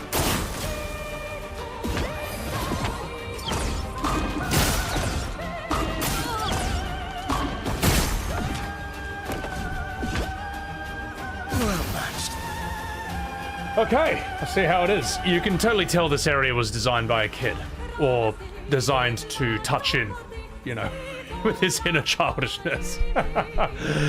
So, yeah. Super Mario RPG with worse graphics. You think these are worse graphics than Super Mario RPG? You're a funny man. You're a funny man. Well, they're not even trying to do the same thing, even, if we are going to do that. So, right. Let's have you attack us again. Come on. Ready to strike. It's a shame Minoko can't take any of their feet. It'd be cool if he could, and, isn't it interesting? Like, Minoko has, like, 40 different options of turning into monsters, and it still doesn't feel like enough, you know. Sandfall should remake the OG FF7. I would honestly trust them to. I would actually trust them to. But in a way, it'd be more interesting to see them remake Legend of Dragoon. Whether they want to do that or not, I don't know. But they would be the only people who could do that justice, I would say. Right. I would say, you know what? I'd say give FF7 to Capcom. All right. They've shown that they know how to remake a game. Let's push forward. Yeah. Anyway, enough fucking about. Let's do this. He can't take gestural feet. Only sucker potatoes out of machines. Oh, so it's like his... Yeah, okay, I see how that works. Right, let's do this. Unless we're talking about Resident Evil 3, alright? We don't talk about that one. But 1 and 2, they seem to nail it. Right. Okay. Chianari! Arigato for the raid! Welcome in. Thank you so much for that raid. Guys, chuck a wee follow to Gianna. She is the little sister of Jill, believe it or not, who is, you know, she's a big chungus in the Tomb Raiding Souls community. And, yeah, we're all big fans of Jill in my stream, so chuck a wee follow to the wee sister. Gianna, thank you so much for that raid, appreciate it. Raiders, I'm in the DLC of Expedition 33 right now, and, yeah, we're just taking on whatever the hell this thing is. In fact, tell you what, let's have a look at this guy's next attack. Let's see if I can parry this perfectly. Also, Juhak, I agree as well. Screw remakes, push it forward like E33 did. I would rather see Sandfall, even though it'd be cool to see them remake Legend Dragoon. I'm more curious to see what original new things they come up with. How's the DLC going? Let's find out. Watch this. Incoming.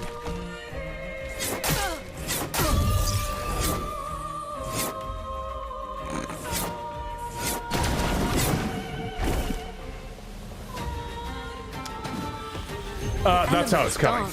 Alright, that's how it's going. I'm getting bent over a coffee table. Oh, this guy has his way with me. So, yeah, no, it's great stuff though. It's absolutely bizarre.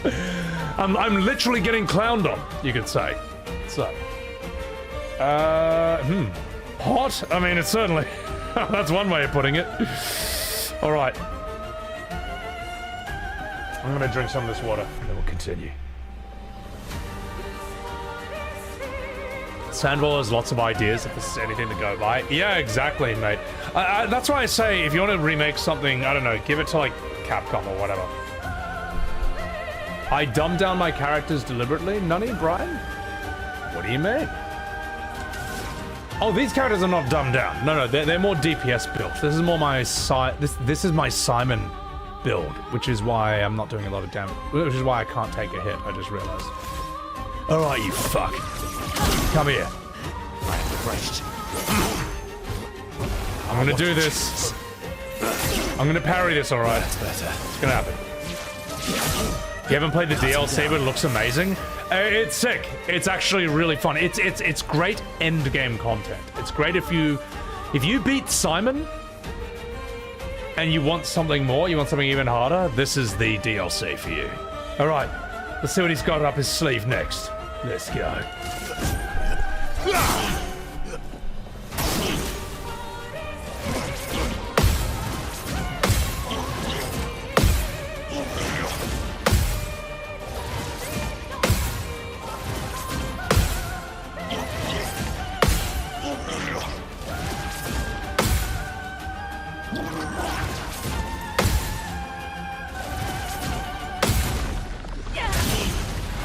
Didn't really need it.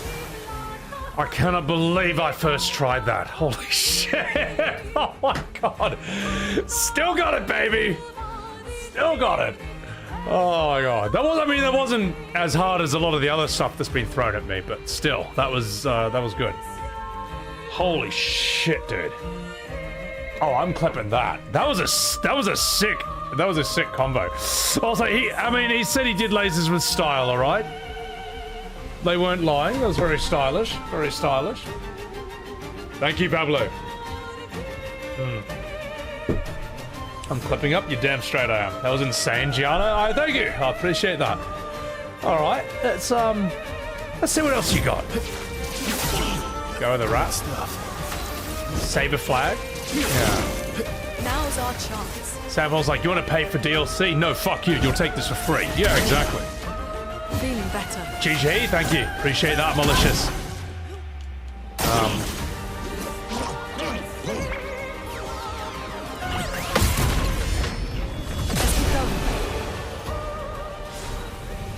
I was reading chat when that began. Holy shit.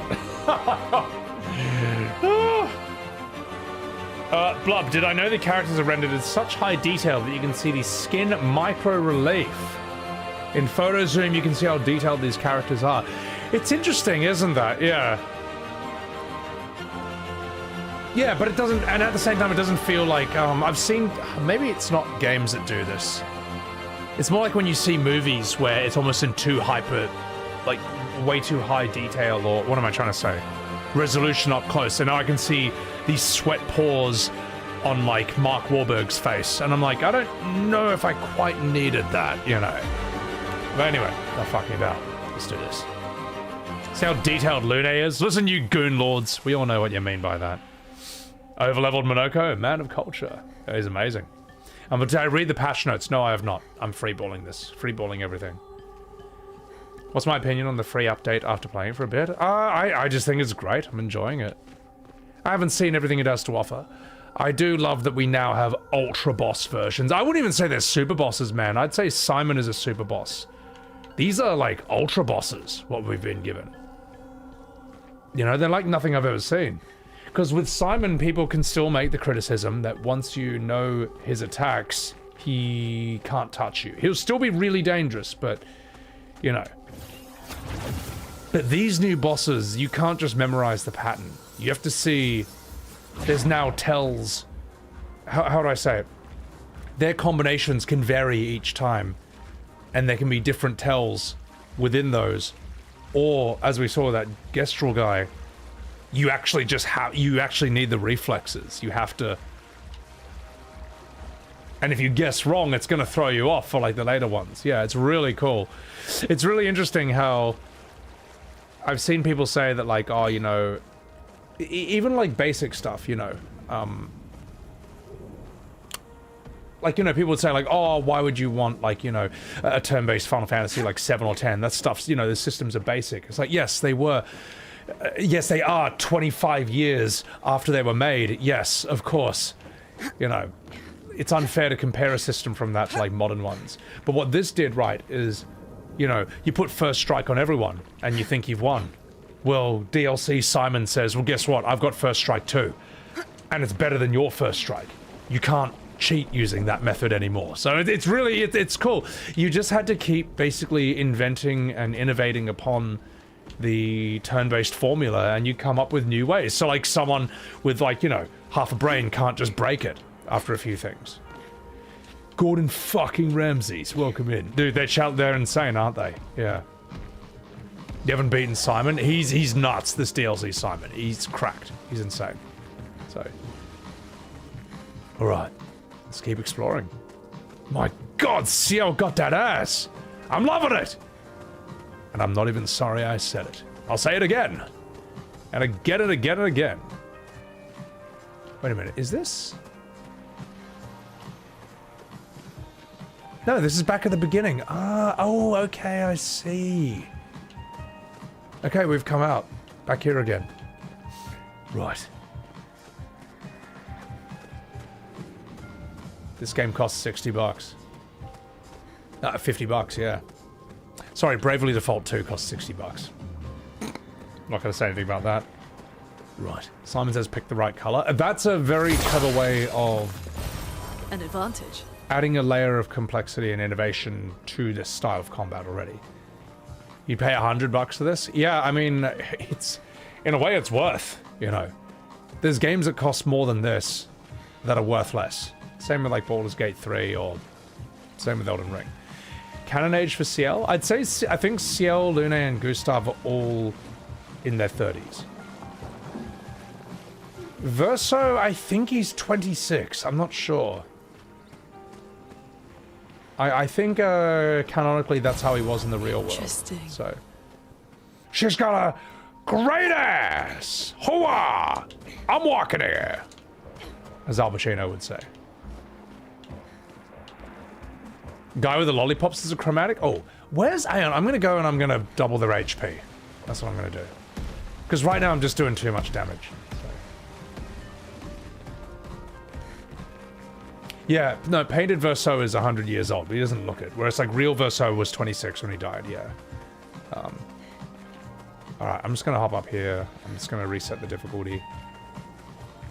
Lune's parents 46. No, but they are all 32 on the mission. This looks so dumb. Whee! I'm flying! Yeah. Monaco and the SKA get up is sick. There's the flag. Alright. Silkstorm charged a shit... caused a shit show by charging 20 bucks. Well, Silksong is... Like, that's... I'd say it's a reasonable price for what it is. Like, it's not trying to be a AAA.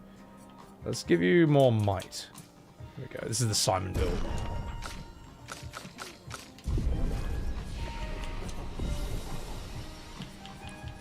Let's, there we go. That's what we want. Let's give you double HP. I think that's a bit better. Yeah. William Monaco Spear. Queen Lune. She is my queen. Right. We'll go fight the chromatic lollipop guy now. This is 20% off. Yeah, it is. The developers who aren't Team Cherry would have charged... A lot of developers who aren't them would have charged more than 20 for a game like Silksong. See, I look at Silksong and it's $20 and I think that's a fair price. Whereas I've seen other indies that I've wanted to give a go, but they're just like a bit... They don't look worth it to me. Can you piss off? I'm trying to... Go away. I'm trying to do the shooty thing.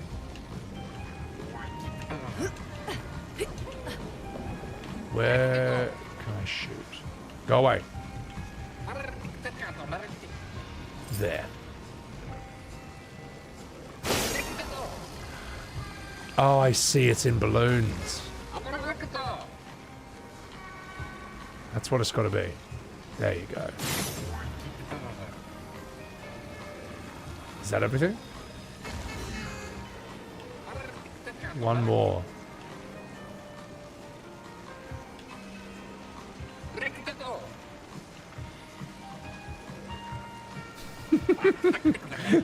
They do sound like Mario. Let's go. Hello from France, Dari. Appreciate that. Appreciate that. Welcome in. Like, there's some games to me that look like an indie, but they cost like 40 bucks or something. It's like, oh, come on, mate.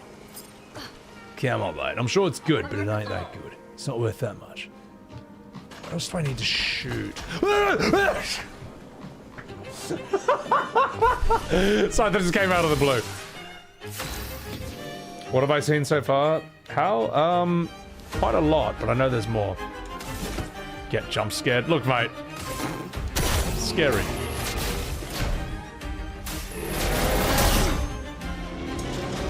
Time to bleed. Good. Oh, God, I can finally do some real damage again. I can finally go full power. Elemental Genesis! Queen Lin! Let the ink flow. Sink him! Hadouken! Still very strong. Oh, is that Ponto in me fucking chat? Ponto, welcome in. Guys, follow my man, Ponto. I know this bloke forever. Ponto, how is, are you doing the DLC as well? Because this is super intense, man. It's so good. It's so sick. Alright. Let's go. Let's fucking go. No.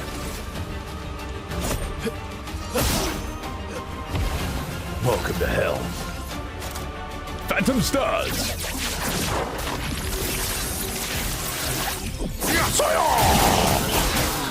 Let's carve a path. Alright. You know what? I'll give him one attack. Why not? Why not? What lovely feet. You fucking asshole! Down to his wounds! Get ready for my 1 damage. Followed by more than 1 damage. He's got E33, it's so good, no spoilers. Ethan, it's so sick. It's so mad. So. Wouldn't even make sense to lose best RPG. Well, the weird thing is, right, like, okay, so the JRPG community says this is not a JRPG. And then the Kingdom Come community says it's not an RPG. So what is it? You know, it's one of these things, man. It's one of them. But I think it ultimately comes down to, like, it's just an endlessly moving goalpost for whatever. Oh. For whatever you're arguing. Okay, alright. Let's have a look at this weapon for Lune. I want to see this.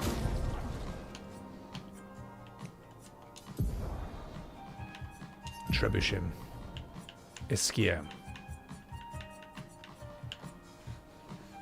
Let's see what it looks like. That's very cute. Okay. Using a skill that doesn't consume stains increases your damage by 20%. Resets when you use that, okay. Basic attacks. Base attacks change them all into dark. With 4 dark, any skill can consume... Oh, soy face. That looks sick. I'm going to keep Trebuchet on. Just because it's just like the most leveled. But yeah. Fuck. The thing is, like... Anyone who says it can't be a JRPG, also, or an RPG, shall I say, I think they betray their age a bit. Because I've been around long enough, that I remember when FF7 was called an RPG on PS1. And it was. That actually was. The whole JRPG thing didn't come till later. Also, we didn't check out the Mael weapon. Honestly, it doesn't really matter at this point. Like, by this definition, right? Dark Souls is a JRPG, alright? It's an RPG made in Japan, okay? Like, it's just stupid. It's just word games, and anyone who brings up the whole, this is not a JRPG, whatever, you are internet pollution, alright? You are a waste of time. You are a time waster. You know in Dark Souls, how, like, you can choose the different kinds of characters you are at the beginning? You are the waste of skin, okay? You're the worst one. All you do is contribute nothing to the conversation and waste everyone's time.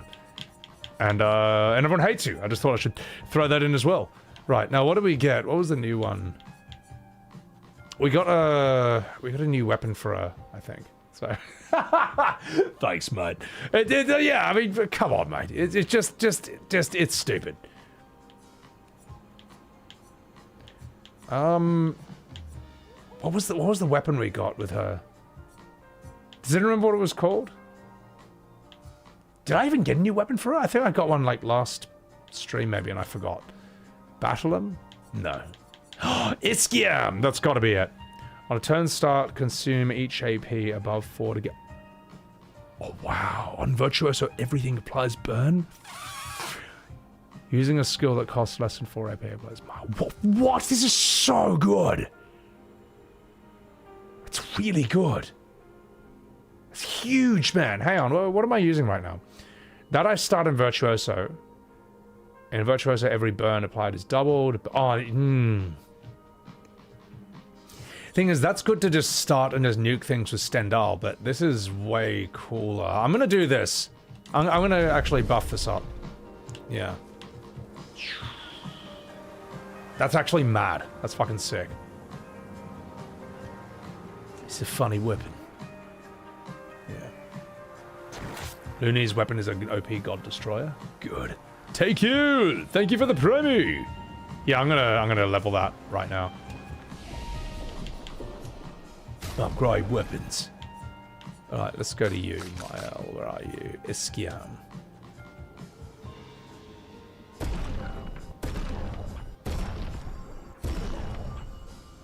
Fuck. Alright, let's equip it. So Mael will no longer be starting in Virtuoso. But honestly, yeah, I guess I'm over the playstyle where she pops in already in Virtuoso, just Stendhal's something, and that's just it, you know. It's too strong, that move.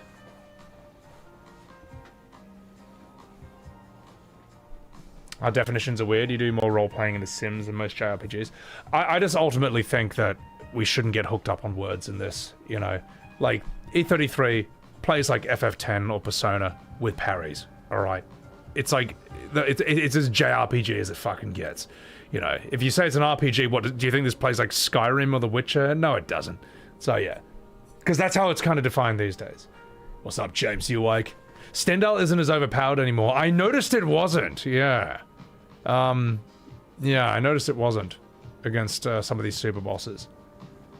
Indie that holds no meaning anymore.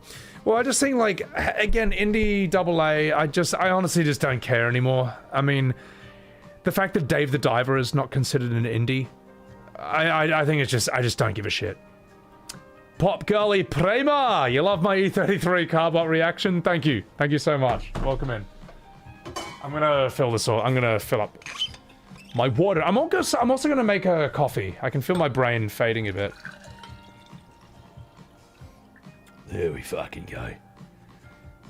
Ariane Dita, why everyone hated E33 so much they can't accept that they won Game of the Year? Well, I mean, we've never had a game like this that's been like a Lord of the Rings level sweep, like the Oscars. Like, Lord of the Rings won like 11 Oscars in 1 year. So did Titanic, so did Ben-Hur, but that's new in the video game world. But in my opinion, it's absolutely deserved. So, Dave the Diver, will I play the DLC? I haven't played the Yakuza Like a Dragon one yet, unless there's more DLC you're talking about. Let me just check Lune's weapon. I might swap hers as well. Eskia, I'm using a skill that doesn't consume a stain, increases the damage by 20%. Okay. Resets on a skill, basic attacks. Base attack changes all current dark states. So you get 4 stains, then you can do 1 base attack, and then you can just boom the next thing. Okay, that's pretty cool. I'm actually gonna level this as well. I think I've got the equipment for this. So, Killer Tofu, thank you for the super chat. You watched my video on Dine today. You already annoyed at the cheesing writing, but dissecting it allowed you to realize how infuriating it was. Yeah, no, as I say, like, it's when you look at them shot by shot, side by side, it gives the lies nowhere to hide, you know? I didn't even mean to rhyme when I said that, but it's impossible to gaslight when you do it that way. Let's give you that. When you watch that Killer Tofu, or when anyone watches that, you can see why I hate that game so much. You can see why I'm so angry about this. Oh, I need more grandiose. Oh, Ray. Right. Can I buy that from someone? Don't forget to put Mael on my starting squad. Listen, mate. She's in the back line for a reason. Actually, no, we'll give her a go. We'll get rid of... We'll get rid of you, Verso. You can fuck off. How do I get you out of my party? There you go. Right. Actually, yes. Also, Monoko, you can piss off as well. Hello, boys. It's me, CL. Alright, okay. We're gonna have... Get rid of the men. Bring in the ladies. We'll have, like, Charlie's Angels over here. Okay. Next, you still can't get over how embarrassing the FF7 remakes are. Such a spit in the face to the OG fans. What do you mean? They understand the characters even better than the OG does now. You're crazy if you think otherwise. They're 95% the same. The tone is exactly the same. In fact, and if it's different, alright, well, that's because that's what they wanted to do in 1997, but they couldn't due to hardware limitations. I think you're crazy to even think such a thing. I think that... my god. Mr. Entitled over here. You didn't even want a remake. You wanted a remaster. What are you talking about, you silly goose? You bloody drongo? Bet you think you're pretty tough, huh? So I can't get over that Bravely Default scene. That is just unbelievable. So... It's crazy they're saying that. Yeah, there's a reason I just don't give a shit anymore. There's a reason I go to town for fun and just like make tweets or videos just exposing those gaslights and those lies. All right, I'm sick of it. All right, I've had enough. I've had it up to here with their shenanigans. So yeah, hardware limitations made. Yeah. Who would have thought? Like clearly they wanted to make Sid not smoke in 1997, but they couldn't due to hardware limitations. So like, you know, just had to have that cigarette in his mouth the whole time. Oh, you have found me! Give me... Oh. Oh! No! He's got no more. Fuck. Alright. Okay. Well, I thought he had some spares. So... I'm probably the best thing to happen to Bravely Default Jankum. I still cannot believe that scene. I, like, can't believe it. You love the part where Palmer dropped into the OG and then just, like... spanked his ass in Dine's face. It's just so dumb, man. Yeah.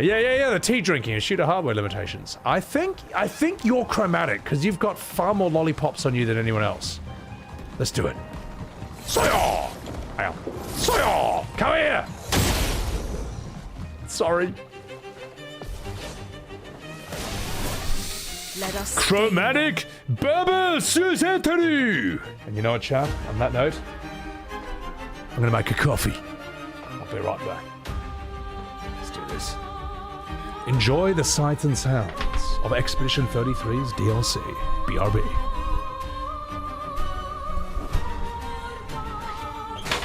Ow.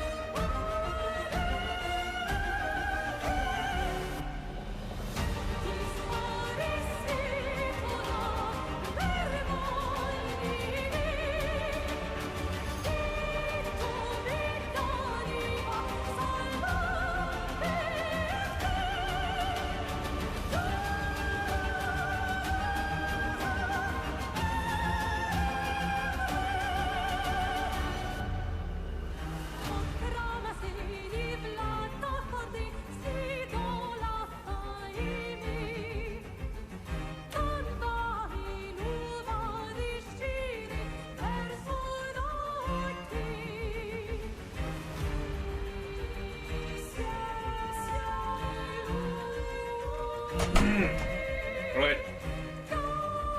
Fucking bad boys.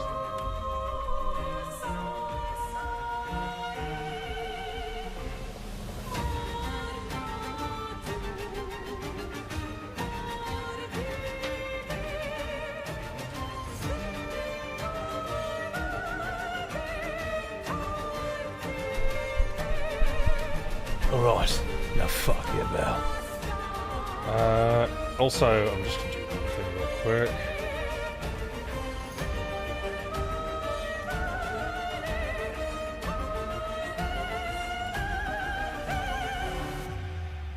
Right. I'm just gonna finish this coffee and then we're gonna fight. Daddy Beard. Looking to see what he's got.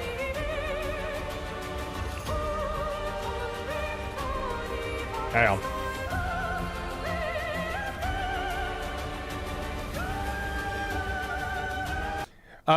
Floppy, do I have the name of the Bravely Default clip? You want to show it to your wife? I just randomly found it in a playthrough, but I'll tell you what, I'll give it to you, right?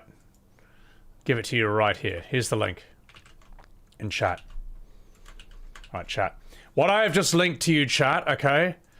You know how the JRPG fandom says that Claire Obscure Expedition 33 is mid, that it's slop, that it's baby's first JRPG? In the same breath, they will say that this is peak. I say, you know what? Why do I really do this justice, alright? Why don't we have a look? Why don't we look at this, okay? We're gonna watch these scenes back to back, and you're gonna tell me which is the slop and which is the peak. And then the fun question after that is which one is $50 and which one is 60. Ladies and gentlemen, I give you baby's first JRPG followed by peak. No, we have a mission. Oh, fuck the mission! Fuck the mission, Lune! What are we gonna do, huh? Tell me. What are we gonna do? We're gonna take down the paintress, just the three of us? My gun and your sparks? I didn't take you for a coward. I'm not a coward. You swore the oath. When one falls, we continue. Yes, I know. When one falls. When one falls. Not if, when. You reckon you're pretty tough, don't ya? But you're no match for us, I can tell you that much. Don't get cocky, Dag. After the stunt they pulled before? Not likely. I'm gonna make them pay for being so sneaky. I'm gonna make them pay 100 times over. Selena? Selena! You've done it now! Prepare to die, Drongos! And that, ladies and gentlemen, is why no one takes the JRPG community seriously. Alright. No one. Yeah. Yeah, JRPG fans. It's complicated! Yeah. Anyway, if it... Oh my god, wow. This has 280,000 views! No, we have a mission. Like 2,500 likes! Oh, just on chat. Yeah, and also, yes, E33 is $50. This is 60. Like, and you wonder why no one wants to even try these games. Like, come on. And then they go around screaming that this is peak and that this is mid. I mean, just like, what am I supposed to say? What am I supposed to do with this, man? What am I supposed to say? So, you know what? Out of curiosity, let's see if I'm sure there's some wonderful quote tweets about this. On one hand, you have people who praise the game like it's Christ and shit on the rest. On the others, you have people attack it and call it colonizer guer. I can't criticize or defend the game without being associated with these clown fucking hell. Did I praise it like Christ? No, it's not. There's a reason why I teach using specific games and not my childhood favorites. This is Professor Noctis. He's quite nice about me most of the time. But you know what? Can I say both games look like shit and aren't fun and leave it at that? I mean, you can. But you're wrong. But anyway, let's continue. Let's get out of here. That made me laugh. All right. Actually, what I should just say to people now is like, oh, I reckon you're pretty tough, you drongo. So, new community, mature JRPGs. I mean, well, that's how at least FF7 was back in the day. And at times with FF10 would say like Auron and stuff, so. There we go. Sonic profile pic. I mean, but you know, it was a sad day for me because back in the 1990s, Sonic was something that was seen as normal and cool. That is not how Sonic is seen anymore. My God, the things I've seen come out of that fandom. Holy shit. All right. You really want to play this game, but you're worried it might fuck up your PC. With the size, this isn't actually too big. This game, I think, is 1/3 the size of Metaform on your PC. So, here we are. Kind of making a comeback, but the community's cringe. What, Sonic? I would play Sonic, the racing game, but, it's 110 Australian dollars. So, I don't know. Yeah. In France, they have some people saying the game is racist. What? Weren't people saying this game was woke when it came out? Again, is it a JRPG or an RPG? Is it woke or is it racist? You gotta pick one, man. Okay, it can't be both at the same time. The goalpost changes depending on what they want to argue. It's ridiculous.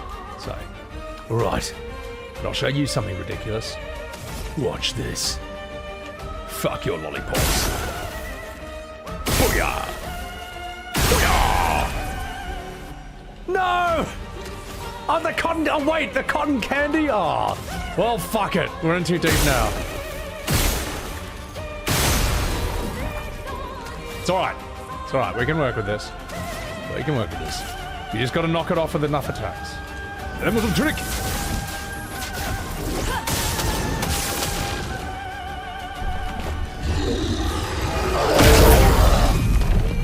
Let's keep going. I've got 6 cotton candies.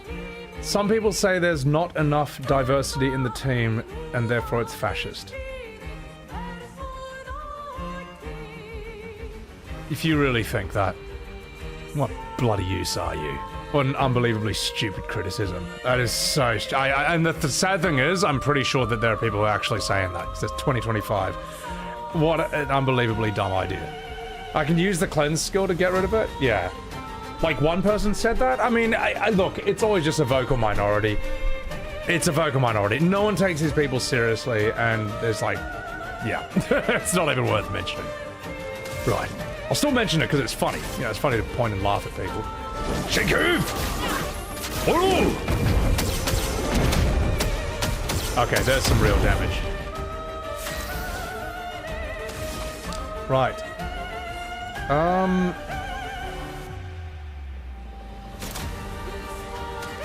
Tell you what. Oh, I see. I see. So now I have to enter with last chance if I want to be virtuoso. Ah, clever girl. Not looking good. Hang on, wait. This weapon perpetually absorbs like 4 AP from me, doesn't it? Oh, and it's a burn weapon. And I have no burning attacks. Yes, it's perpetually under 4 AP. I can't use anything! You silly goose, Mael! You... Ah! Bad Mael. Bastard. Oh. Oh well, she's not going to do much this fight. Alright, I guess it's all on CL. Just all on her. Let's give an energy tint to you. And we'll Fortune's Fury you. Alright. It's a translation to Daddy's beard? Yeah. Alright. Now fuck me about. Let's see if I can parry. Whatever he's about to do, let's see if I can parry this.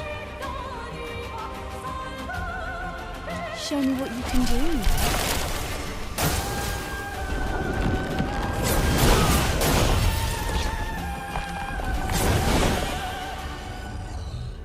It's alright. It's not too bad. Not too bad.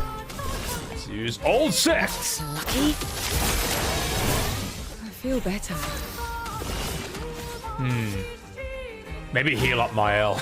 She's not looking too good. So much potential. Yeah, I'm just kept a free aim shoot with her. Right. Welcome to hell!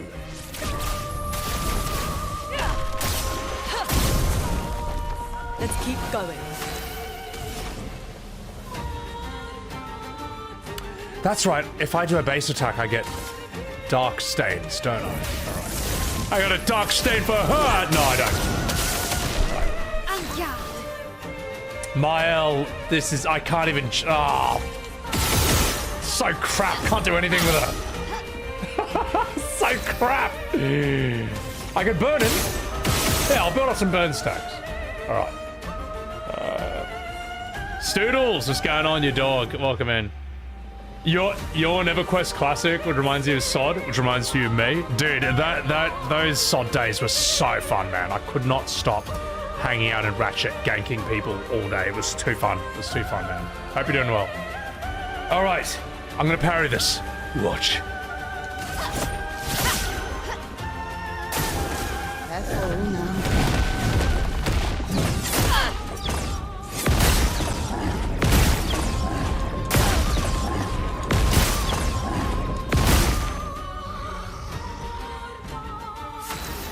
I forgot that there's a set of jumping attacks after that. Get up, CO. Right. Let's do the stain thing, the dark stain thing. So they're all dark now? Famous last words. Hey, take care of yourself, salted coffee. What's SOD? Season Discovery from World of Warcraft. It's ancient history now. Elbiryu, welcome in. Right. What can that do for you? Let's... Oh, I've got no AP! I can't break you, can I? Can't break you with anyone. Unless... Get ready to meet your doom! For my love. Welcome to hell. Okay. Right. Good work, madam. Let's go. Fortune's Fury.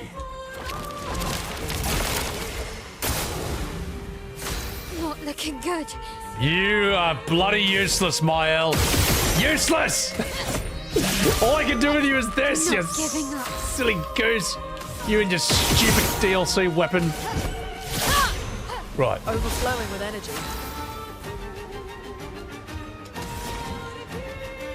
Hang on, it said with Lune. Did I forget to equip a weapon? I did! I'm still using Trebuchet. Oh, fuck. I thought I had SKA's one on. Okay, well, that was dumb. Alright, that's fine. That is fine.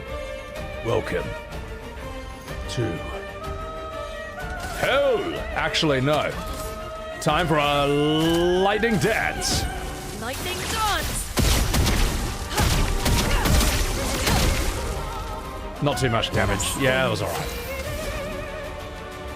We'll give you a Crustal Crush. Actually, no. What can I do? Yeah, whatever. Give you another one. It's a cool looking move. Zombo, welcome in. It's doing good. It's doing good. Let's... What can I do? We'll mark you. No tricks. Useful. Right, let's see if I can parry this.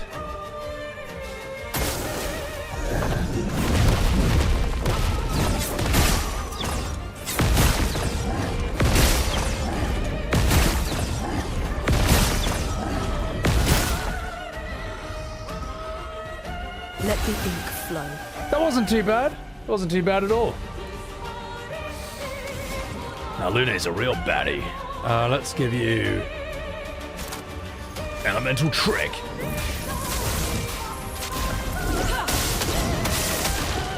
Feeling better. Her new weapon's OP? Yeah, no, I gotta try it out. Genesis!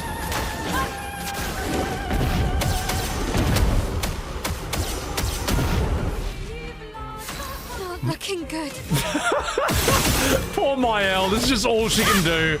This whole fight. But, you know, maybe it's for the best. Mael is usually a hard carry most of the time. Ready. Hello, boys! It's me, CL. Marking card. I feel better.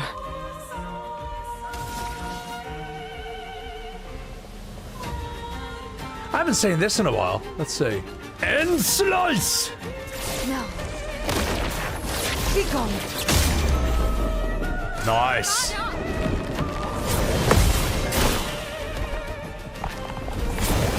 Ah! Good. Right. You can lost stand Gamage for big damage. Yeah, true. Mael's weapon is better for shooting builds. Oh, okay. Right. Get up. You saved me. That's it, you silly sausage. Welcome to hell.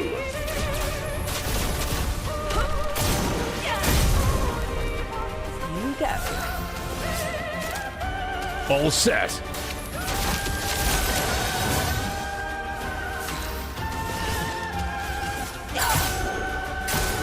Look out.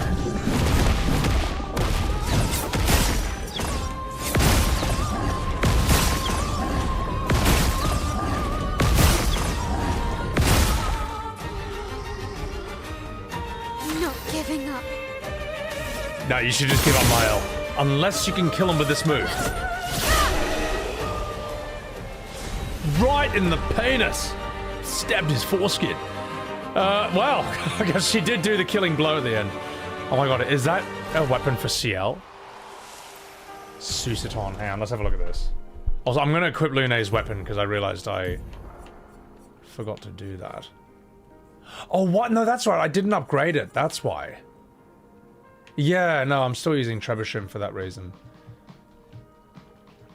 See, that's really weak. I need more upgrade materials. I'm not gonna use this for a bit, unless... Consume HP to gain more HP. That's a shooting... It's a shoot... I don't know. I might go back to what I was using before. I do like Medallum a lot. It's just so sick. I don't think Miles gonna give up. No, she's alright. Can't wait to watch the VODs, because you can't really watch the entire streams. No, appreciate it, appreciate it. I still need to upload the VOD of me playing this for the first time, as well. Alright, heal up, ladies.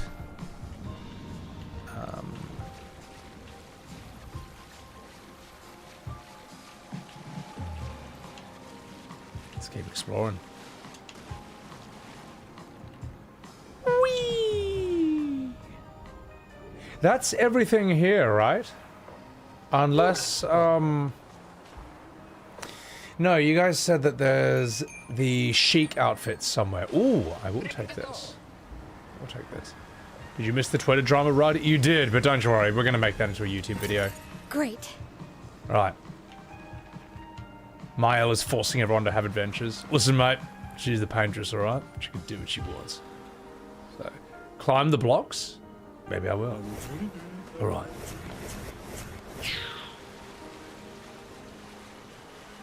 True. Yeah, that's all a parkour thing, isn't it? Nah, piss off. I'm not fighting you. I'm doing this. Whee! Whee!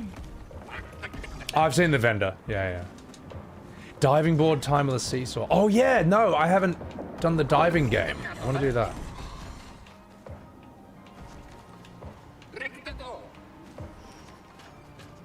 Ooh, is this right?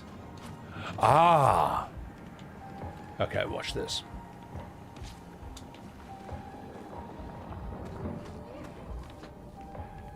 Chic outfits are your favorite ones? Yeah.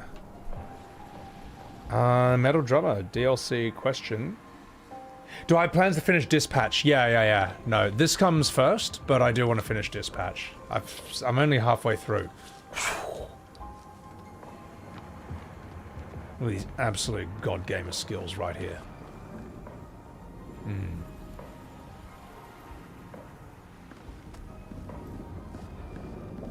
The chic outfits are near, what's his face? The gross titties. That one.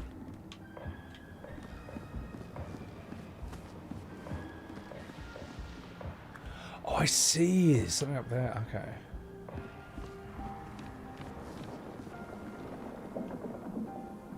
I'm just exploring this. Seb, what do I hate about FF10?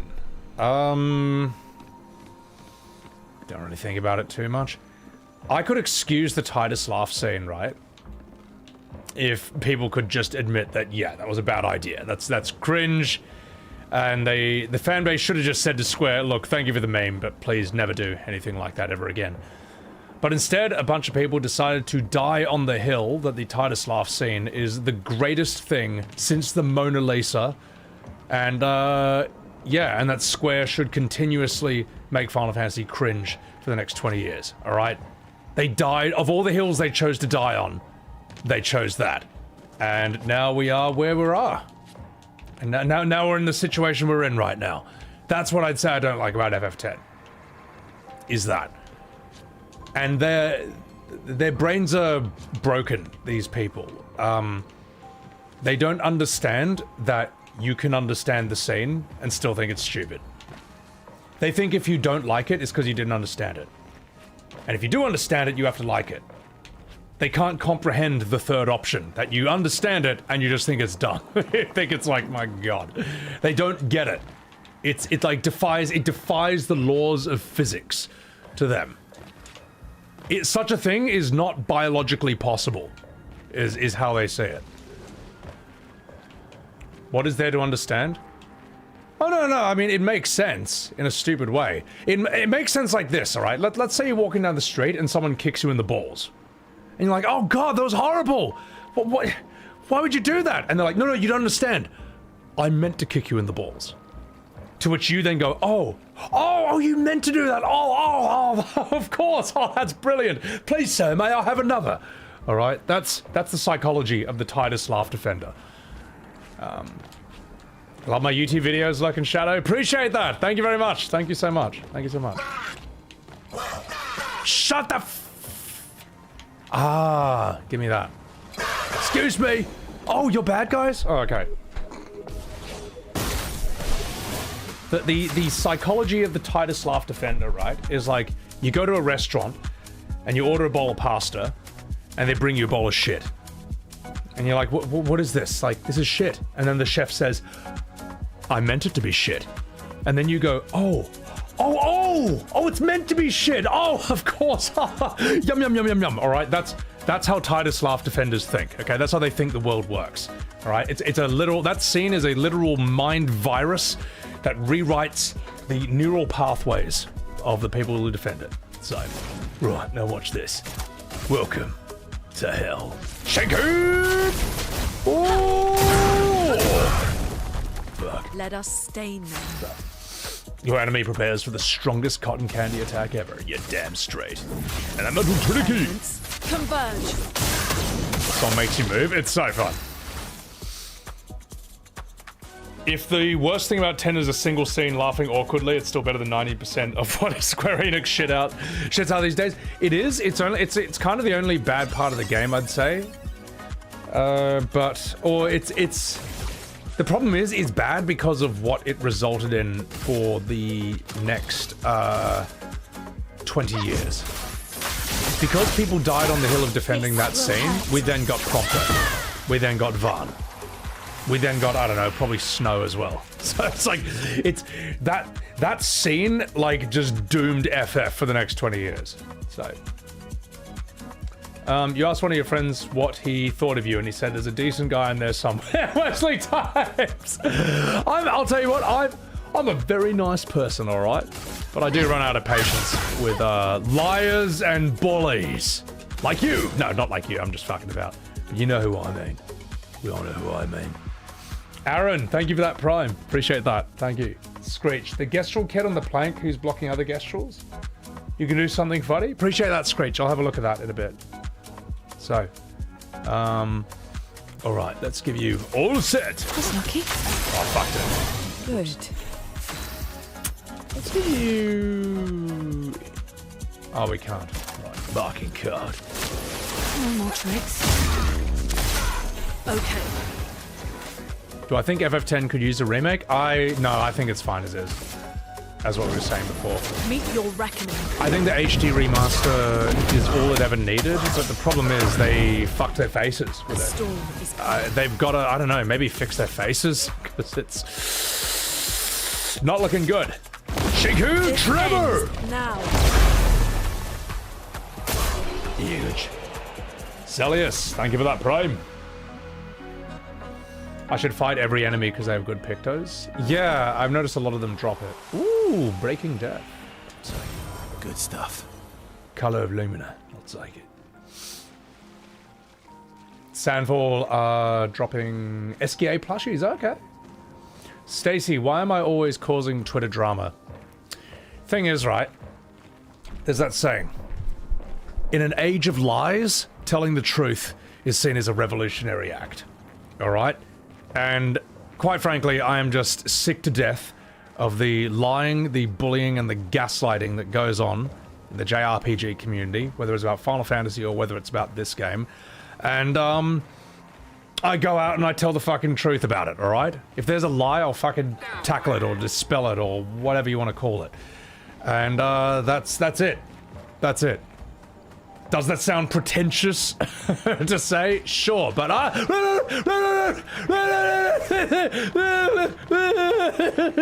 sorry, I need to climb that again. Just 1 second, chat. Go, piss off! I need to go over here.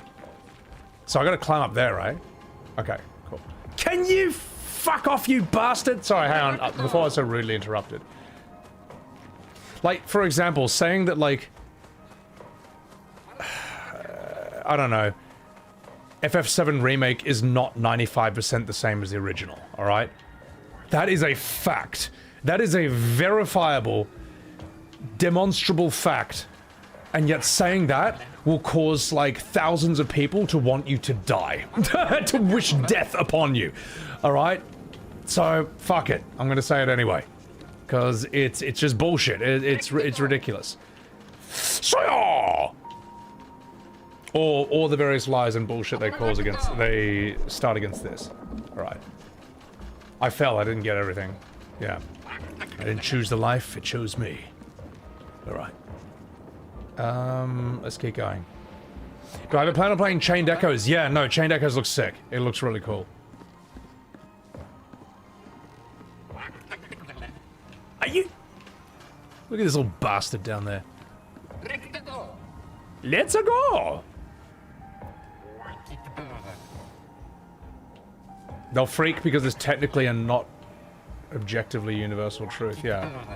Some people can't exist outside their echo chamber. Well, they live in their echo chamber, then they say that you're the one who lives in one. Alright. Oh, I see. That's what I gotta do. Alright. Watch this.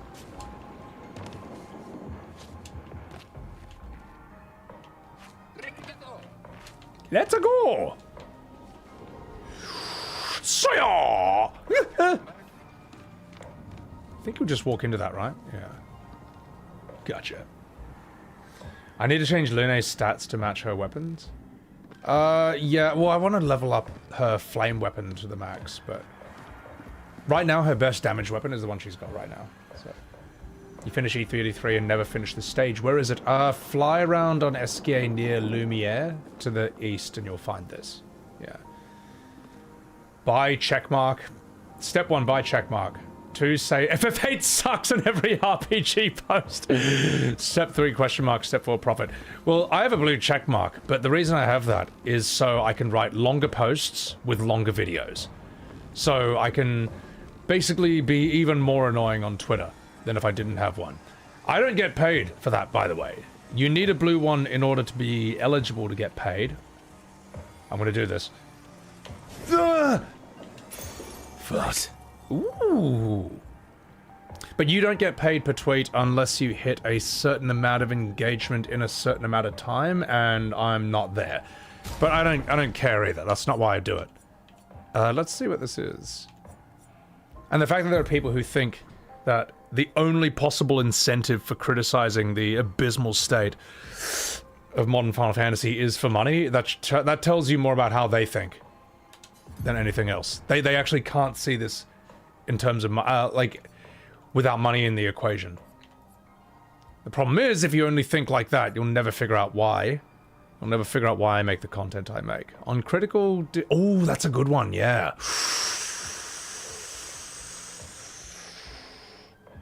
I'm going to use that. I'm going to use that just to... Yeah, just so we learn that skill. That's mad. So... What do I think about the summon system in remakes? Isn't it just like scripted summons? I don't know. I mean, FF15, I think, has the worst summon system out of them all. Yeah. Climb has it. Here for the hate. Good work out there. Thank you. I appreciate that. Alright. There was another one I got. What was it? Not the one. I never learned that, did I? What was the other one we got? Gradient Overcharge? On turn start, consume 3 gradient charges if available to deal 200% more damage this turn. Ooh, that's interesting. Okay. Yeah. Dreadnought, thank you for the super chat. I want Final Fantasy VII to get a remake, not a poorly disguised sequel riddled with Kingdom Hearts bullshit. I think clearly you want a remaster. I just got you with my word game. Yeah, no, I mean, don't we all? I think that's what everyone actually wanted. But we didn't. So, didn't care for summons in 7 Remake, and I'm right on 15. Yeah, I mean, I just don't really remember. I just remember, like, summons just pop up as a scripted event. Oh, that's how it kind of felt. Same with limit breaks to an extent, so. Alright, now fuck you about. Ooh, can I get back there with a jump? No! Okay, maybe not. Alright. It's okay, it's alright, chat. It's alright. It's alright. There's a false alarm. I'll get back up there quickly. Summons are RNG win buttons? Yeah. Oh, can you fuck off? No, go away. Stop it. Peace off. That thing wants me. I thought 10's summon system was really good. It's almost like a Pokemon system to an extent. And the game did a decent job of balancing it where... Yes, you could go in and just get all their overdrives to max, and then just save them up for a boss. But many bosses will one-shot your summons, and after they've one-shot them, they'll have a few turns on you. It's like a punishment. They anticipated that you might use this strategy. I do like the summon system of, say, like... 7's is cool. I can see why they want to change it up, though, because there is an extent where it's at, like, 6 or 7, it can just basically be an I win button. Like, why would you use any other spell? But then again, some summons can just, like, fall off. Like, no one uses, like, Ifrit or Shiva when you've got, you know, like, Fire 3 or anything. Even, like, Fire 2, man, with all is kind of better than Ifrit to an extent. To my memory, at least. Maybe I'm wrong. Maybe I've forgotten the scaling. This game is so tight, solid. You are right here. You fell 10 times here? I know. I'm gonna do this as well. If you did it right, the cost of summons in 7 just weren't worth it. Yeah, no, I liked really strong materia, like, say, like, Contain. That was good shit. You know, Freeze, Break, Tornado. Am I going the right way? I think I am. Yeah. This is so tight.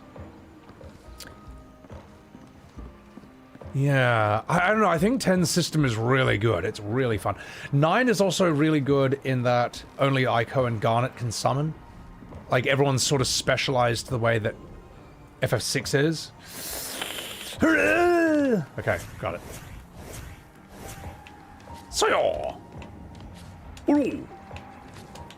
Is this where I'm supposed to go? I think it is.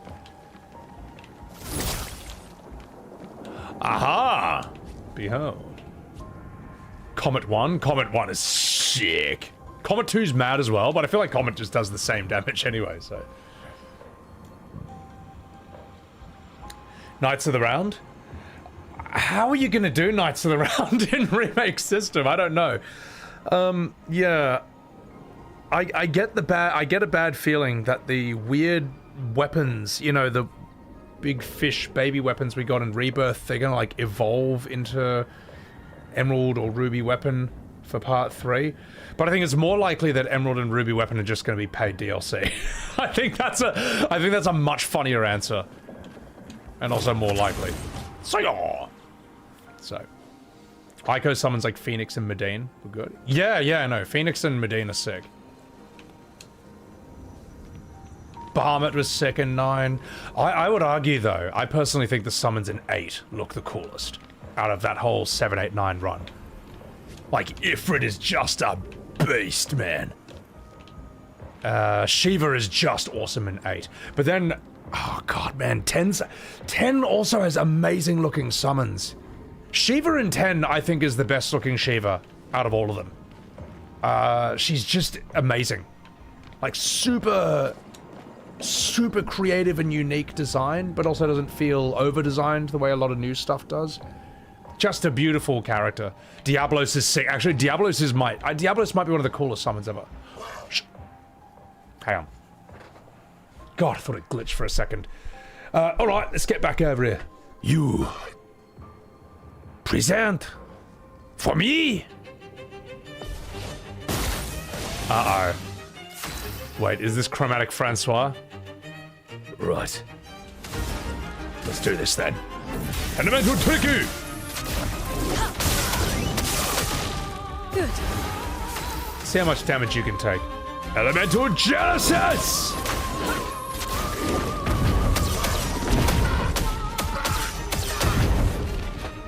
Not bad. He's on double HP. It seems fair though. Oh my god, Adam Quinn. If you say FF7 Remake in the mirror 3 times, you summon Sebi Webs. You're damn straight you do. And thank you for that super chat, brother. You alright.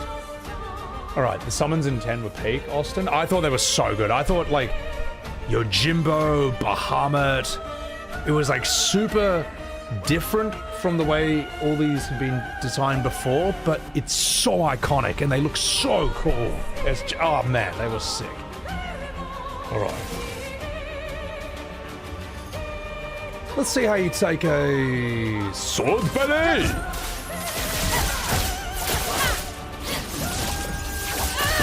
Oh my god, relax, Maya. Relax! He's already dead. Virtuous Ho!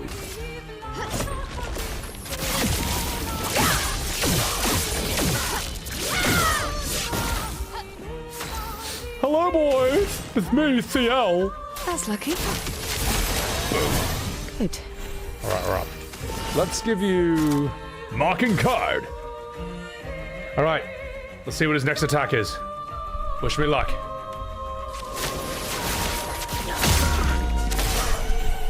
Lune, watch out!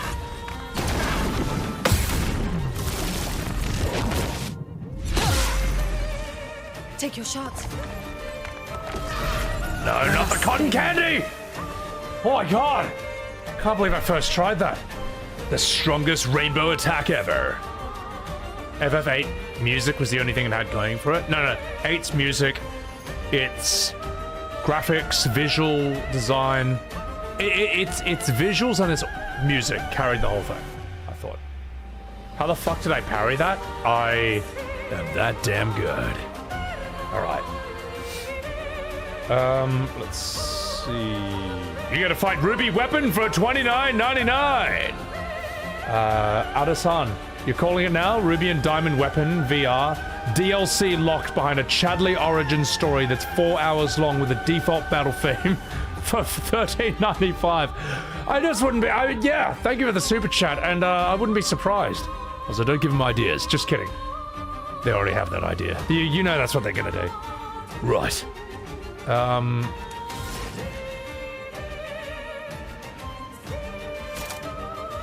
Elemental!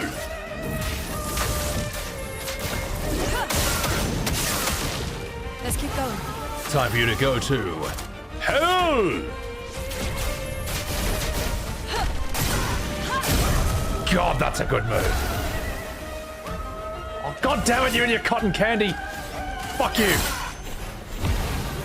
Oh wait, it doesn't matter for CL because she doesn't do any damage anyway. So it's fine, see? Let's give you Fortune's Fury. Yeah, on you. Why not?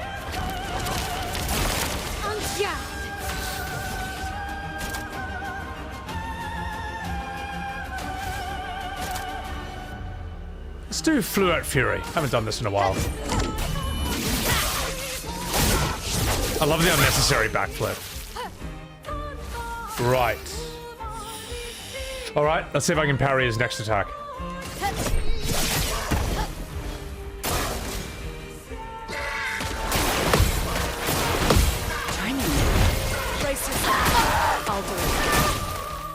It's two attacks. Okay. You saved me. Fuck. Double. I just realized. You get double rainbowed. Oh my god. You probably don't even understand that reference because you were born after that was a meme. But for us boomers, that was a big deal. Holy shit. I tasted the rainbow. There you go. Super necessary. I got it. I got it. How about some of this? Doom!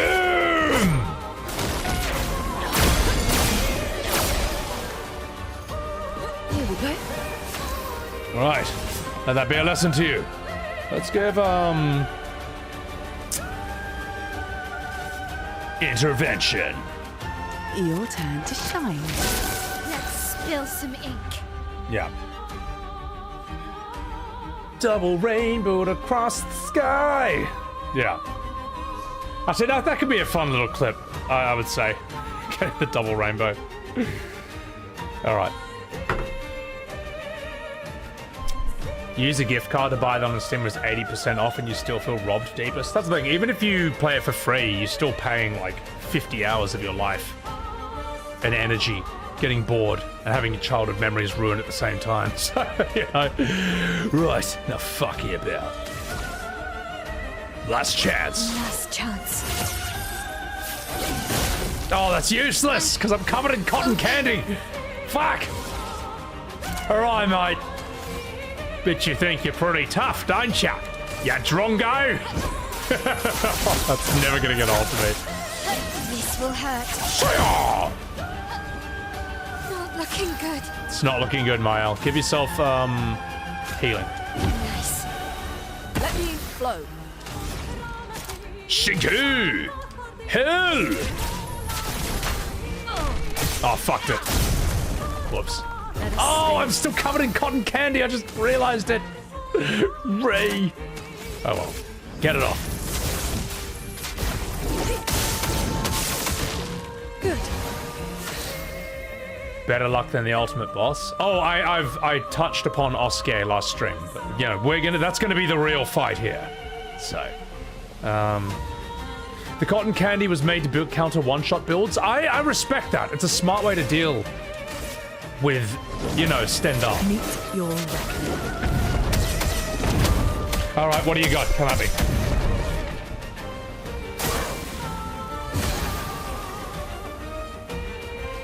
Okay, let's do it again.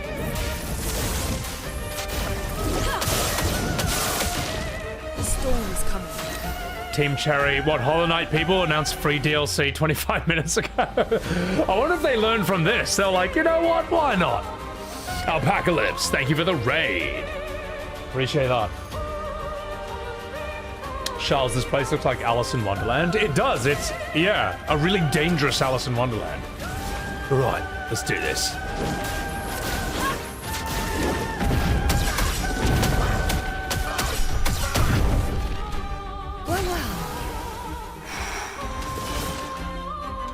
Hang on.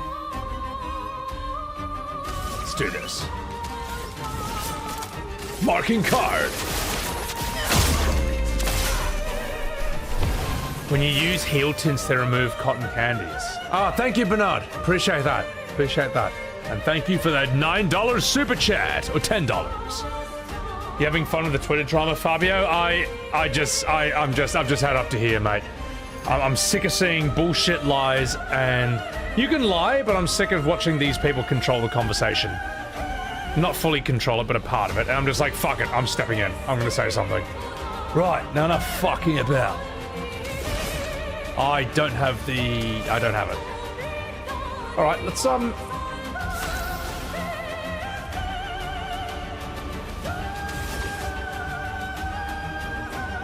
You know what? I just want to see what your next attack is. I'm gonna parry this. Let's go. Lulu, attention. Stop! Stop! She's already dead! She's already dead. I'm back. Yeah. What is story, Mark? Get up. Oh no, that's not what I meant to do! I meant to bring it back to life! Uh-oh.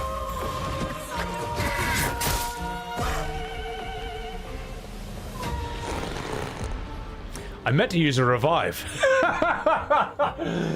And now I'm dead. Oh, I forgot to say the Red 13 thing, Bernard. I'm not doing that. God help me. Alright. Alright. I see how it is. I'll fucking see how it is. Let's go. Healing tints didn't work for you. Cotton candy doesn't count as a status effect. Maybe.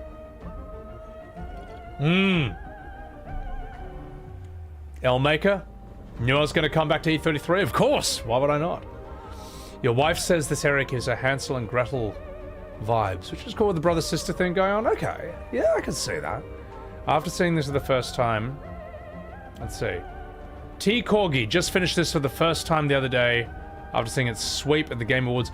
Pretty decent. Give it a 7 out of 10. Really solid game. Listen, Corgi, your trolling won't work here, mate. Alright. That's a great joke, mate. That's a great joke. Alright. Now fuck you about. Let's do this. Would I do New Game Plus? I don't know. I'm not really a New Game Plus guy. I'm kind of a one and done. Alright. It's time for them to be done. Let's do this. Push up! Crush! Get rugged. Energized. Fucking bitch. Oh, I've got cotton candy on me. Oh. Right, well, let's get it off then. French plate. Right. Let's see if I can steel strike you. I don't actually want to die against this guy. Prepare for oblivion. That's better.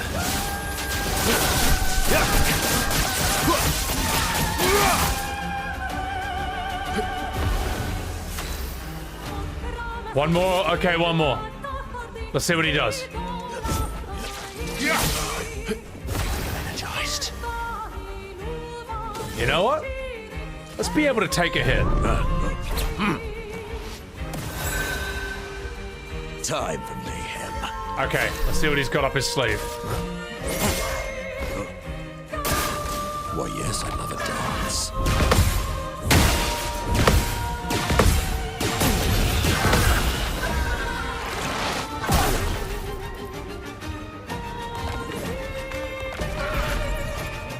Let's go. Okay. All right. We're back, boys. We're back. Okay. God, I didn't want to get game over here. But this time, the only one who's getting game over is you. Fuck. Steel strike you! Alright. Nailed it. Pyrus, bring it on. The first JRPG that has ever been made. Claire Obscure. Alright. Licorice. Wait, a licorice weapon for Mael? Let me just heal everyone up at first. Okay. A licorice weapon for Mael. Alright. Let's see what it does. Each successive skill deals 10% more damage. First hit of a skill applies... Oh, wow! First hit of a skill applies mark. Second hit of a skill and following hits do not consume it. Fuck. First hit of a skill applies mark. That's crazy. Okay. That's pretty insane. Bernard, thank you for the super chat. Kingdom Hearts is annoying, and the fandom doesn't realize that it's not coming out until 2030. Delusional as fuck. Yeah, I mean, is Kingdom Hearts 4 ever coming out? Disteron. What do I think? Oh, what do I think if Sandford decided that their next game rejected the parry mechanic for traditional turn-based? Well, I don't know why they would do that, if they did that. Because the parry system is iconic to this, and it's one of the things that sets this apart from other turn-based JRPGs. It's one of the things that sets it apart from, say, like FF10 or Persona. Now, do I think that other JRPGs need to adopt parry? No. I don't think parries should be added to Persona, and I don't think they should be added... If Final Fantasy ever goes back to being turn-based... Well, then again, it actually would kind of follow their philosophy of trying to make it for both action people and turn-based people. Except, this is a better way of doing it, in my opinion. I don't know. I don't know what we're going to see for FF17. FF17 might just be like a really lazy crap copy of E33. It could just be that. But in a way, I think they need to sit down and think very carefully and for a long time what they're going to do with that. So... You need a Chrono Trigger remake in this style? I mean, I think Chrono Trigger is fine as is. I don't know. I'd like to see more games that use this parry turn-based mechanic, but I don't think other games, I don't think existing successful or popular JRPGs need to do that. I think it's more like a new system that could be applied to different things, so, yeah. The Andromeda in the Milky Way galaxy will crash in 5 billion years before Square Enix makes a turn-based FF again. Well, I mean, that's what I would have said before this. Maybe it will happen now, but the sad thing is they wouldn't be doing it because they want to. They'd be doing it because they think it just makes money. Not out of passion. You know. That said, you know, what are they supposed to do then, you know? Because if you say that, then it'll be like, well, what do you want, you know? What's good enough? They do turn-based, but not for the right reasons. So I don't know. I don't know, man. I don't know what they're supposed to do. I wouldn't want to be Square Enix right now, because I don't know how... If I was them, I wouldn't know how to fix this problem. But the problem with modern FF is a problem of their own making. They made it, you know. They made an unfixable problem. Split your audience into two completely different... Split yourself between two completely different audiences and then try to make both happy at the same time. It's like being a chef who's trying to make, like, food, trying to make meals, trying to make a dish that both carnivores and vegans are gonna love equally at the same time. It just cannot be done. You can't do this. It doesn't work. Yeah. Happy holidays, Vegas. I appreciate that. Also, how the fuck? I'm stuck. How do I get out of here? Help! Help! I'm trapped! I'm lost! How did I even get here? Chat, how do I... Oh, I see. Ah, yes, that mechanic that's been in the game from the very beginning. You enjoyed 16, the highs were insane, but it didn't feel like a Final Fantasy. I think 16 has a lot of good things going for it. Clive, Sid, certain fights like Titan and Bahamut, the boss music for Typhoon, I thought they were dope. But it's just got so much... It's just so disappointing at the same time. It's not a Final Fantasy. It's just not. It fucking plays like a knockoff Devil May Cry. It's just... It's... You know, the fact that the shareholders, Square Enix's shareholders, said that FF16 is heartbreaking for longtime Final Fantasy fans. They're not wrong. It's, you know, I know that's taken from Metacritic, but it's right. It should have been a spin-off game. But the problem is, if you make it a spin-off game, it's not going to sell as much. You know, it's called Final Fantasy so that it sells more. But all that does is make more people buy it in the beginning, you know, for the first month, and then they realize, like, hang on, this isn't an FF, and it's not very good, and then it's just done. Like, it's just not going to stand it. It already doesn't stand the test of time. No one cares about it anymore. So, what else? And the thing is, even if you did make 16 turn-based and have a party system, it still doesn't change the fact that its story needs serious rewrites and trimming. So it's just kind of fucked no matter what. You have to just remake the whole thing, in my opinion. You have to rewrite all of FF16 first, and then you've got to remake its combat. Like, I mean, oh god, you know. This is the thing, there's a reason people don't hate Strangers of Paradise, alright? It was very clear what it was going on. It's like a spin-off game, it's a Souls version of FF1. But 16 stole a spot, it used up a spot in the numbered entry series of Final Fantasy that could have gone to a real FF. That's what's happened. So, that's, when you understand that context of FF's history, that's why people are so harsh on 16. Also, chat, I've done everything here, right? Actually, where's the diving minigame? Where is that? Is that in here?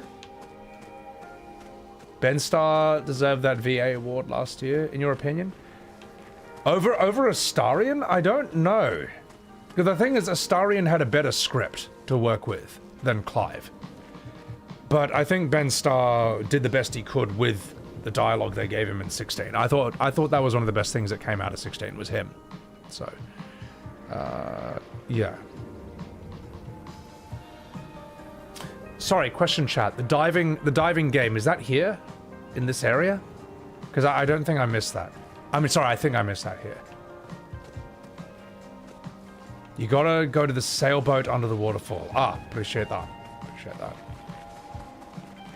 Should be just up here then. Ben carried 16. Ben and Ralph Ineson, Sid, carried FF16 until Square decided that Sid was just too cool and we gotta, you know, we can't have that. So this game's too enjoyable, this game's too fun, we gotta make it less fun. So let's get rid of him. Around here? PC Master Race? Oh, it's up the hill. Appreciate it. You think Ben wouldn't have won if E33 wasn't so stacked? I'll tell you what, this might be a controversial opinion, alright. I would have given, like, a best performance award to, like, everyone in this game. Ben Star, Gustav, Lune, Mael, Andy Serkis, Monoko. I would actually, you know, I would actually argue. Here's my hot take. I don't think that this game won enough awards. The fact that only one person in this cast won an award, I think that was a robbery. How's that? How's that? I should tweet that out. I should say they should have invented, not that this game should be limited to only winning 3 tops. No, they should have invented a bunch of new acting awards only for this one game, and then given them all to the actors here. Don't piss off the haters anymore. It's too late, mate. It's too late. Here's the thing. I'm already a heretic in their eyes, okay? I'm already that. There is nothing I can say or do that will ever make them forgive me or get back in my own, in their good graces. So, fuck it. I'm already in, you know? Let me ask you this. You know the people who don't like me on Twitter, do you think there is an ounce, do you think they have one forgiving bone in their body? Do you think they'll ever forgive me? Like, ever? No matter what I do? The answer is no. So, fuck it. I'm already here. I'm already a heel in their eyes. May as well just lean into the role at this point. The mocap actors. Oh, yeah. Oh, my God. Maxon Scarzola. Yeah. As Esquier and the mocap for everyone. Like, Esquier's actor is Gustav's mocap guy. Like, he deserves an award as well. Yeah. Diving board to the right. Okay. Let's see if I can find one. Their egos won't left them? Yeah, do you think the FF7R community is ever gonna forgive me? Do you think I'm ever gonna get back in their good graces? No, so why would I ever try appeasing them on anything? You know, someone once asked me, he's like, on Twitter, he's like, well, after you said this, like, why can't you talk about the good things of this game? It's like, well, why would I? That's like asking someone to describe the good qualities of someone who just mugged them. It's like, why would I ever do this? I would never recommend this game to anyone. Why would I talk about what I think it does well? I think it does a few things well, but I wouldn't recommend it to anyone, so why? Scary Monster, thank you for the Prime. Appreciate that. Or someone being like, someone else was like, why don't you reach out to the people who like this game? You know, see what their perspective is. It's like, I know what their perspective is. They've been sharing it with me on Twitter for the last week. All right? Like, they've made it very clear. Like, why should I reach out to them? After they've just hurled abuse at me and lied about me and called me every name under the sun for a week straight. Why would I reach out to them and say, like, hey, what do you think? It's like, I know what you think. I know what you think at this point. The face, it appears to be cracked all over, no? You are asking me? I am nearsighted. Well, I'm telling you, this is a pretty big hole. Maybe something cool will happen. Por favor. Wait, that's Spanish, but close enough. So, why try to please people who won't reciprocate the effort? Yeah, why do I have to go out of my way to be nice to people who went out of their way to be an asshole to me? And they struck first, right? They did that to me first. You know, I never insulted them. I don't, like, at this point, I will criticize the JRPG community as a whole. Well, you know, the bad actors. But, they personally attacked me for criticizing a game. But as we all know, you know, they are... Ooh, there's stuff I haven't done yet. As we all know, these people attach their identity to these games to such an extent that they see criticism of a game as a personal attack on them. You know what I mean? Like... Nice. Ooh, slowing attack. Base attack applies slow for 1 turn. That's really good. I might equip that to someone. Bro, just play the game, Karim Touche. Oh, I'm sorry, Karim Touche. Is this? Do you want? Am I talking my chat too much? Here, if you want, I can ignore all your chats for the rest of all time, and then maybe we'll progress a bit faster. But look, I respond to my community. I respond to my chat. I'm not going to sit here and be a streamer who just ignores everyone else. And I am playing. I'm picking up this item. I'm looking for the thing I'm supposed to do. I'm looking for the diving thing. Also, buttock skills. If you want, I can hide you from my YouTube channel so I can never see your comments ever again, and then I might not get distracted. I might get a bit less distracted, and then then more gameplay will happen. How about that? Yeah, brother, it's your stream, BP. Yeah, I mean, look, if you want to, oh, this has to be it. If you want to fast forward to the part where I fight Osquier, just wait till the VOD is out and then fast forward to that bit. Ridanost, merci beaucoup for the gifted sub. Alright. That's gotta be it. Yeah. Alright, here we are. This decade has been nothing but boring! My toy boat got lost somewhere! My balloons, they are scattered to the wind! My candy, it is stolen over this candy land by those big brush-faced bullies! Now, it is my turn to jump from this diving board, but I will not jump, no! Nothing will make me move! I will face anyone who wants to have fun! It is my turn to have fun! Silly little bastard! That makes me laugh. I'm gonna read some chats. Oh, by the way, chat, is it okay if I read some chats? Is it okay if I respond to some of you? Or should I ignore all of you for the next few hours and just play this game in silence, like a real streamer? Let's see. You have a hot take? Silksong is less of an indie than E33. The Hollow Knight devs had plenty of budget to support themselves over the past year. 8th cycle. I could understand. Well, I thought I could understand that because they got like the Hollow Knight profits rather than backing. Yeah, I don't know what their budgets are, so I can't really comment on that. So they got it backwards. They should have kept their blood feud with Square, not you. Well, that's the thing. Why are they defending the company that won't give them what they want? You know what I mean? Why attack me? Zero. Estelle Donut and Maxence were so amazing they did mocap with the same characters. Oh yeah, is that her name? Estelle Darnell? She's that small French woman, isn't she? She's fantastic as well. She's so good. If you compare Lune and Ciel's body language, they're complete. Yeah, isn't that just them for the whole thing? There's like 4 mocap actors for the whole game. Yeah. Alright. I'm gonna scroll down, I'm gonna read some chats and I'm gonna do this. Actually, I need a drink of water. Streampunk, thank you for the prime. Isn't it awesome that FF Tactics won Best Strategy, Jesus? I was actually really happy to say that. I thought it deserved it. It's a fucking awesome game. And also, it sends a big message to Square Enix that, like, their game that wins is the one they made, like, 25 years ago. 28 years ago. Chuck E. Cheese anime. Do I think Square Enix should die off and just pass the torch to more passionate and competent people? Feels like the time is up.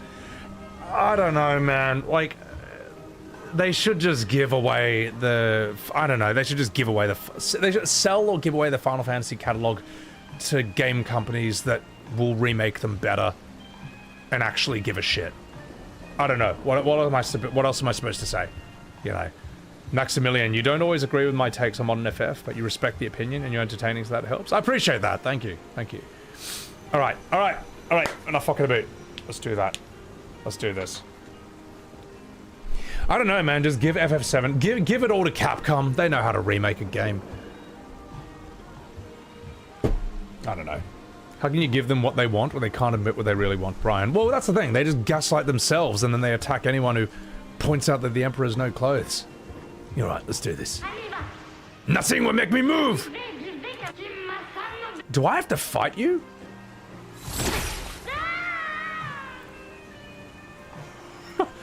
Yeah, take that, asshole!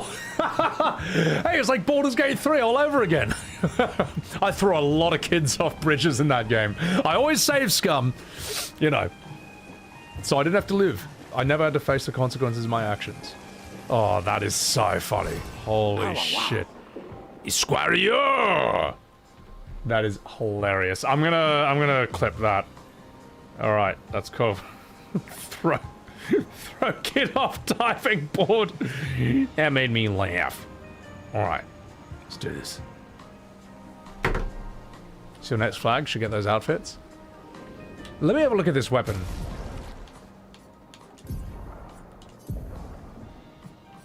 Isquario. Base attack moves the bestial weapon to heavy mask. Heavy mask gives 1 shield to all allies. Holy shit. Damage taken is reduced by 50% while hit. Wow, so this is like the tanking weapon. Ooh, that's really good. That's very, very nice. Joyario does more damage though, for now. Oh, well, that's cool. We'll save that in case I need to do a tanking build. This minigame took you an hour. Fuck. Made you laugh out loud today. Alright, let's Is this what I do? Is that? Hang on.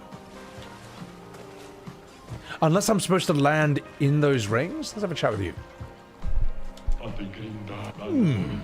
Even though I am offering my most precious junk, no one wants to switch in the hoops. He's judging those who are willing to jump from the diving board. Oh, I see! Land of the hoops, got it. Crimson Hawk, thank you for the 500 bits and the Sevi B.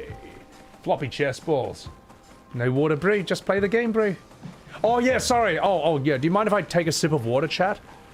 If I do that, I'll be playing the game less. Right. I'm just so you know. No, I'm just fucking about. Some people shouldn't be allowed to use the internet, but no. Wait, what are we talking about? So aim for the bushes. Oh my god. Okay. I do mind. Just want to let you know. Does my hydrating offend you? There's a rope to climb at the bottom. Oh, there is. I see. Okay, cool. Cool. No hydration. Alright. Alright, chat. Let's do this. Okay.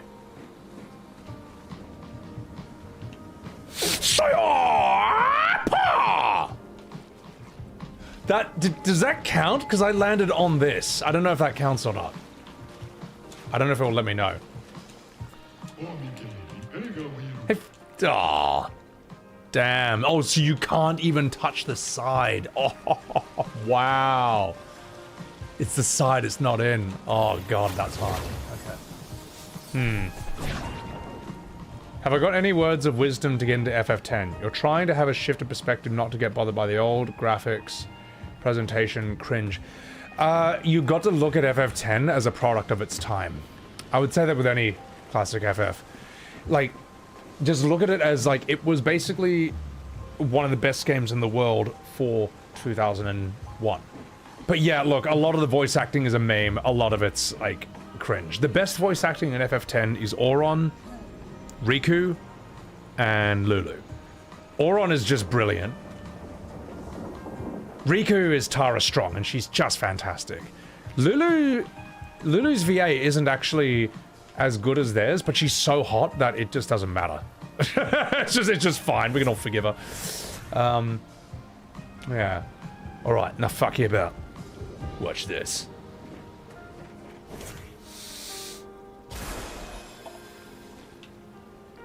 That was so close. That was so. I basically slipped in the last second. Holy shit. All right. So you successfully do the other jumps. I will give you more. Maybe I will. Right. Second try, baby. My God, Ciel is so elegant. So, Kimahri, best character?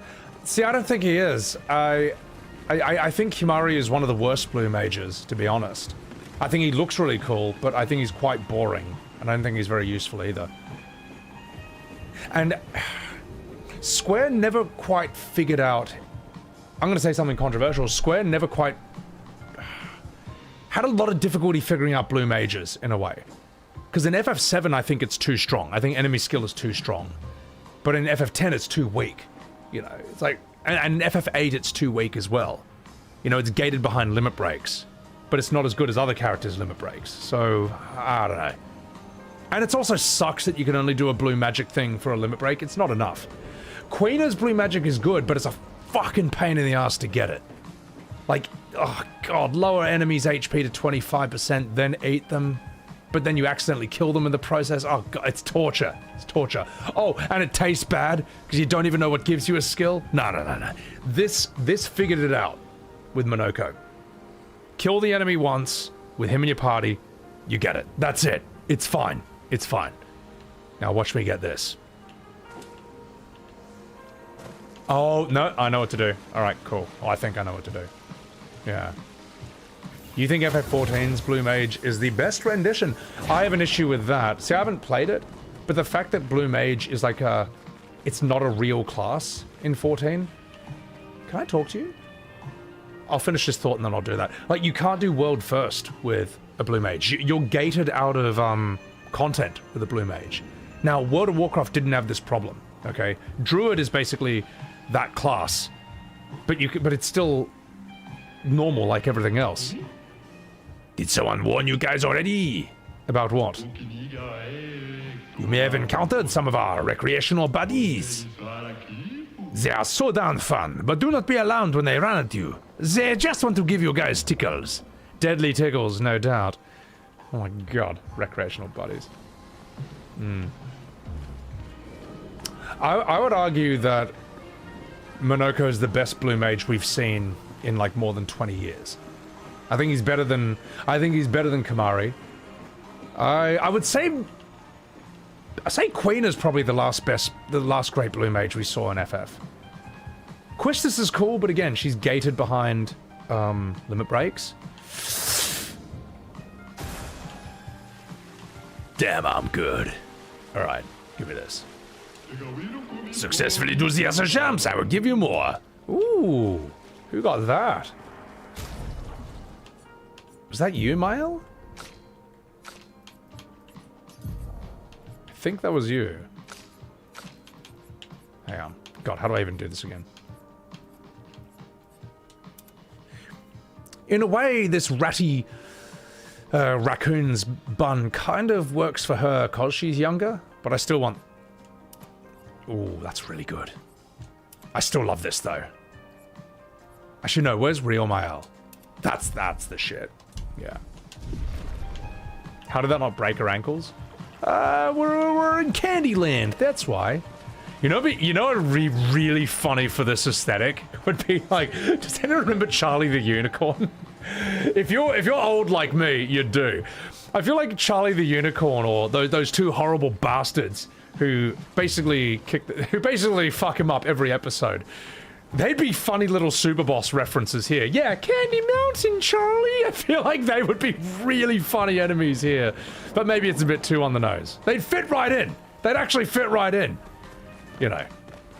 But anyway. Oh my god. God. I remember, oh god, when I wrapped my head around Charlie the Unicorn later on, as an adult, it like, oh man, it was actually quite disturbing. Because the fact is, their whole thing, like, Charlie, that whole thing, it's all an act. It's all an act. They're actually these malicious psychopaths who are just trying to, like, steal his kidney and stuff. Like, they're just terrible people, just putting on this act the whole time. But you never actually see their true faces. You can tell I was, like, high off my ass when I was watching this and realizing this. But you never see their true characters. You'll never see the act. Merci beaucoup for cleaning up this mess. You have lobbed that kid off the ledge like a champ. Hey, you're the man, Jablonski. Oh my god, the fact they think it's funny that you just threw a kid off the edge. Typical gestural behavior. Imagine the remake version of the Charlies. Oh god, I can't even read. The remake of FF10, I don't think they really need it. The remake version of the Titus stuff, if they ever remake FF10, oh god, they're gonna have to put it in, aren't they? Magical light pleurodon. So I've got 1, 2, and 3. This is gonna be the hard one. This is gonna be very hard. I think there's only 3, aren't there? Okay. Alright, chat. Concentration time.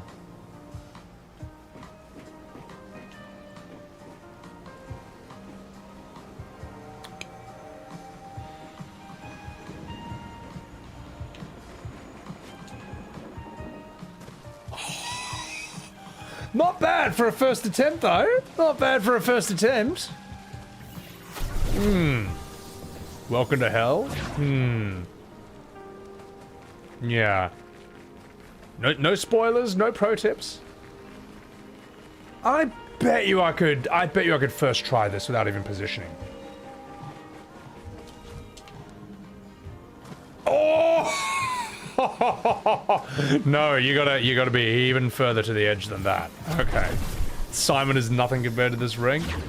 I think I'll be alright. I think I'll be okay. We'll see. We'll see. Okay. Okay.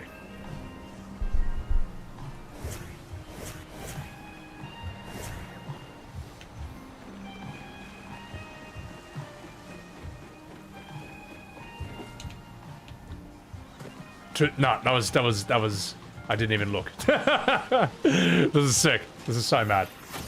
Oh, Bernard, who am I? Just play the game. Oh, Bernard, hey, thanks for the super chat. Thanks for telling me to play the game. Appreciate it. You gotta work on your edging game. With this challenge comes denial. Good first try for a blind jump. Facia, thank you. Appreciate that. Right, let's check the positioning for a bit.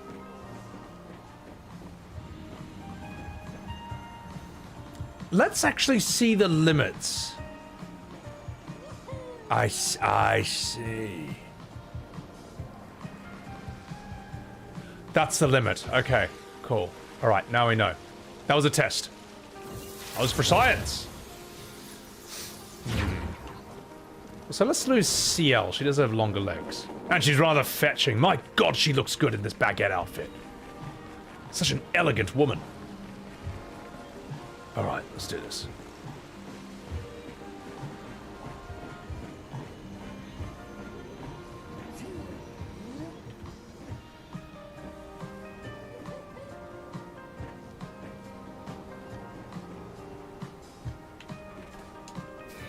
Oh, I didn't jump at the right time. Damn it. Took you 33 tries. Sorry. Fuck. Can't be that bad. Famous last words, Jumper. You watch. You watch. Lune? Oh, I can't do jumping with Lune at all. I can't.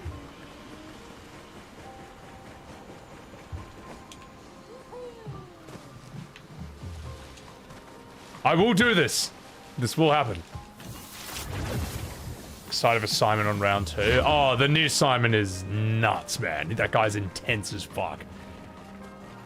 Her feet don't touch the ground because she doesn't sprint. Yeah, exactly. So I find Lune hard to position that way.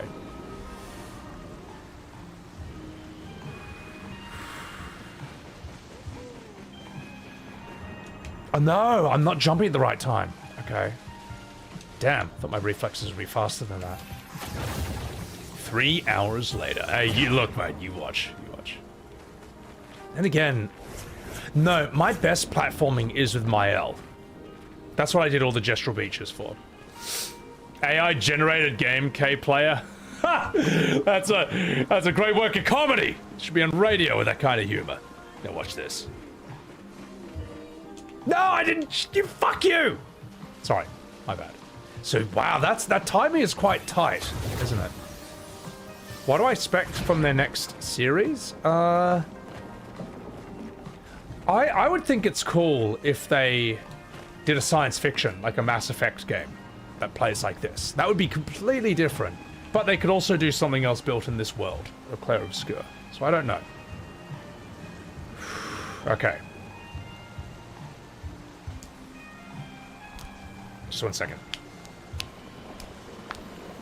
VOD watchers skip 1 hour. Watch this.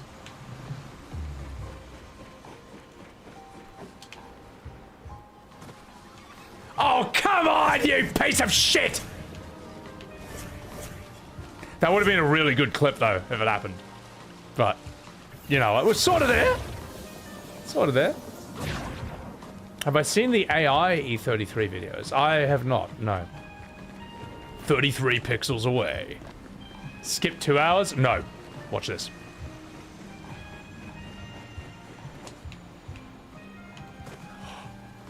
Fuck you!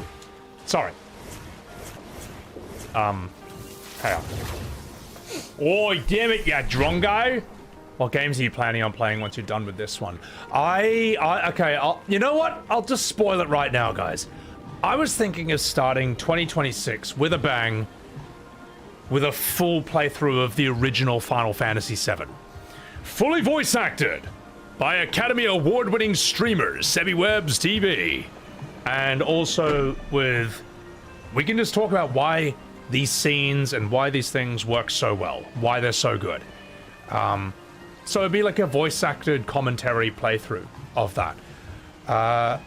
Because I've been wanting to do that forever, and shit just keeps coming up that gets in the way with that. I just want to do a full one, have it fully like edited for YouTube as well, for the main channel. I would love to do that. Also, Must Sweat, thank you for the $13 super chat. Merry Christmas, Seb. I forgot video games were fun for a long time. E33 brought me back, and you love my content so far. Thank you for just being yourself and enjoying the game. Thank you, Must Sweat. Appreciate it. I gotta say, I mean, I felt similar in a lot of ways. Like, E33, when I saw the trailer, I realized it's the first time I'd felt truly excited for a new game to come out since waiting for FF8. I mean, how sad is that? but yeah, it's true. There's a lot of people who've said that they kind of were just like, oh man, do I even like gaming anymore? And they played this and like, hang on. Yeah. Wait, this guy streams? I only ever catch his shorts! What's up, Hobo? How you doing? Welcome in. Hope you count down your steps so your run doesn't get taken down. Oh my god. Darlene, what's going on? I'll get it eventually. Yeah, I will. So, before or after Dispatch? I could knock out Dispatch in one stream. So, yeah. Also, another look, I wanted to do a proper FF7 run for a long time, but I didn't want to... This is going to sound so sad, chat.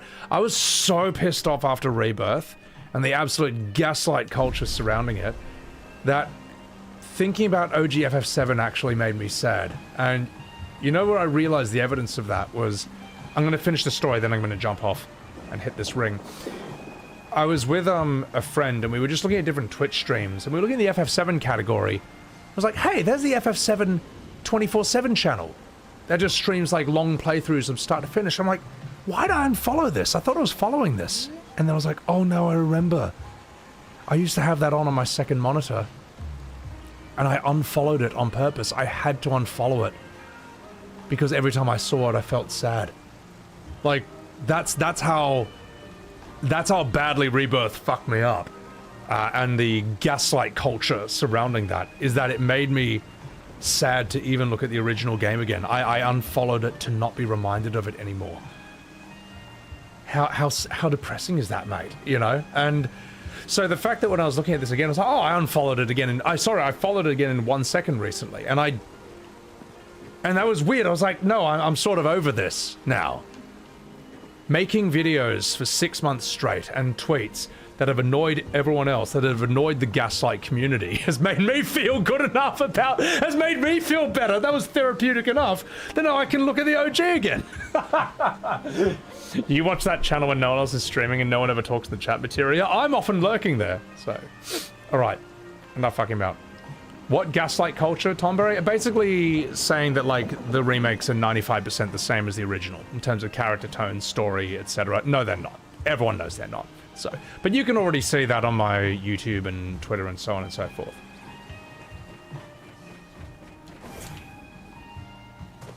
You're a bastard! Damn. That's a very hard one to hit, isn't it? So, the vacuum minigame, oh, meta, that is hilarious. Tifa in a swimsuit. Listen, you goon lords, all right? Some hot waifu is not the same as good writing. It's not. Yes, she's hot, but it's not good enough. So, what do you mean? I was in there. Fuck you. Oh, it's so close. I took the fall to stand up and laugh it off. No, well, yeah. Yeah. You hate how they massacred Red 13? Oh my god. I love how that's like one of the biggest, like, that's like one of the sorest points for them is Red 13. And I made it so, oh my god, I must have spammed his... No, I need to be further. I must have spammed that laughing face like 500 times. Ridiculous. Landing in the red ring is harder than any of the bosses. Yeah, I can do this. What was life like for me before remake? Well, I thought 7 Remake had a few red flags, but it was not like Rebirth. Like, Rebirth was so bad that it woke up millions of people. No, Rebirth was the worst, mate. It was just like people could not... You couldn't play FF7, the original one. You couldn't talk about it without an endless parade of people bringing up Rebirth and Remake. You just couldn't do it. It was... It was like tied at the hip to that game and that conversation forever. So that's one of the reasons I made so much content about how shit I thought that game was so that everyone would know what I think of it. So people would stop asking the question. That was actually one of the reasons. Oh, come on! So I wouldn't have to keep repeating myself on stream. I'd make those points, so, you know, I don't need to explain what I don't like about Red 13's voice, or what I even think of it. We all know. So, we all know. You had hopes after Remake, but you lost at Rebirth? Well, after Remake, I thought, well, after Remake, I was like, well, if they did this with Midgar, some parts are cool, there's no way they're gonna fuck up Gold Saucer. There's no way they're gonna fuck up Cosmo Canyon. In fact, I can't wait to see those. As Red 13 said in his pirate side quest, and I, for one, can't wait! But... Square found a way to fuck up the unfuck-upable. I'm gonna do this.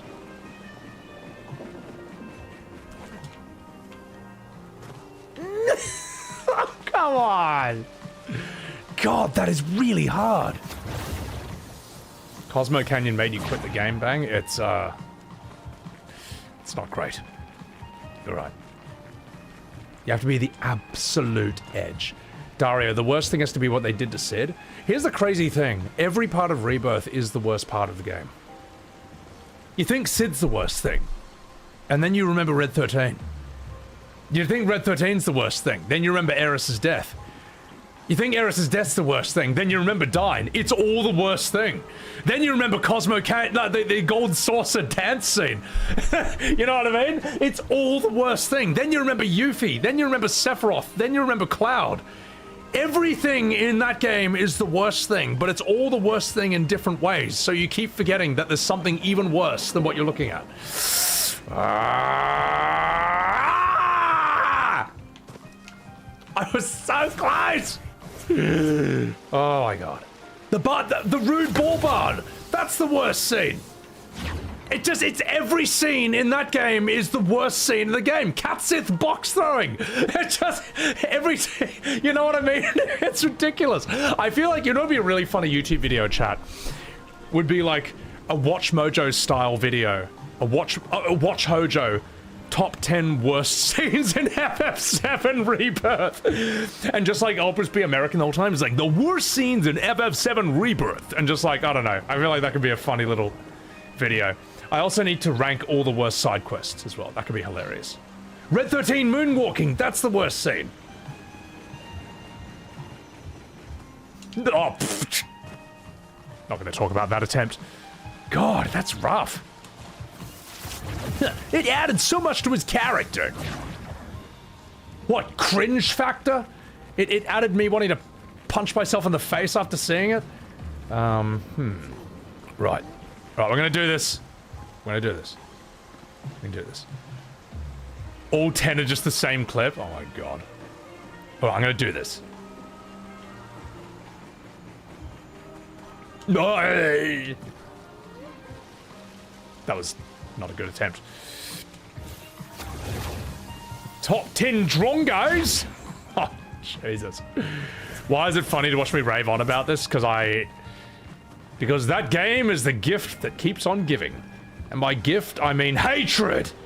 Anyway, another worst scene.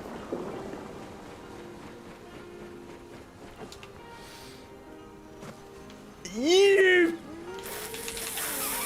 Fuck!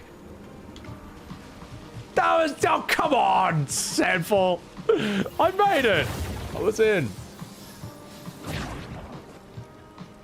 It's nothing like the OG FF7. Yeah.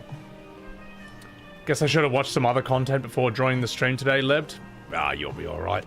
Couldn't handle these Twitter anties in any constructive manner. So you're glad that I'm out there just telling this game it sucks? You gotta highlight what's important? Yeah, I mean, look, man. These people don't stop. It's like it's their mission to make everything that's cool into the lamest shit ever. And if you ever point it out, they just be as unpleasant as possible towards you. But at the same time, they're not used to people standing up to them. So they fall apart like a house of cards the second you do any pushback. Alright, you know. Right. Okay. It's easy, just jump in the ring.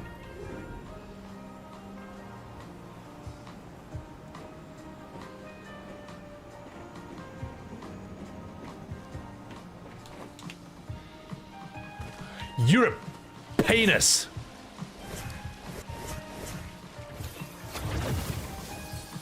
Sure, this will be patched. You need to make a pixel perfect jump. Yeah, I don't want to be here too long, guys. I might just do this. Like, I'll give this like 5 more tries, and then we'll fight Oskio. How's that sound? Oh no, 5 more tries, then I'll get the chic outfits, then Oskio. So, how's that sound? William Scott. Hello, Sebi. You believe Versos is the correct one. However, my argument that the canvas people are not real because you can paint the back is not true. They can only be painted by God. Hang on, let me reread that. Nani? The canvas people are not real because you can paint them back is not true. They can only be painted by God. Wait, what exactly, Nani? Are you calling the painters gods, or? Oh, I did the seesaw last thing. Yeah. Alright. Pixel perfect, eh?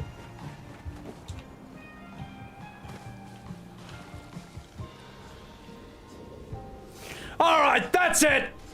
I'm out of here. Look, I made that fucking jump. I made it.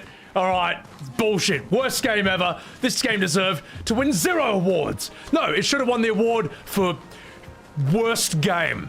That's the award should have gone. In fact, I think they should just cancel the VGAs after this. Have no awards for anything. That's it. I'm out. I'm done. So, let me rest up. That happened to you 2 times? Oh, that's so funny. I mean, it could be a funny clip. It could be a funny short, just like all the failed ring attempts. That could be... Yeah. Combine all? I don't know. Alright, I'm gonna fill my water up. Fuck it. Let's play Rebirth instead, no. You know what they say about gamblers? One more. I'm not a gambler.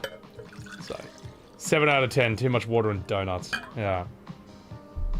That's very hard. You tried fighting Oscar and got your ass beat? He's brutal, isn't he? He's tough. Do I like the idea of Claire Obscure as an animated series? I don't really need it. I'm fine with this just being game form. Mayo, let's give you some of this. Yes. Fuck. FF7 Remake Karma. Are you saying I deserve that? Probably did. So. We have talked to the door, actually. Look, I'm gonna get these outfits first. You know, I'm in too deep. I haven't done the door thing, have I? No, he wants the birthday cake, which I have now. Alright, cool. Yeah, I'll go give the door his birthday cake. After I get the chic outfits, so. OG FF7 as an animated series or movie? Again, I think it just works best as a game. That's what it's originally designed to be. I think the reason it works so well is because it's a game, in a lot of ways. Is there new stuff here? That will help. How did I miss that? Unless it's new stuff. Whee! God. Haven't been around here in a while.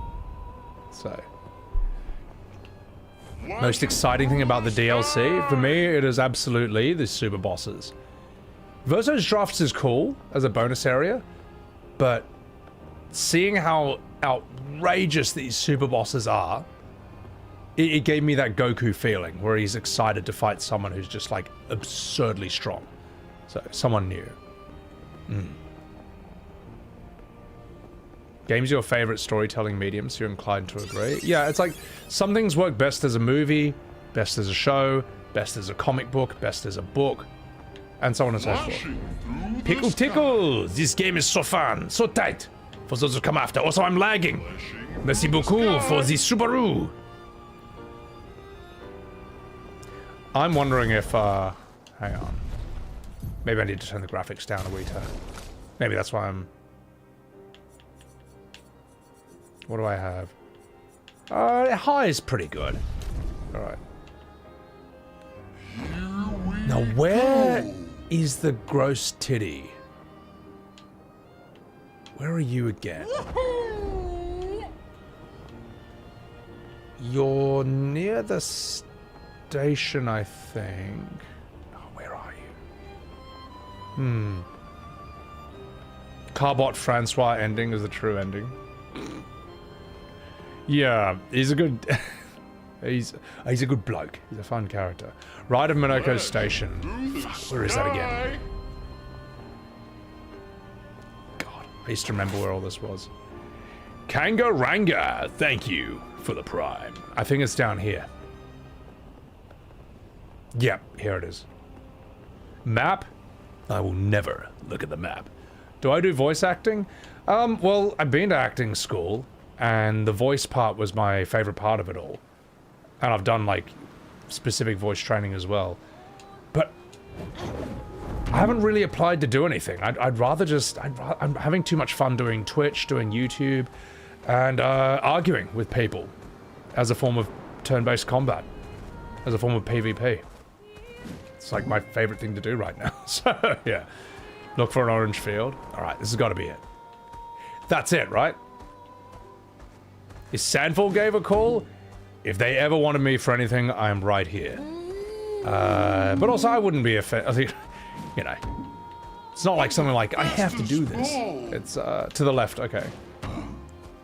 And honestly, like, I think it really comes down to the best person for the job. If I'm not right for anything, then I don't want it. There you are. And I wouldn't want to take it from someone who would give a better performance, if that makes any sense. Like, I think, for example, like, Moist Critical is really good as the bat creature in Dispatch, because it just, that voice and personality just kind of works for that thing. Like, you look at that bat in a suit and you're like, this thing just looks heaps weird. But and that's why his voice works for it. Same with Jacksepticeye. Bonjour, humans! You care for a good deal? Yes. Ooh! I will take everything you have to offer. All of it. All of it. Well, I can't fight you. Chic. Ooh la la. You care for a good deal? No. Ta-ta! Alright, we got it, ladies and gentlemen, we got it. Charlie has such a distinctive voice, it would only work for something like Sonar. That's the thing, you wouldn't cast Moist Critical as Mecha Man. It just wouldn't be right. Not saying he's a bad actor, it's just that, like, casting is really important. So, you platinumed this game earlier, Kangarango? Congratulations! Yeah, the writers and the painters. As I say, if this is all we get, I'm fine with that. But if they can think of something that elaborately expands upon this in an authentic way, that's also amazing. So, short stripped. How am I enjoying FF33? I'm fucking loving it, mate. The goon outfits? Alright, let's put them in the goon outfits, you goon lords. Actually, let's fly back to... Let's fly back here. So we can see them not on the world map, and then let's do it. So, you hope there'll be no sequels. The E33 story is complete. That's why I say I'm okay with it. I'm actually okay with this being all we ever see of the painted world and the real world. You know, there's an interpretation that the writers are Sandfall. You know, it's Jennifer Svedberg Yen. They're the ones who killed Verso because that results in this amazing story we have. And in a way, Claire is as powerless to fight the writers as the painted creations are at fighting the painters, you know. That is a very interesting idea, if that's all that we ever see of it.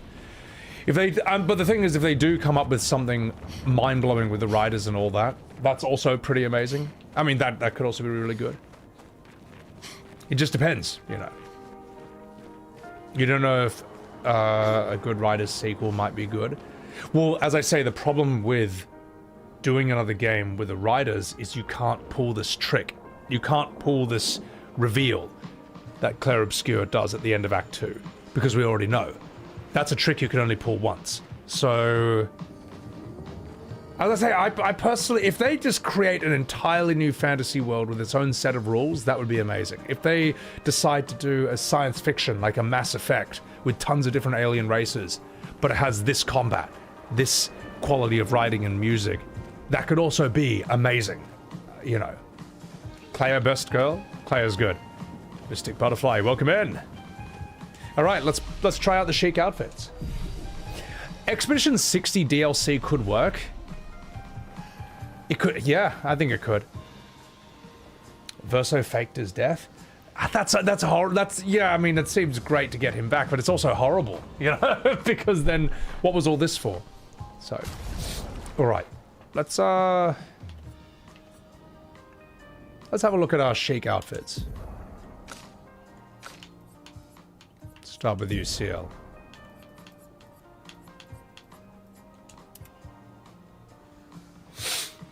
Ooh la la! Va-va-voom! This is quite fetching. All right, let's see what your hair looks like. The long double bun. Bit ratty. Yeah, I still prefer this, but that's really good. God, I really want to keep this on her. I might. Let's see Lune's. Let's see yours. Photo mode? Listen, you goon lords.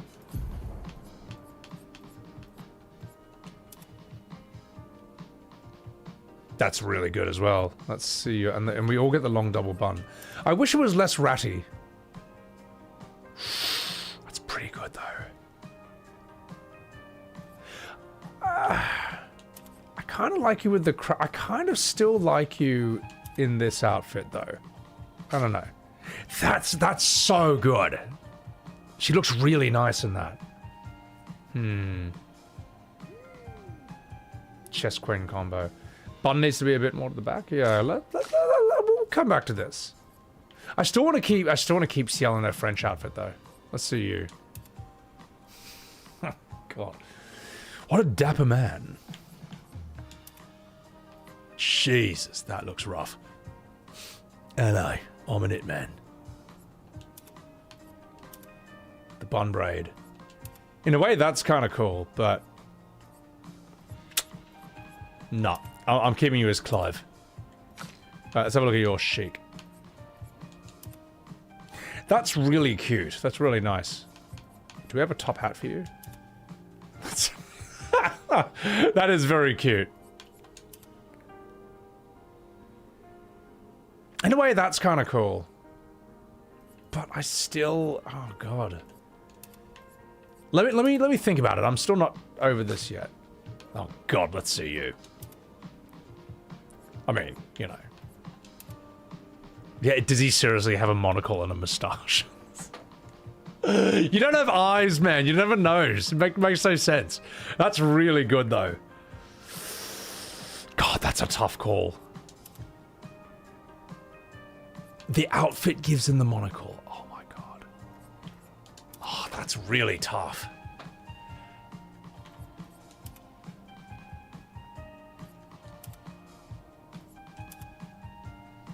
That's a tough one. I kind of want to keep him as Esquier, though. I feel like that's just kind of mad. He just fits him. Taped a moustache to himself, my God. Clip with Verso having Simon hair. Is that a mod? I don't know. A monocle with a monocle. That's so dumb. Alright, let's decide it. Oh, that's so good. Oh, I gotta hang on. This is a tough call. We're just gonna have to see her walk around for a bit.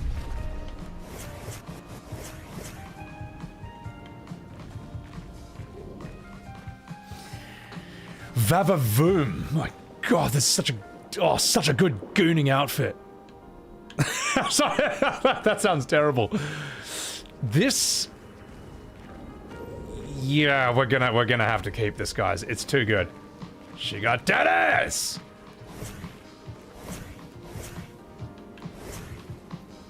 Maybe we can change up Lune. Something more regal, more queenly for her. Yeah, I'm keeping that on Ciel. It's too good. No. God, no. See, I don't want to wear the same thing, alright? Look, women are not allowed to wear the same thing, okay? If you're a girl and you show up in the same dress as another girl in a party, there's going to be, you know, a cat fight. So we can't have that. I mean, I'd love to see a cat fight between these two, but let's give you... No. Yeah, I don't know. I feel like she looks right in the expedition outfit because, like, she's a warrior, you know? She's, yeah, it's kind of who she is. Very strong-willed and all that, so. Bernard, thank you for the super chat. Did I notice that Monoko's mask has a painted dog face? Does it? It does kind of, yeah. I never even thought about that. I thought it was just weird symbols. So, Lune's a straight shooter? Yeah, exactly. We get it that you love Lune. I don't know if you do. I think, like, I need to goon over her for another 5 minutes straight. Then I think you might get the point, Burks.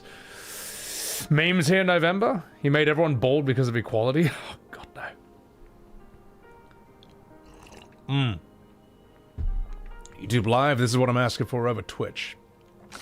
He has kind of eyebrows. You know what? Just one last thing before we fight Oskio.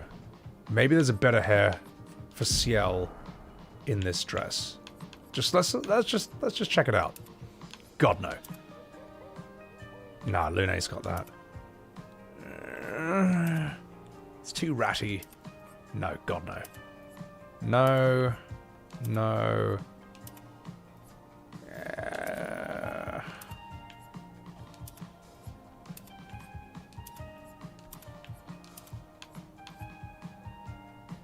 That's quite cool, actually. But nah. It's still this. This is the shit. This is so good. Make her walk around like Ciel before I decide. Oh, alright, you gooners. Alright, we'll goon to loon. Okay.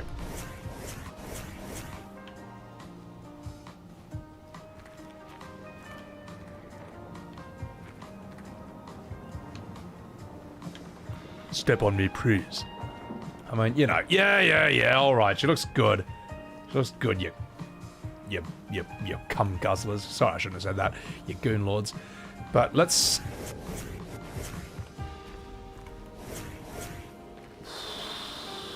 Ciel got that ass, though! Ciel has a... I like her shape more in this. Sorry, this is such a Kuma stream. Alright, no, I've decided. Nah, back in your battle outfit, Lune. You're fantastic, but... diversity is our strength. So we're gonna have a diversity of outfits here. Ciel's shape is phenomenal in this. I can't, I'll stop. Okay, I'll stop combing. Imagine Claire in that outfit. What a woman! Alright, enough fucking about. Let's do this.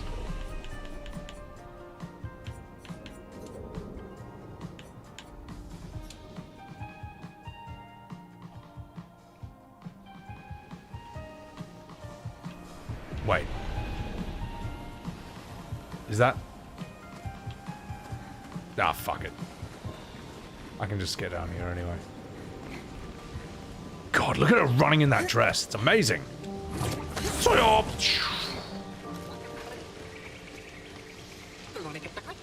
And in heels, too. So... How do I get down again? Oh, that's right. I gotta do this.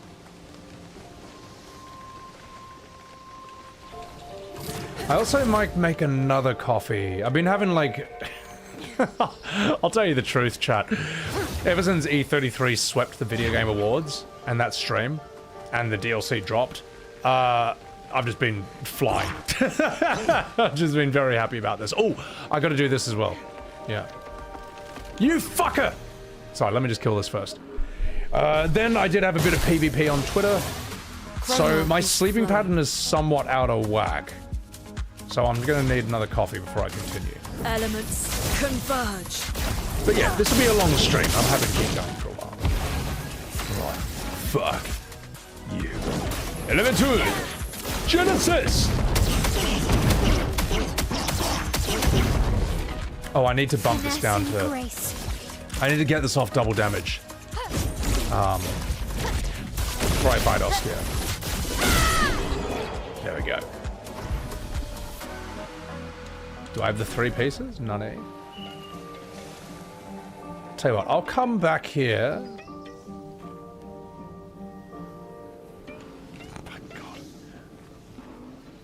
Alright, you goon lords. Alright, I'll give you this nice little angle of Ciel. Then I'm gonna go make myself a coffee. I'm gonna talk to this door, give him the cake. Then we fight Oskio. That's the plan, Shay. Alright. BRB.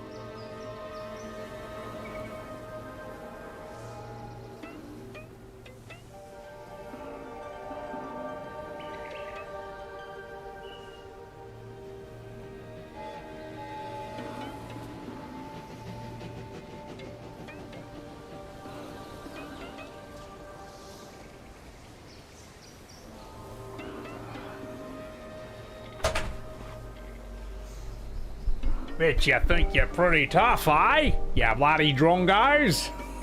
God, I still can't believe that's not even not a parody. I can't believe that's actually the real game. Hang on, you're right. Oh my God, that door is gooning to Ciel. Look where his eyes are looking. I mean, I don't blame him, you know. that is so funny. What a saucy barker. Twitchy getting his fix. Yeah. Holy shit. A door of culture, I would say. Alright. Let's keep going. Dude, that door is so saucy. New emote? It could be. I gotta say, Ciel did grow on me a lot as a character. She was probably my least favorite at first, but the more you learn about her, the more you find out why she is the way she is. Yeah. She's a good girl. Sebi crumbing. Damn straight, I'm gooning. Alright. Let's do this. I want to grow on her, fake pal. Hey, I'm working here. Alright, guys, before we continue, I've got a wee glass of Johnny Walker Black. That's gonna help me loosen up a bit for these boss fights. I was feeling a bit tense trying to parry these things earlier.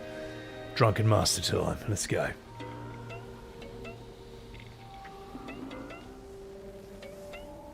My God, that's good. And this is a cheers to E33 sweeping the Video Game Awards. And as I say, not winning enough awards, in my opinion. They should have invented 3 new acting awards just to give to Gustav, Lune, Ben Starr, fuck it, Andy Serkis as well, and Minoko. No, 5. Okay. I should tweet that and just say they actually should have invented more awards to give to E33. Oh, God. Oh, cheers, y'all. One of my favorite non-square RPGs. God, I guess you could say Baldur's Gate 3 if we're chucking that in. Look Outside I quite liked a lot. I'm not thinking of any off the top of my head, to be honest, but let me get back to you on that. Alright, let's give this guy some cake. Oh my God! Hey, the cake is here! And I don't mean the kind for the bakery! Well, there is some sort of bakery here. Sorry. I have one sip of whiskey and I just... Anyway. Complete this birthday party! Only then will you receive the most heartfelt present! Wait. Is that not... Hang on. I've got your cake, though. I got your cake right here, Sonny Jim! Oh, waka waka hooah! Sorry. Oh, you need 3 to open. Okay. Oh, you need 3 pieces of cake. God. Her sprinting in this dress is just one of the hottest things ever. It's just... it's so good. It's like there's just so much force and strength and energy behind it, but then she's just wearing the most elegant outfit at the same time. It's just great. Check your inventory to see if you have toy boat. Okay, I'll just do this just to reset the enemies. You need a toy boat. Okay. Inventory.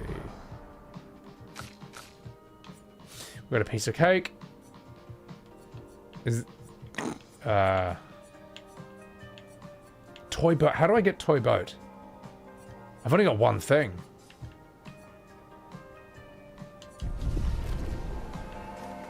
How do I get toy boat? Is toy boat from jumping in that ring? Is that what it is? Follow the stream. Follow this. Okay, so it's something else. Well, I got what it was over here. Toy boat's hidden under the oh, it's hidden under the waterfall.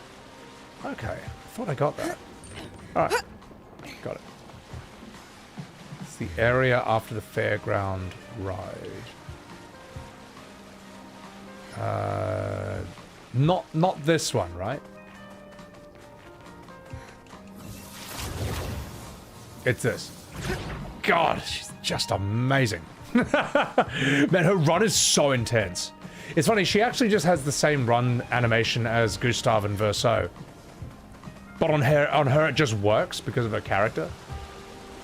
Oh, I ran past it to the left? Oh, fuck. Oh, and the stream's on super delay as well. That'll make things really easy. So. Hang on. Are you painting something, SKA? Oh, yeah, we've already looked at that. That's Verso's painting of baby Mael of Alicia. Oh, I'm so... Now I'm upset. Okay, alright. Sorry. I just realized it. Enemy. That's alright, we'll deal with this. We'll deal with this. Lune, do your thing. Shiku! Hellaroo! Oh, I gotta take off double HP. Fuck. Wrong waterfall. Am I really gonna gatekeep a dress? Wait, are we gatekeeping a dress? Fuck. Oh yeah? We'll watch this. Phantom Strike! Let's spill some ink. My god, you psychopath! Yeah, just pop them on. Hello, boys! It's me, CL. Let's give you this. God, she's so good in that dress. My god, I'm gooning. Alright. Your turn to shine. Let the ink flow. Alright, let's do this. Elemental Genesis! Okay. Fuck. Alright. Let's get out of here. It's down here, isn't it? That has to be it. Great. A pirate ship that was lost at sea. Oh, that's what those gestrels were talking about earlier. Okay. Nice. Yeah, I just gotta change this. This just looks so cool, her running in this dress. This is a great outfit, man. I'm loving this. Alright, challenges. Let's pop that down. There you go. And let's give you something. Pop. Give the toy boat to the nearby gestrels, yeah. You seeing these numbers in the future? The DLC, this would be amazing. You need more, Joven? The thing is, right, it's actually not... Like, whole Sven Wink's speech about how to make a great game is actually quite simple. And the games that follow that really simple formula are the ones that do extremely well. I would say Silksong, I haven't played it, but that seemed to follow this for its community, for its audience. Oh wait, hang on, where are the gestrels? Where are they? I think they're here. Even the rules of art are actually quite simple. And it's why I'm so harsh when... I guess companies that are supposed to specialize in storytelling are not even following the basics of, like, writing and stuff. You know what I mean? But anyway, let's do this. I found it! Remarkable! Hey, thanks, matey. I'm working here. Hey, here's something that'll give you access to the funnest fun. We couldn't organize the boat competitions for a while, all because of that tempest. My arms shapes the fiercest tides. Okay. Alright. Cool to see the world in this game. Feels like you only ever saw my battles and cutscenes. Yeah, well, I mean, like, you know, it makes for a good short. Like a parry or a fight. I'd say I did a few shorts where, I was kind of admiring the world of this game, but that's, you know, few and farther between. One more near the diving board. Oh, there's more, okay. Welcome in, Fox. Imagine if I accidentally did New Game Plus. Oh, God. The Gestural Troll? I did, he kicked the shit out of me. Is that it? Oh, they're just otters. I'm assuming it's up here. Am I gonna do FF14 7.4 tomorrow? Oh, God, no. I don't really think anything can draw me back to FF14, to be honest. I feel like saving Dawn Trail with my Academy Award-winning voice acting as Wu Clamart and everyone else, which is on my VODs channel, by the way, and some of it's on my main. That's as far as I should really ever go with it. Maybe the new expansion, but like, what are they gonna do with the new expansion? Like, what can they do? The story's done. It's shot to shit. They'd be better off making a new MMO at this point. And I mean that. So. Well, I was hoping gestures from the outside world would at least get cool colors or something. Fuck. Okay, so what am I looking for? There's one more here, right? Heard the other want to remake it again. The last thing they should do is remake 14 again. They've already remade it. Is that the only thing they can do? And Square can't even remake things well. We've already saw what happened with a certain other game. Would I replay FF14 if you told you it's the favorite favorite FF of Sandfall's devs? It doesn't mean anything to me, to be honest. Like, I don't think a thing is good because they like it. You know what I mean? I don't think like that. For me, the product, the result is everything. This guy. This fucking guy. So, yeah. Hey, all 6 SKAs have turned to their extremely beautiful bright hue since you were alive. Such devastation. You know what I mean? See, they throw, like, these memes into the game. Such devastation, Shadowbringer, what's the other one? Test of your reflexes and stuff. But that doesn't mean I now have to like the game. You know? I can still say that I think FF14, while it's got, like, a few great scenes, it is, for the most part, extremely bloated in how it was written. Right. Sad to be the one who'll have to turn them all glum and grumpy.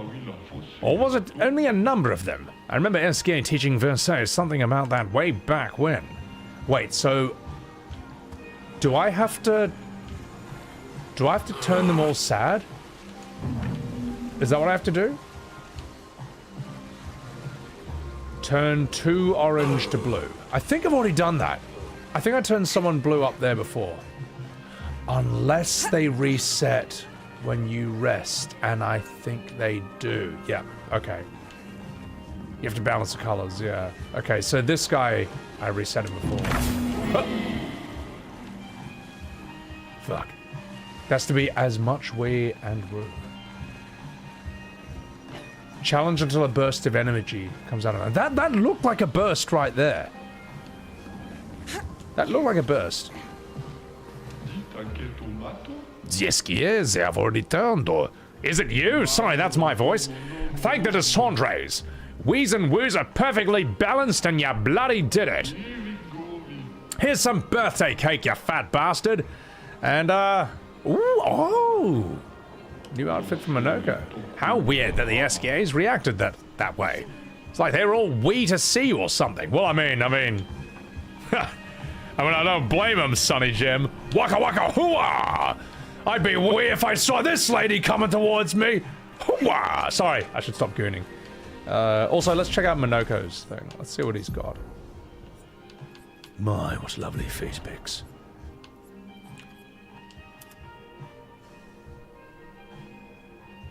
We will not be wearing this. God, that's shocking. No, we're gonna put that back on. That's a bit silly. I did some pee-pee touching. I did it right before. No.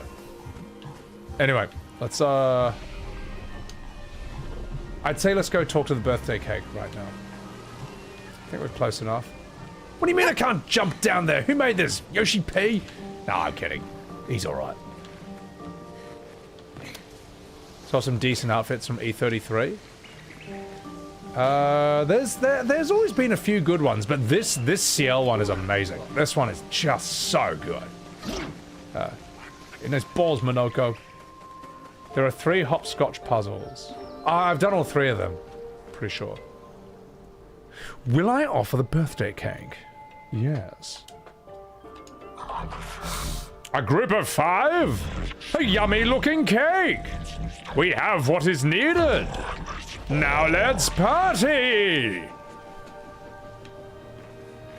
Alright. What do we got?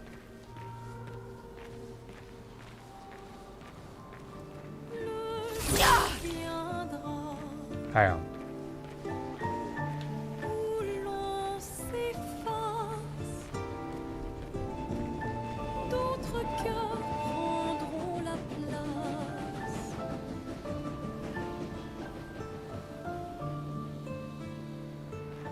Nice. This is chill.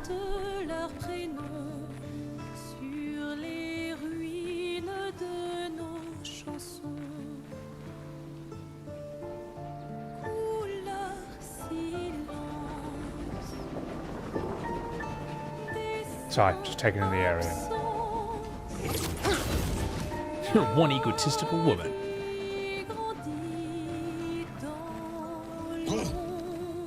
What? You want some of this? Well, then you just got it, Sonny Jim. Yeah, that's sick.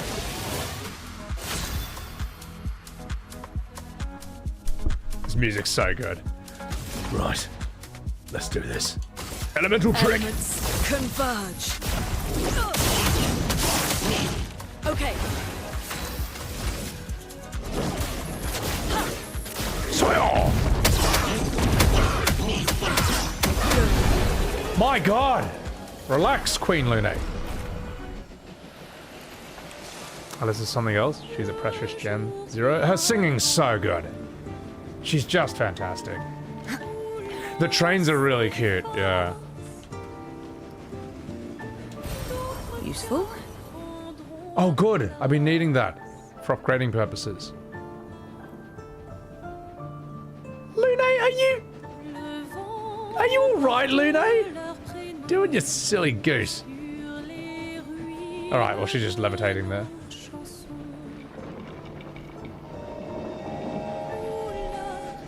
Some of these Pixos are just straight busted. Yeah. You did photo mode inside the tower? I never do photo mode, but I like other people's stuff. There's a missable outfit for Verso at the endless tower behind Ghost Clear. Thank you, I'll check it out. Right, let's do this. Shaku! Hell! Let's keep going. Boy, oh. You want it for sure? Fair enough. Don't mind Lune and a telekinesis. Phantom Strike! My God, Mael, you're an absolute psychopath. Virtual Strike!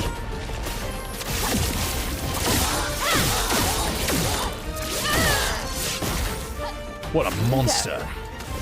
Alright, Ciel, it's time. Fortune's Fury. Mael! Intervention! God, she looks good in this dress. Again. Fuck. Definitely choose the folder for screenshot save destination. I'm sure if you mention that or enough people say it, they'll actually fix that. They let you go out of bounds with photo mode? Good. Ooh, recoat. I'll take it. You were New Game Plus in this area? Yeah, I'm still on my first game. I haven't new gamed it. Because I got the feeling that like something like this might happen. I didn't want to make it too hard for myself. Train down there. You're in New Game Plus too? Oh God. I wonder if there's a way they could... That's a tough one, isn't it? I've never been a New Game Plus person, but maybe that's because I'm a boomer, you know. And by that, I mean someone who's over 30 on the internet. It's just kind of... I didn't grow up with that as much. Choo-choo. Choo-choo. I'm Clive.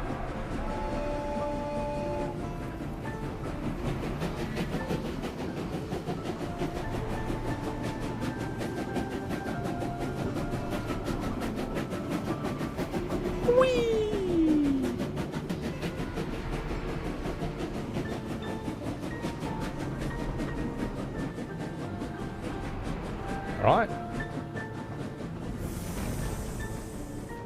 Let's go. Your New Game Plus 9? You bloody psychopath. How? Who does that? Oh God. I think the most I New Game Plus games was like back when I was streaming Dark Souls 3 and Bloodborne.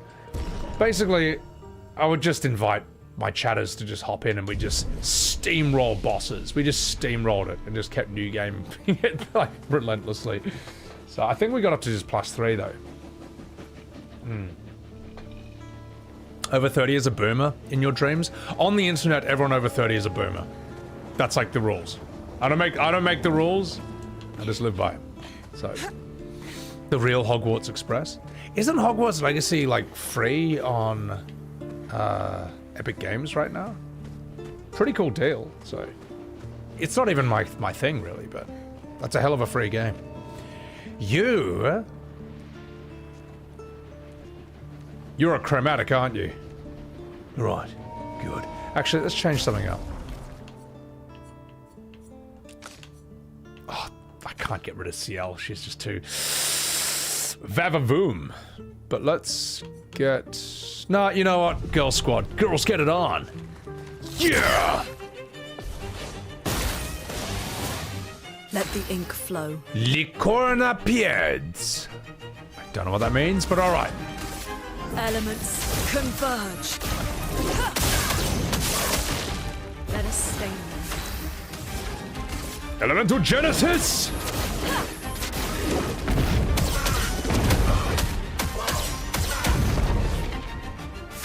You've got quite a bit of HP, don't you? Okay. Alright. Let's see how well you take this. Sword ballet!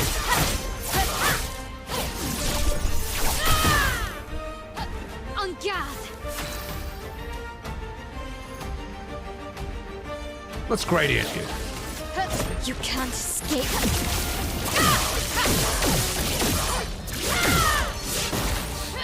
Do me in.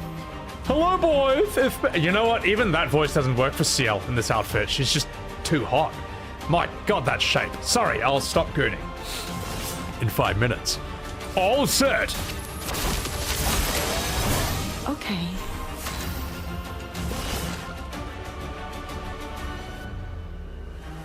Alright. Here we go. Wish me luck.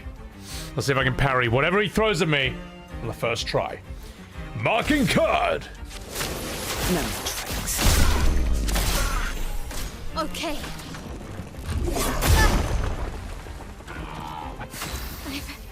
Okay. You're not okay, Mael. You nearly did. Alright. I'm ready. Oh, I lost my virtuoso.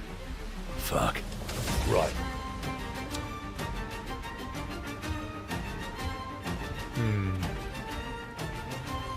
Well, that's just wasting a mark, isn't it?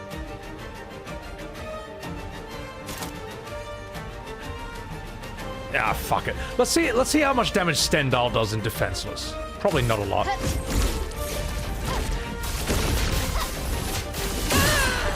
Yeah, that's just like wasting it. But whatever. It was just fun. Oh no, now I've got defenseless on her. Fuck. Right. Time for you to go. To hell! Feel the embrace of fire.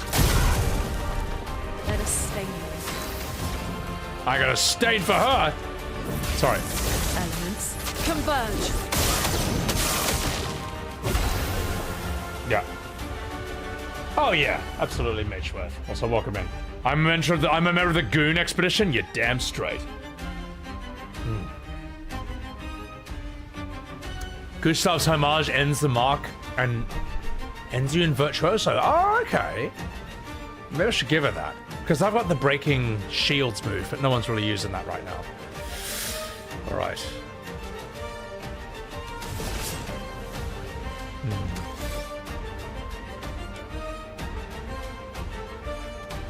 How about this? Good. Fortune's Fury! Show me what you can do. Alright, come at me, bro. Danger!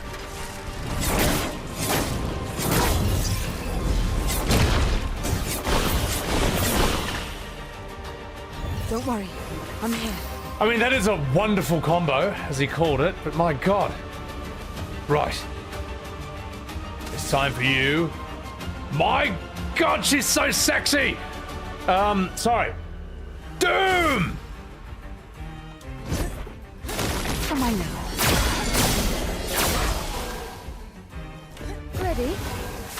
Sorry, I just thought I should point that out. Not forgiving Sebi for using Ciel as support Thor. She's great. She's great at giving other people her turn. So, let's see. What else can I do? What can I do for you?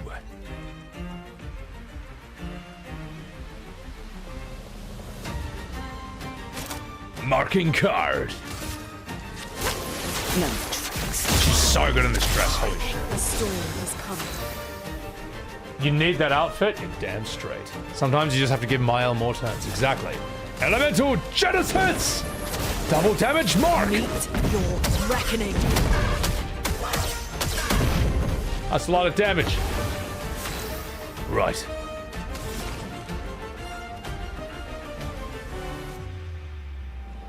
Alright, yeah, let's do it. Elements converge. Ciela's mummy big time? Yeah. Well, as I say, I think a really cool thing about this game is that the main cast are basically all 30. I mean, well, you know, what Minoko is, I don't know. He's kind of his own thing. And I guess Mael's 16, but everyone else is like 30, which is pretty cool.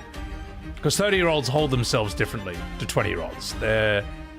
You just behave differently at that age. So, just one sec. All right, let's get back in here.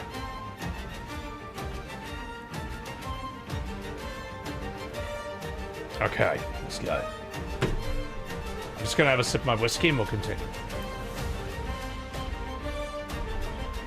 7 hours, Radimus? That's a short stream for me. So, 16 twice, so she is twice as stupid. Yeah. All right, let's continue. Last chance. Last chance. I can do it. Sword Berry! Okay, what do you got? Come on, me. Ready. Ah, I see. Let's heal you up. Come on, big bro. All set. That's lucky. Let's keep going. Oh, I guess we're on. Let's Genesis you. Meet your reckoning.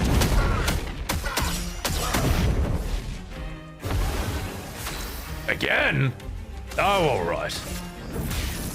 Elements converge. Please survive.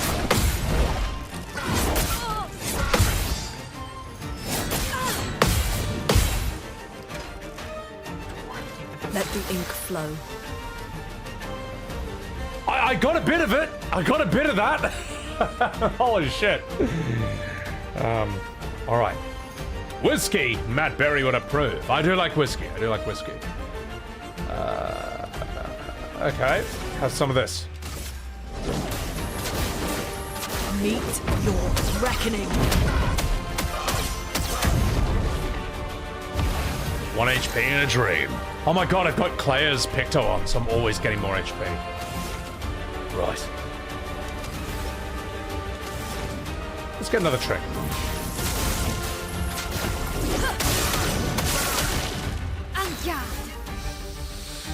I should have seen the FF14 crowd needing to be reminded that Alice was only 14. Not gonna say anything about that, Alpacalypse. All right, let's see. We're gonna gradient attack you, I'd say. Virtuoso! You can't escape. The sword arm move is tricky, yeah. Fluret Fury!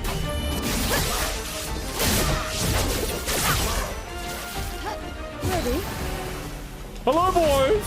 It's me, CL. Oh, hang on. Let's give you this.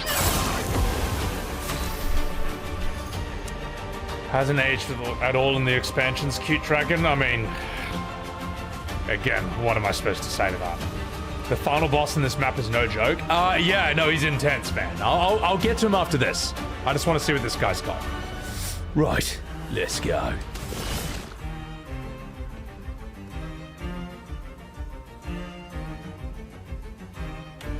I'd say we've seen enough. Fortune's Fury. Come at me, bro.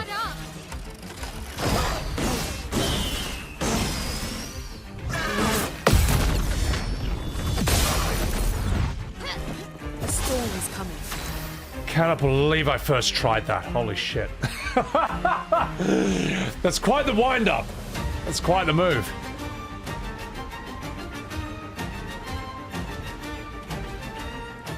I almost don't want to kill him. I want to see what else he's got.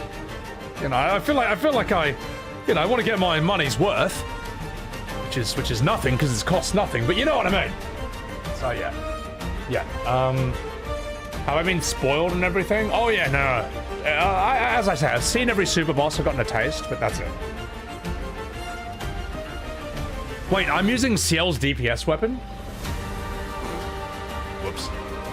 Twitter drama toxin? Not anymore. I'll actually take that out. We've already covered that part of the, stream. So I'll just change my title real quick. Right. Okay, here we go. Let's do this.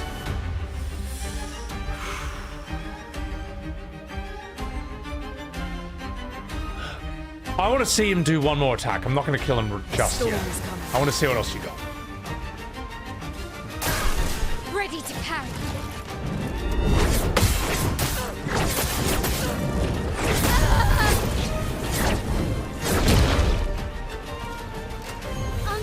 Well, I don't think I've seen that one before, so that's something.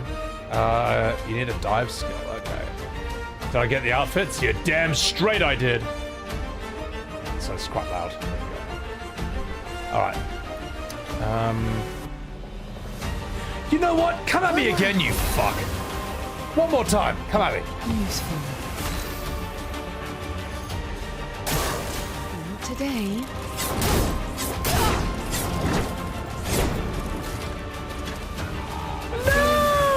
Not CL! Get up!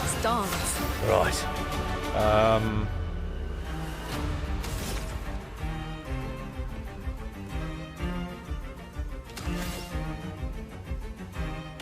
Yeah.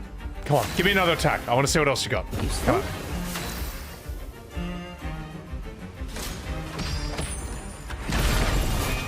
Let's spill some ink. Candy floss! Alright, that's it. You've had your fun. Time to die, you bastard. I can do it. Stupid move. Sword belly!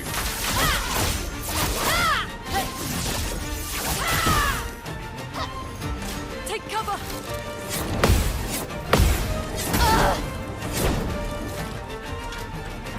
Overflowing with energy. Fuck. Alright, that's it. Get up my hell, you silly sausage. Shinky! Gradient! Sky break!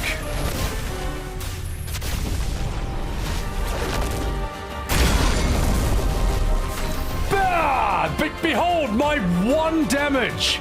Alright? My Gradient 3 1 damage attack. Bet you feel silly now, don't you, you bastard? Oh god, I forgot about that mechanic. Yeah.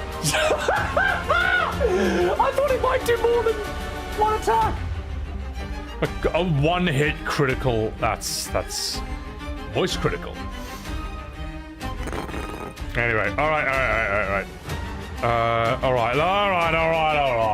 Alright, clip it and ship it, do your thing. But it's time for you to get fucked. This will hurt. There's no candy floss on me anymore, mate. Stento!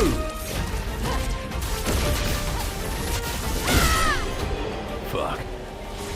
Alright, what do we got? Frenzy. Every successive skill deals 10% more damage.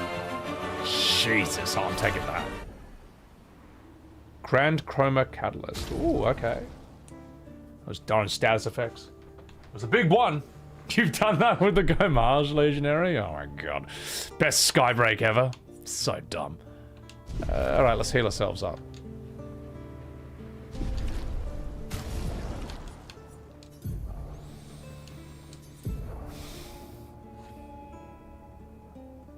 I'm a cheater. That's critical, that's crit. What about you? Fully charge an enemy's brake bar on death. Wait, when I die? That's amazing. I'm gonna change that to...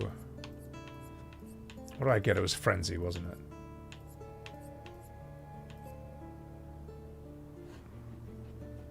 It was Frenzy. Each successive skill deals 10% more damage. Yeah, I may as well learn that.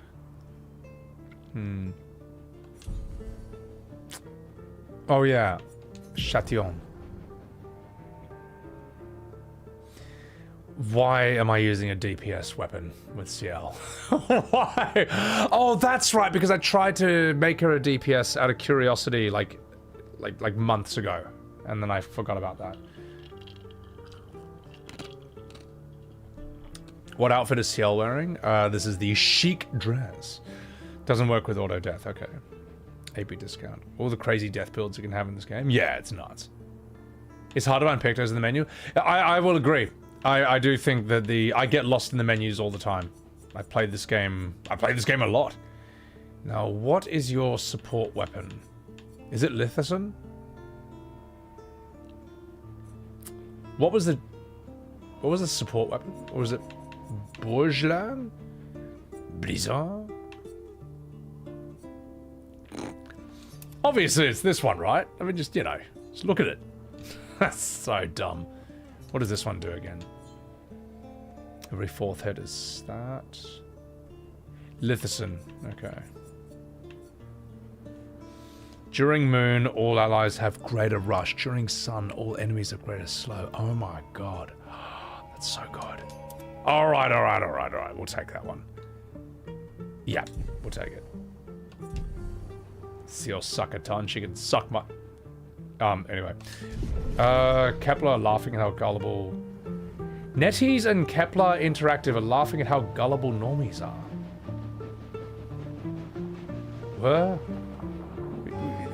What are you talking about? She's initially the easiest to put out insane damage. CL can actually out-damage her because you can stack them with a few of her skills. The thing is, though, I'm just too impatient to have her build up over time.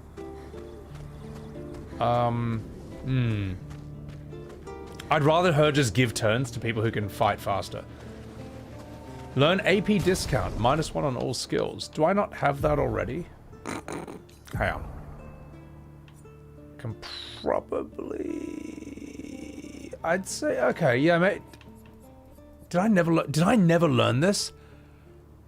That's right, no, I got this a while back. Yeah, we'll take AP discount. How's that sound? Yeah. Wants to skip the foreplay. Coming up with builds. Better to look up guides for builds that you're interested in. Well, considering how difficult the menu can be to navigate, it's not the worst thing in the world. All right, let's continue. Let's go. I find CL as a support is totally fine. Totally fine, mate. Is that everything here in this area? Are we ready to fight Oskio at this point? Take the train to the right and you're out of here? Good.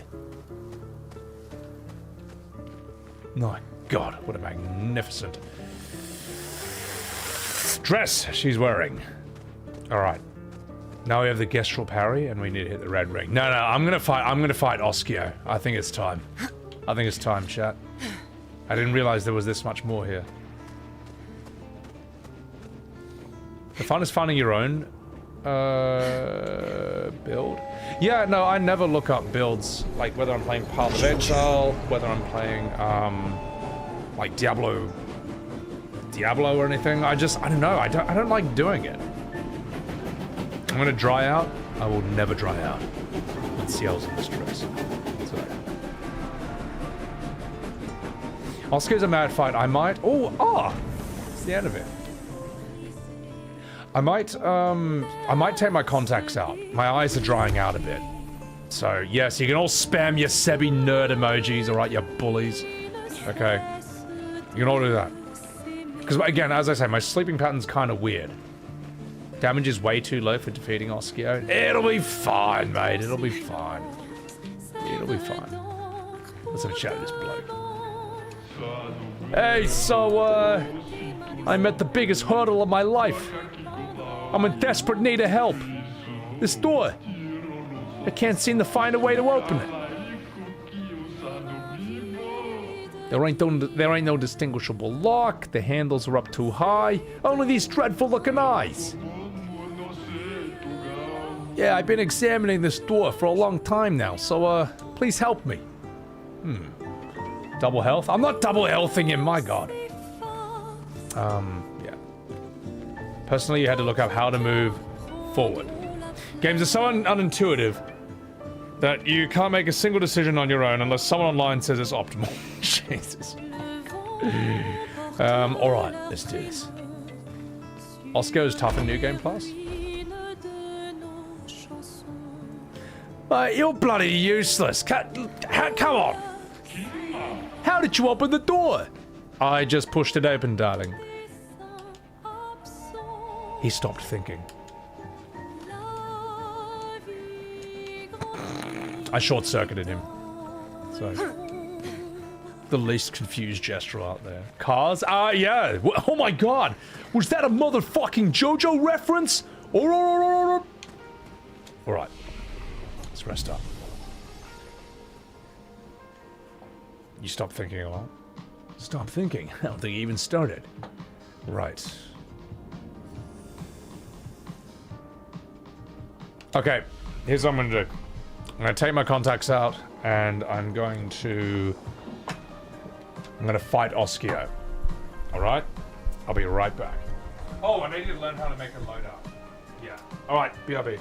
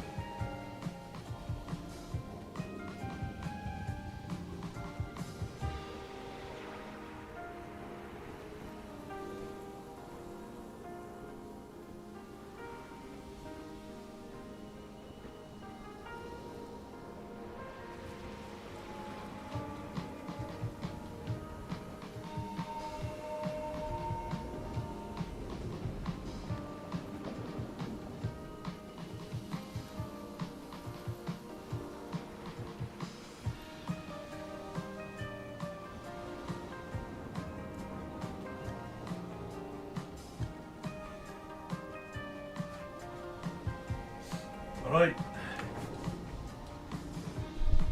Alright, boys. Yeah, I know I'm wearing glasses. I know. Spam your Sebi nerds. Your Sebi nerd emoji. We all know you're gonna do it. I saw you, Thor. I saw what you did, mate. Bunch of bullies, every single one of you, mate. Sways, you fucking dog. How's the DLC? It's so good, man. Just look at Ciel, alright? Just look at it. That's how good the DLC is. Clark Kent showed up. So. You look great with or without your glasses, Holly. Oh, yo, stop. Look at this chat. I put my glasses on for 1 second and look at this. Look at they post. Look at that emoji. Look at it. Bunch of bullies. Every single one of you. Look, you're done. Alright, let's get out of here. You're leaving, Sways? You want no spoilers? Oh, dude, what was I gonna say? Enjoy. The bosses in this DLC are so intense, man. They're so sick. Right. Looking good with the glasses, Arian. Oh, you. Alright. Time to lock in. You hate contacts? You gave up with them? Contacts are fine, but I find more and more as I get older. They just hurt my eyes a bit. I don't know. Maybe I was more able to put up with it when I was younger. When I was young and foolish. But now I'm just like, ah, fuck it, I don't care. Anikami! Thank you for the prime. He's back, Toxic. Thank you for the streams of playing E33 so I can watch and enjoy. Appreciate it.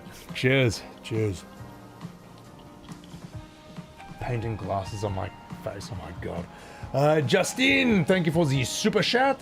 Am I gonna get the SKA plushies when they release tomorrow? No, I'm not gonna do that. I don't really need physical stuff, really. I just kind of, I don't know, I just like having the equipment I need to do what I want to do, and the rest I just keep up here. But I don't judge anyone, you know? You want to get your plastic crap, okay? You want to get your figurine of Tifa doing the splits on the Buster Sword for $3 grand? Be my guest. But, you know, it's not me, so... I think it's really cool they're making SKA plushies. I imagine it's something they never thought they would ever do, or that anyone would ever want, but this game became such a cultural phenomenon that it makes sense, so... Your eyes are as dry as it is, you'll take glasses smudges of an actual eye irritation. Yeah, I considered getting LASIK once. And then I looked up how it was done. And I looked up the reality of it. I thought LASIK is something you go in, you do it, and you just have perfect vision for the rest of your life. That's not how it works. It's like something that only lasts, I think it only lasts like 10 years or something. Sometimes even 5 years, and you just have to get it redone, done it again. You can end up with dry, itchy eyes for up to 6 months after it. It's like, oh my god. And the ways of doing it, when I learned mechanically how they work, none of them really sold me on that. So the old way to do it, the OG way, is they just laser directly onto your eyeball, and that can end up with the roughness, the dry eyes, and the irritation. And it's just like, okay, well, that's like the 80s way of doing it. Don't know about that.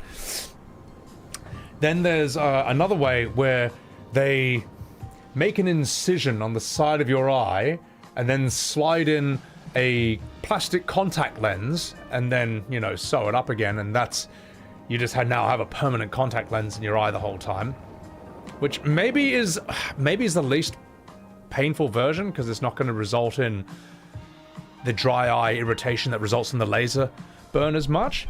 But then there's something that's far worse than both of those, and that's the most common way of doing it, ladies and gentlemen, and I'm going to tell you what it is right now, which is where they cut a flap around, they cut an incision around your eye, they peel back the flap, they laser underneath it, then they put the flap back on, and then they sew it up with a special kind of stitches that dissolve into your eyeballs. Then you better wait until it's like fully healed, and even then it won't be as secure as it once was without that. There's only so much they can get it back on, and then you don't want to get hit in the eye, like punched or nudged or something, before it's fully healed, because if you do, the flap can get dislodged. So when I learned about that, I thought, ah, yes, well, thank you. It was nice considering the concept of LASIK surgery for a bit, but I will not be doing that. I will be taking my glasses, my contact lenses elsewhere, and continue to be doing that for the foreseeable future. So, yeah, I know, chat. Isn't that absolutely horrific? Isn't that absolutely horrible to know? Yeah, you're scared. That's scary. You lost your appetite to eat now. Well, that is, that's why you should watch my streams. You never know what you're gonna learn next. You look so handsome, lad. Do I have a girlfriend? I do have a girlfriend. She's right here. Ciel's my girlfriend. And sometimes, I even hang out with Looney, my other girlfriend. I'm in a three-way relationship. Nah. Listen, mate. You think a woman could put up with me? She'll be like, Seb, come to bed. And I'll be like, wait, no, I'm still annoying people on Twitter. It's so much fun. No, I'm married to the job, I'm afraid. Doesn't mean I can't have a couple of floozies on the side, if you know what I'm saying. But this is what God, I'm really not selling myself well, am I? A painted polykill cat pig? Welcome in. You need a Rose in your life? What, Rose from Legend of Dragoon? Mate, oh god. You need to be a real man to handle her. I feel like Auron and Rose would be a good couple. So, yeah. 5 or more hits, sometimes Tifa and Eris. I mean, Tifa, you know. Come on, bro, I'm eating dinner, I'm working here.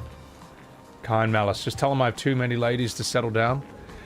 Well, you know, I got thousands of women in my DM being like, Seb, come hang out with me, and I'm like, shut up. Too busy playing Final Fantasy. Alright, let's get it here. Let's go.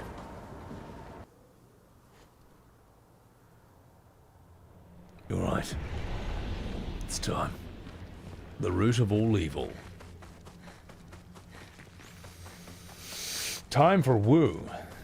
You're a real egotistical woman. You're damn straight she is. My God, look at this magnificent lady. Here comes the real boss. Fuck. Alright, here's how we're gonna do it, guys. Just giving you all a heads up. We'll fight him properly, like maybe 1 or 2 times. Then I'm probably gonna put him into normal. I'm gonna buff everyone's HP and defense to the wazoo. Save the loadout as well. Actually, how do I save the loadout? How do I do that again? And I'm gonna learn how to fight this guy properly. I don't want to one-shot him or any bullshit like that. Peter Brady, thank you very much for the Subaru. No Deco, thank you for the Prime. So.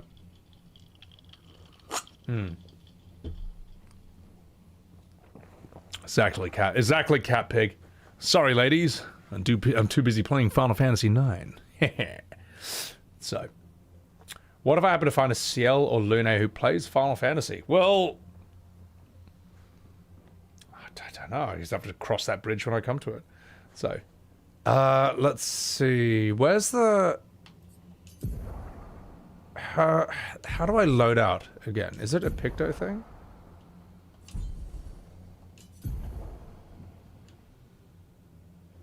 Can it remind me how to do the loadouts in this? A Rav might be heartbroken. That's right, I've already got a husband, mate. He's a Rav. Oh, you gotta go to the Lumina. Oh, this. Okay. This? Lumina sets. There you go. Ah, there you go, there you go. Create set. That's what I've got right now, right? Okay. Okay, let's just do that for everyone, real quick. Yeah.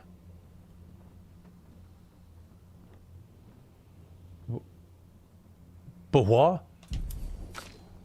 Oh, it's by... Oh, okay. Alright. Can I, like, name these or anything? That's yours. Okay, I'll just have to remember. Ciel, you're that. I'll just have to do them by order. Yeah, per character.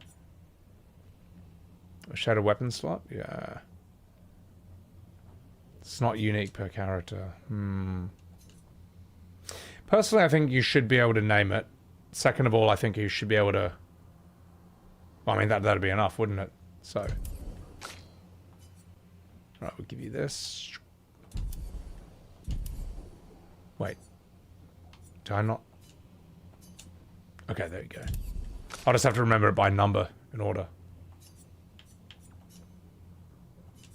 Yeah. There we go. Oh, you can name them? Hang on.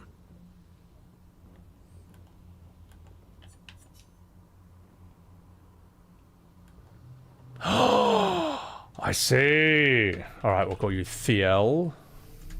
I see. Well, I stand corrected. Alright. Here we go. Call you... Gune. Yeah, we'll call you that. Alright, this... We'll call you... Clive. There we are. What are you? We'll call you... Zoom Lord. What was you, Zoomer? It makes sense. What can we call you? We'll call you... Rich Cable. There we go. I couldn't think of anything else, so that kind of... There you go, those are my sets. Those are my sets. Alright. I think that's a good set of names for these characters. The feel when a system confuses streamer brains. Look, we're not very smart, alright?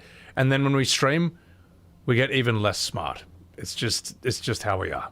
So, alright. Too much internet. Yeah, it's fine. Right. Let's do this.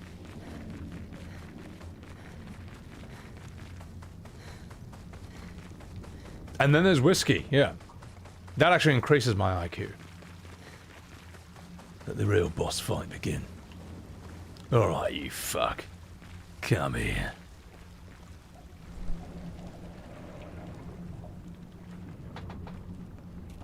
Alright, I'll begin some of this.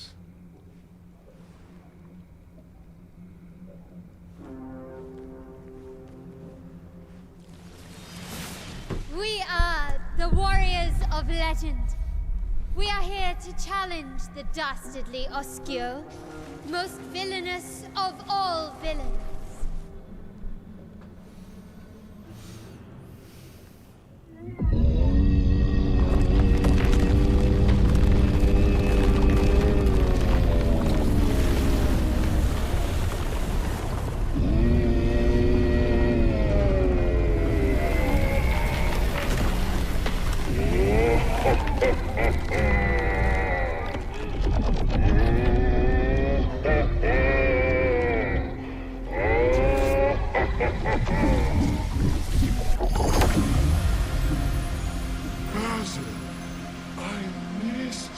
Doc, thank you for the prime. You stand before Oscio, ruler of all the trades, champion of the faithful land, and ultimate cake eater of the universe. You have so many new titles.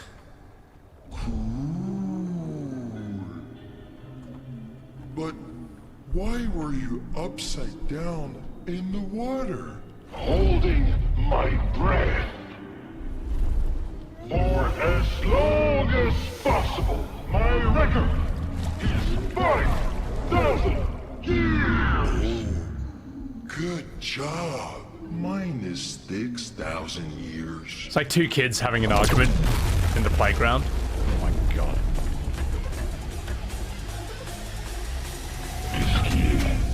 You're ruining this. Just out bullshitting each other. I love our Oscio.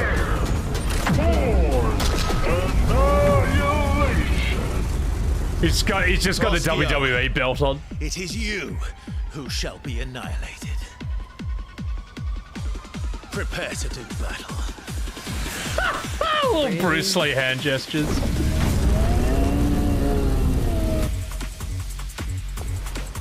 This song is so sick. Storm is coming. It's alright, I fought him last stream, okay? So I sort of know what to expect. But I also know he's gonna kick the shit out of me. Wish me luck. Elements converge. Let the ink flow. Elemental Genesis!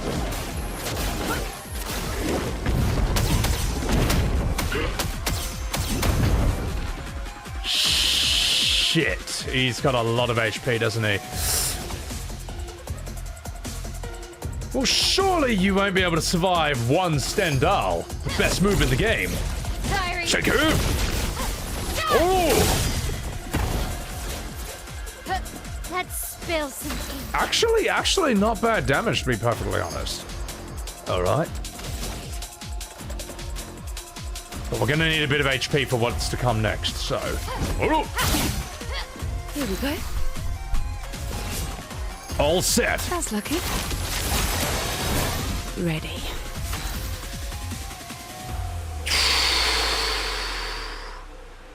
Okay. Here it comes. Wish me luck, guys.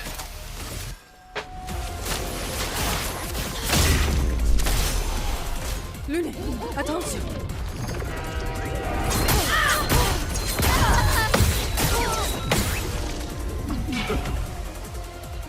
Merci. Okay. I got two.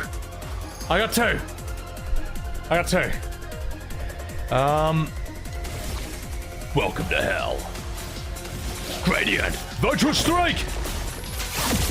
Oh fuck! I shouldn't. Oh, I should have done last chance. It's all right. Fine. Fuck you. That's no damage at all. Let's push forward. Heal. Yourself. Let's keep going. Heal. Nobody dies. Probably didn't need to do that, I just realized, because we've got Claire's thing. But, right, yeah, it's all right. It's all right. Okay, you and your Sonic Spin Dash. Let's buff up Mael again. All set! That's lucky. Useful. All right. Come at me, bro. Parry it. Please survive. It's not from you. Not up. Lune, watch out. Careful, Mael. Not looking good. You saw the first half of that, though. You saw the first half of that. Not too bad. Could have been worse. My God, this boss. God. This is intense, man. Should have saved Gradient for Gamage or Party Revives. Listen, mate. Look, we all know I'm not going to beat him on this first one. We're just testing the waters. We're just testing the waters. That was impressive until it wasn't. Yeah, I know. All right, let's go.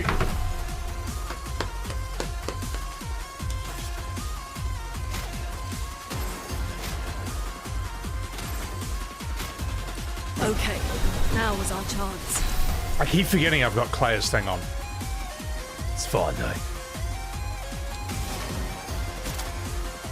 How about you go to hell? Feel the embrace of fire. Well. Right.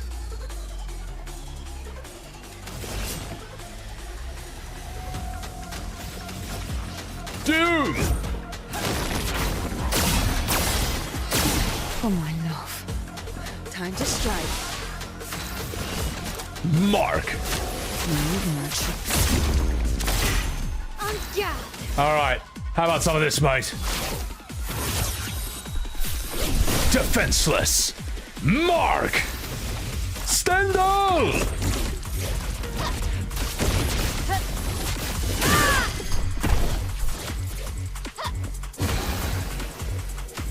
Heal her up. Okay, alright. Wish me luck, chat. Here comes the next move.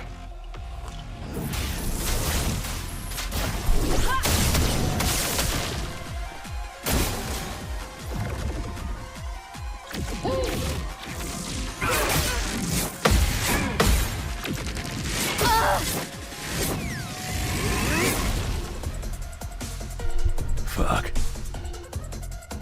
Full deck. Get her up. Ready. I'm ready for you. Sorry, all set.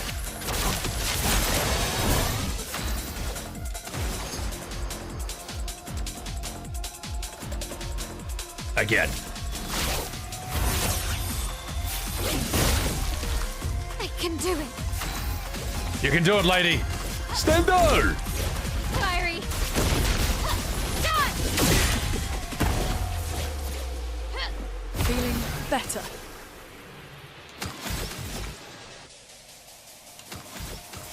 Heal. Feeling better. Elemental Genesis. All right, here comes the fun part.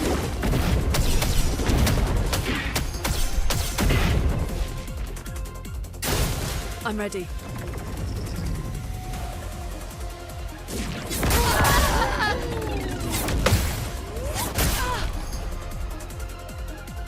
I only parried the people's elbow out of all that. Oh, God. All right, get her up. No, never. Heal. And yeah. Last chance. Woo! Not looking good. Let's go. Fiery. Done. So much potential. Right.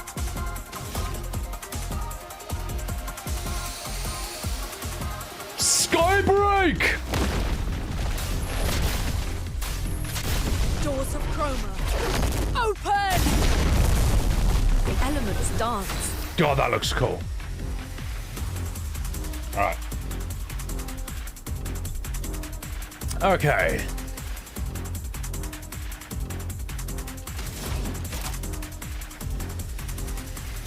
What if I lightning dance you? All right.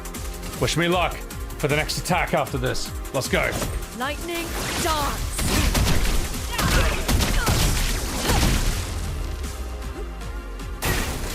Careful now.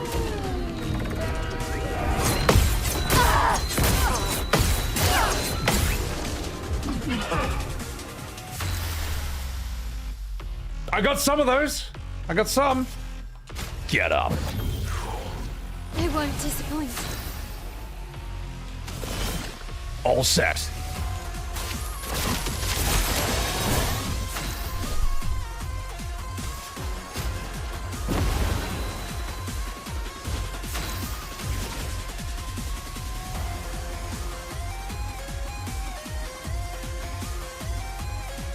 Let's get some gradient charge.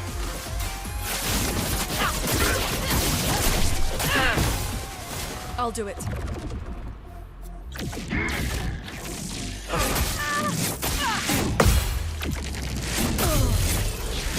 Oh my God.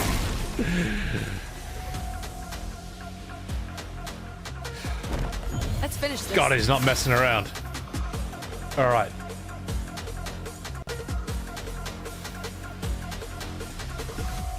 Fine. Let's slow you some more. Crippling tsunami.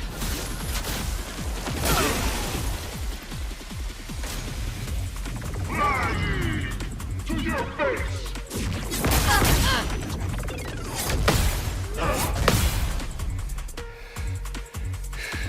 My God.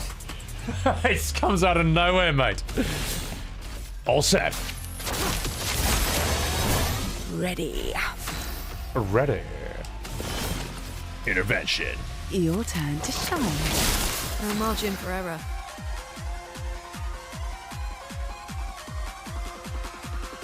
Right. Let's do this on you. Lightning.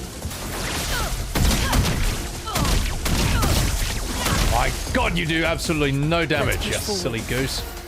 But it's fine. Because... slow you again.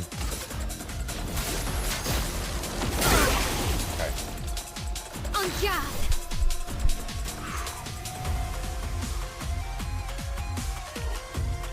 You need to play the DLC. How's it been, Colin? It's so good. It's fucking sick. Okay, let's... What should we do?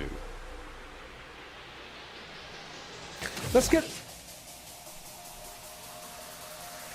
more gradient charge with this. Let's spill some ink. Okay, here comes the attack. Let's do this. Maya. What's your opinion? Okay, take cover.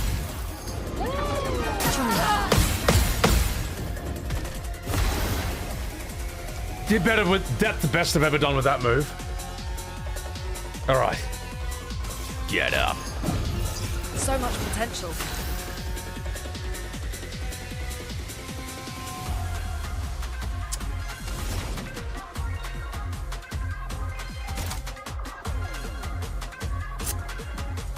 Let's burn you.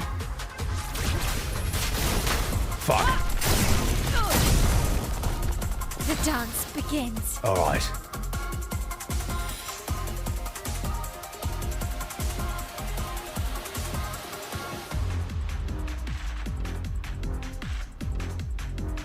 Okay, I know what I'm gonna do.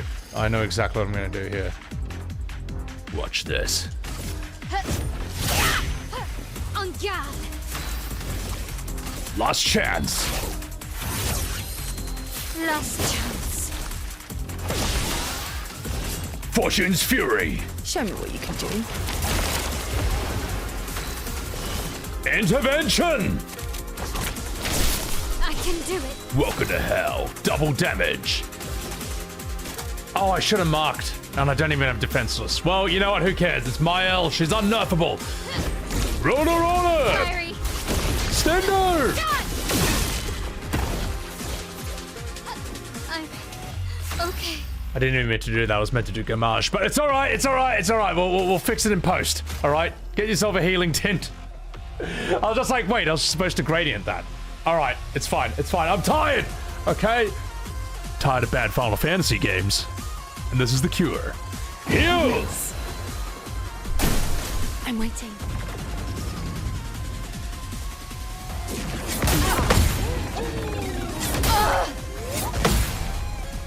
Okay, I think I understand that now. Hurts. It's fine, Lune. Get up. Not looking good.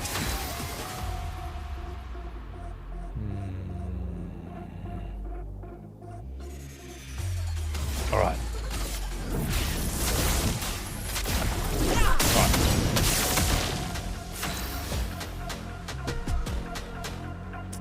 Right. Let's try that again. Can I? I can't mark you, can I?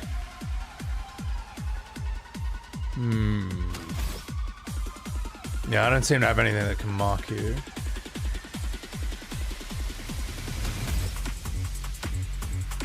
That's okay.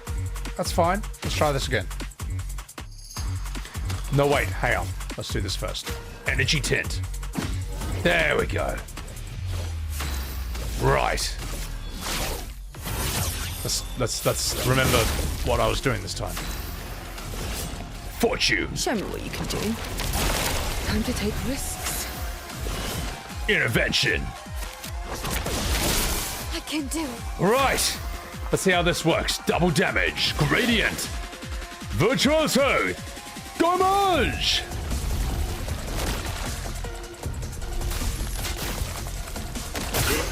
Oh. The dance begins.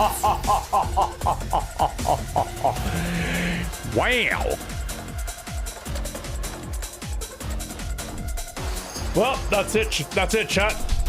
That's it. GG for Oskio, and that's it. There's no way. There's absolutely no way that there's going to be a phase 2 for this. Shaker, Stendo!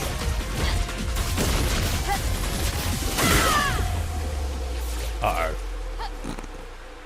Should have done the other one.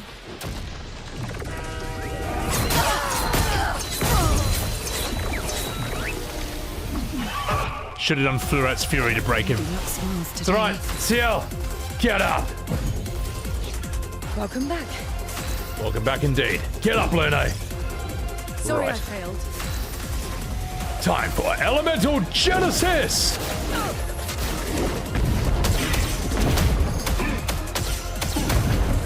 That was absolutely no damage at all.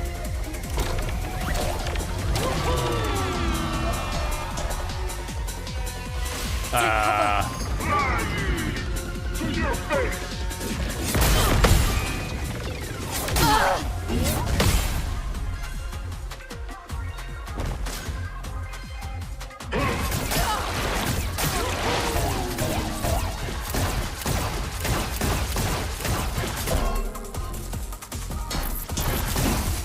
What's that?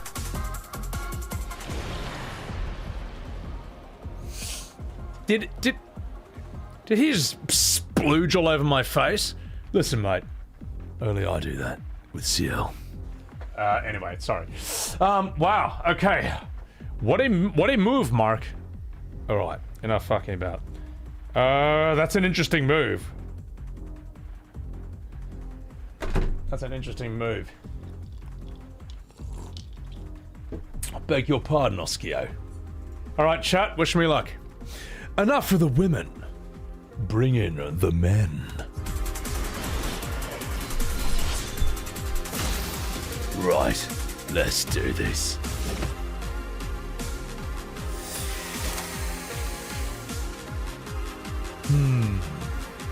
Duelist! Storm!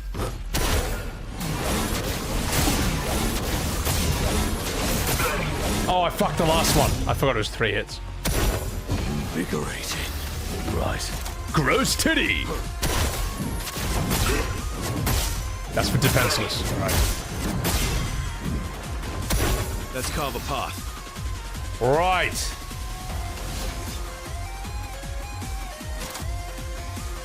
Mark. Target marked.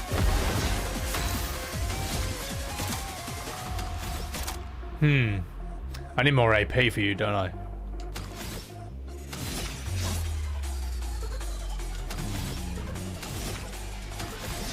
I mean, I may as well just Endbringer you. I mean, what else? What else? Oh no, perfect break. What else can I really do? All right, let's see what movie brings out after this. Break. Why, yes, another dance. Let's try it. Bring it on. Bring it on. Let's try it.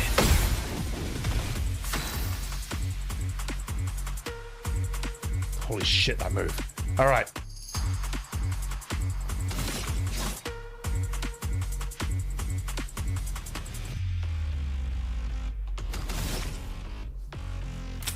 Doing better. Yeah. Samosa's a sick weapon. Oh no, I'm covered in candy floss. Oh, piss off. Fuck.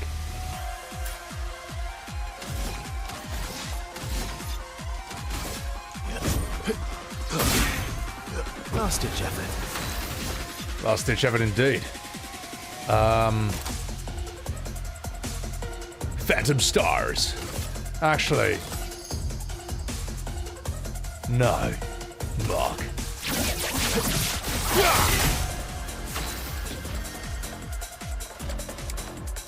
Shit, I forgot about the cotton candy on me.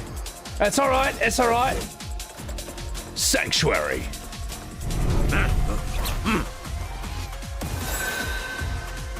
I feel energized. Right.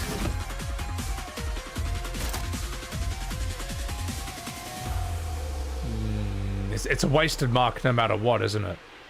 So, unless we'll get one of these hits in. Fuck it, let's get one hit in. What have I got? Balanced? Okay, Dancer's Waltz. All right, what do you got, mate?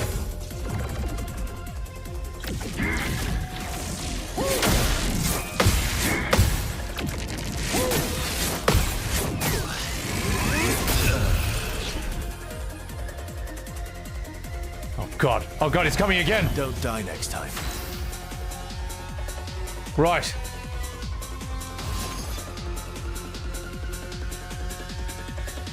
You know what? Overload. I'd love a dance.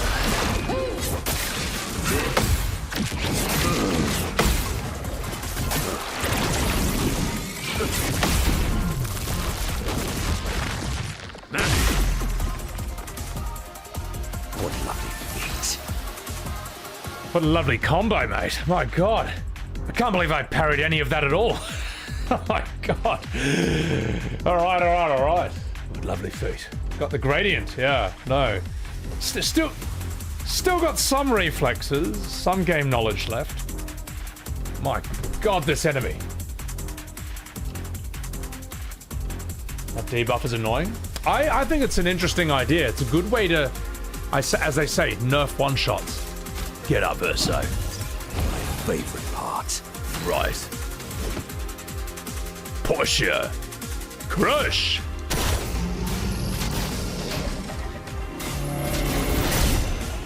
Oh. I forgot about a cotton candy. Stupid fucking cotton candy attack. Cotton candy this, you bastard.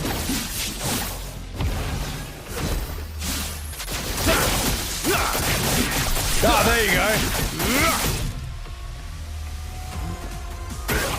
I'd love a dance.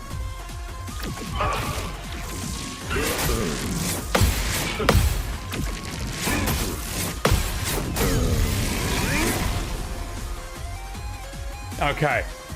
All right. Try again. I'm starting to see the patterns now, which is quite nice. They're not as how would I say, not as overwhelming as they were before. Crow's titties. It's fine because this move does no damage anyway. Let's cover path. Right.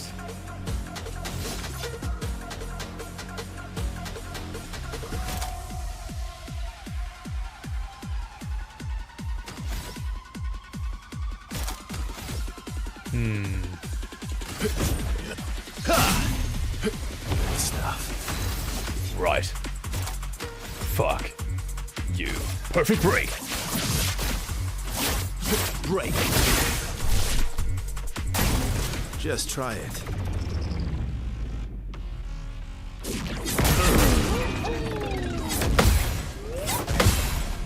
Those first two hits are just nuclear. My god. Getting spicy. Shield.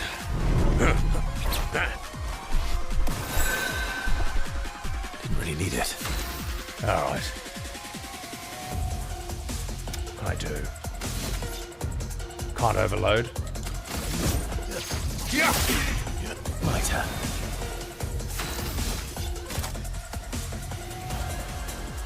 Let's mark you. It's kind of pointless, but let's do it anyway. Incoming.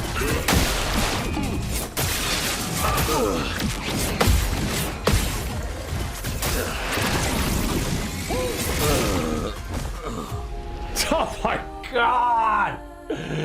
What an asshole! Right, that's something else. Let's not retry that. Okay.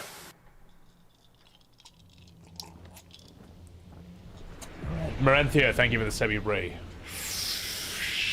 Jeez Louises. He's the ultimate dickhead. Yeah, he's a monster, isn't he? Game of the year for a reason. Damn straight, brother. Let's see.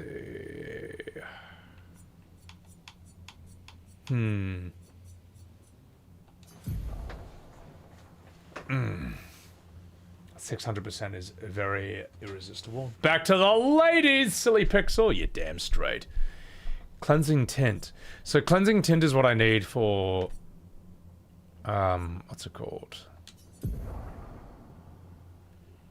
That's what I need to cleanse off the candy cane stuff, the gummy fairy floss, whatever you want to call it.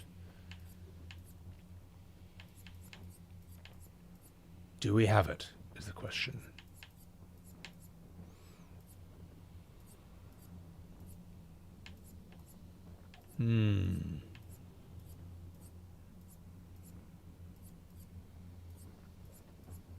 Oh, I can just alphabetize it, can't I? How do I do that again?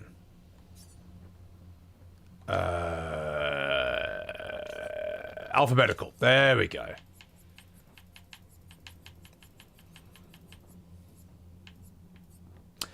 Cleansing tint.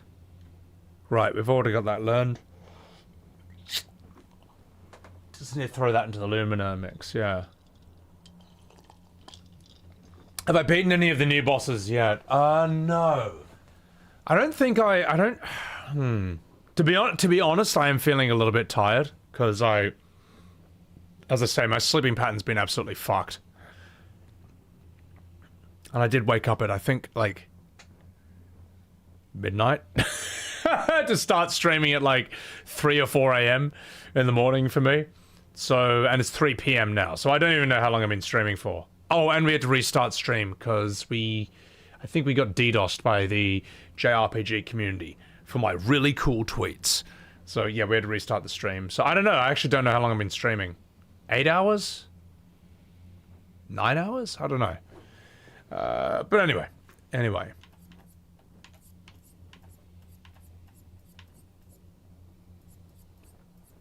Trying to think what I can give you.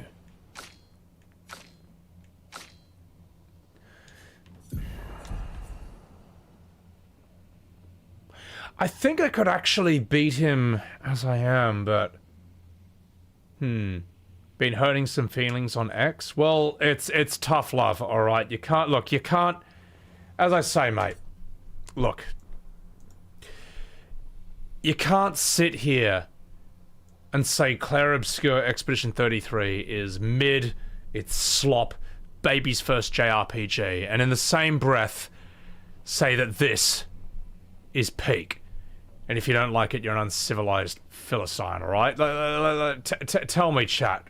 See if you can spot the difference. Tell me if you think the only difference between this and the next scene is that one has AAA graphics and the other doesn't, alright? By the way, this is the $50 game. The next one's $60. See if you can spot the difference.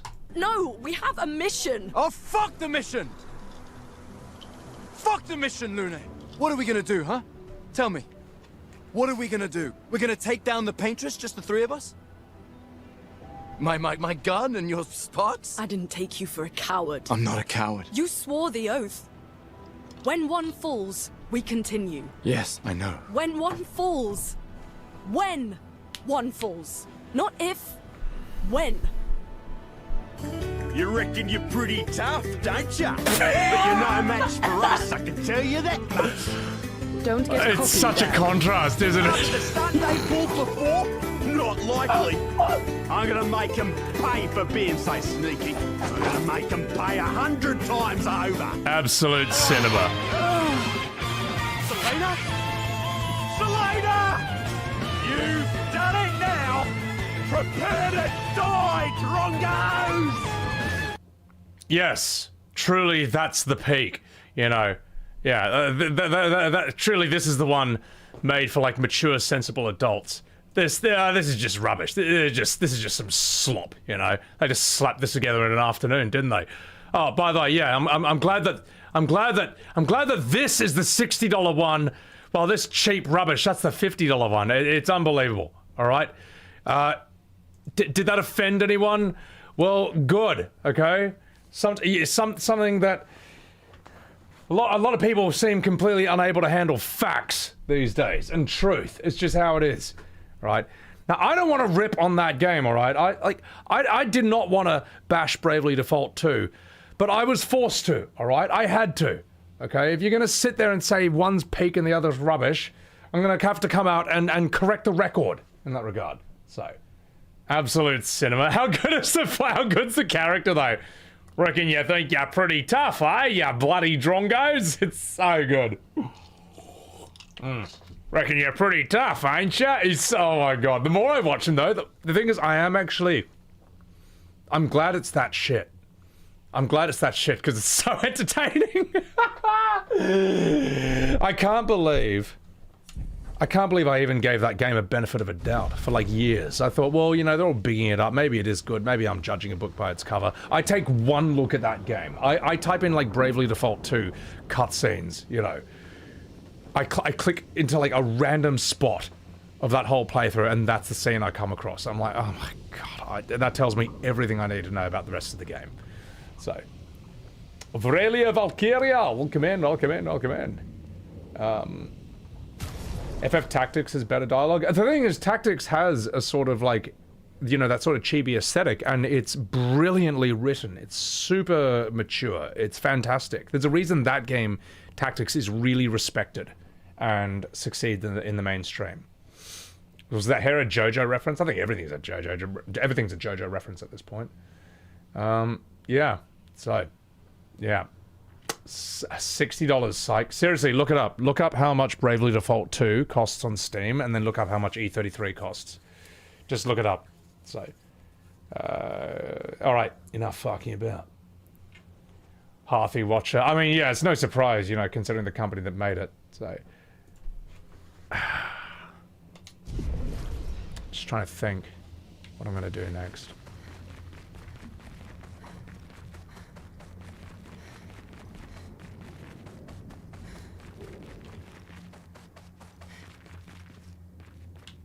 I think I'm a bit tired, chat. Yeah, sorry. I know that it said, like, Superboss time, but I didn't realize how much more of this DLC area there was to explore. I kind of thought that, like, it was just a little backroom area, then you come and then we'd fight him for the rest of the thing. I didn't know there was going to be Sheik or all the other stuff. But, what I might do is I might end stream around here, but I do want to stream again very soon. Because I don't think I can beat this guy unless I properly, like, spec for him. Not at my current level. I think Phase 2 is a lot. Phase 1, we kind of barely... I mean, look, we winged it and did Phase 1. But I can feel my eyes just, like, yeah, falling asleep. Might need to revise my damage loadouts. That's what I mean. Like, I've still got people with Pictos that are kind of learning shit. Like, that's learning something. Frenzy. Are you learning anything? Yeah, you're learning alternating critical. I may as well just learn these. I could just pump these on my off day. Yeah. And he's the easiest out of them all, I think. So, LW. Greetings in Canada. Don't sweat it. Get some rest. Yeah, I think I should. So, you wonder how Fantasian is in the dialogue, Gatto? I don't know, really. I'll tell you what. Well, let's go chill out over here where there's more music. Fantasian's one of those games where I know it's Sakaguchi, but I don't know anything about the dialogue. I don't know if the story of the dialogue's any good, but I feel like it's interesting when you look at Sakaguchi's solo stuff like Fantasian. It's sort of like the Beatles after they broke up. Like Paul McCartney, John Lennon, they could write semi-decent music on their own, but it just didn't have the same magic of when the whole band was together, if you know what I'm saying. So, like, you get Fantasian, and it's like, holy shit, this is why you need Nomura as a character designer. You do. I mean, and,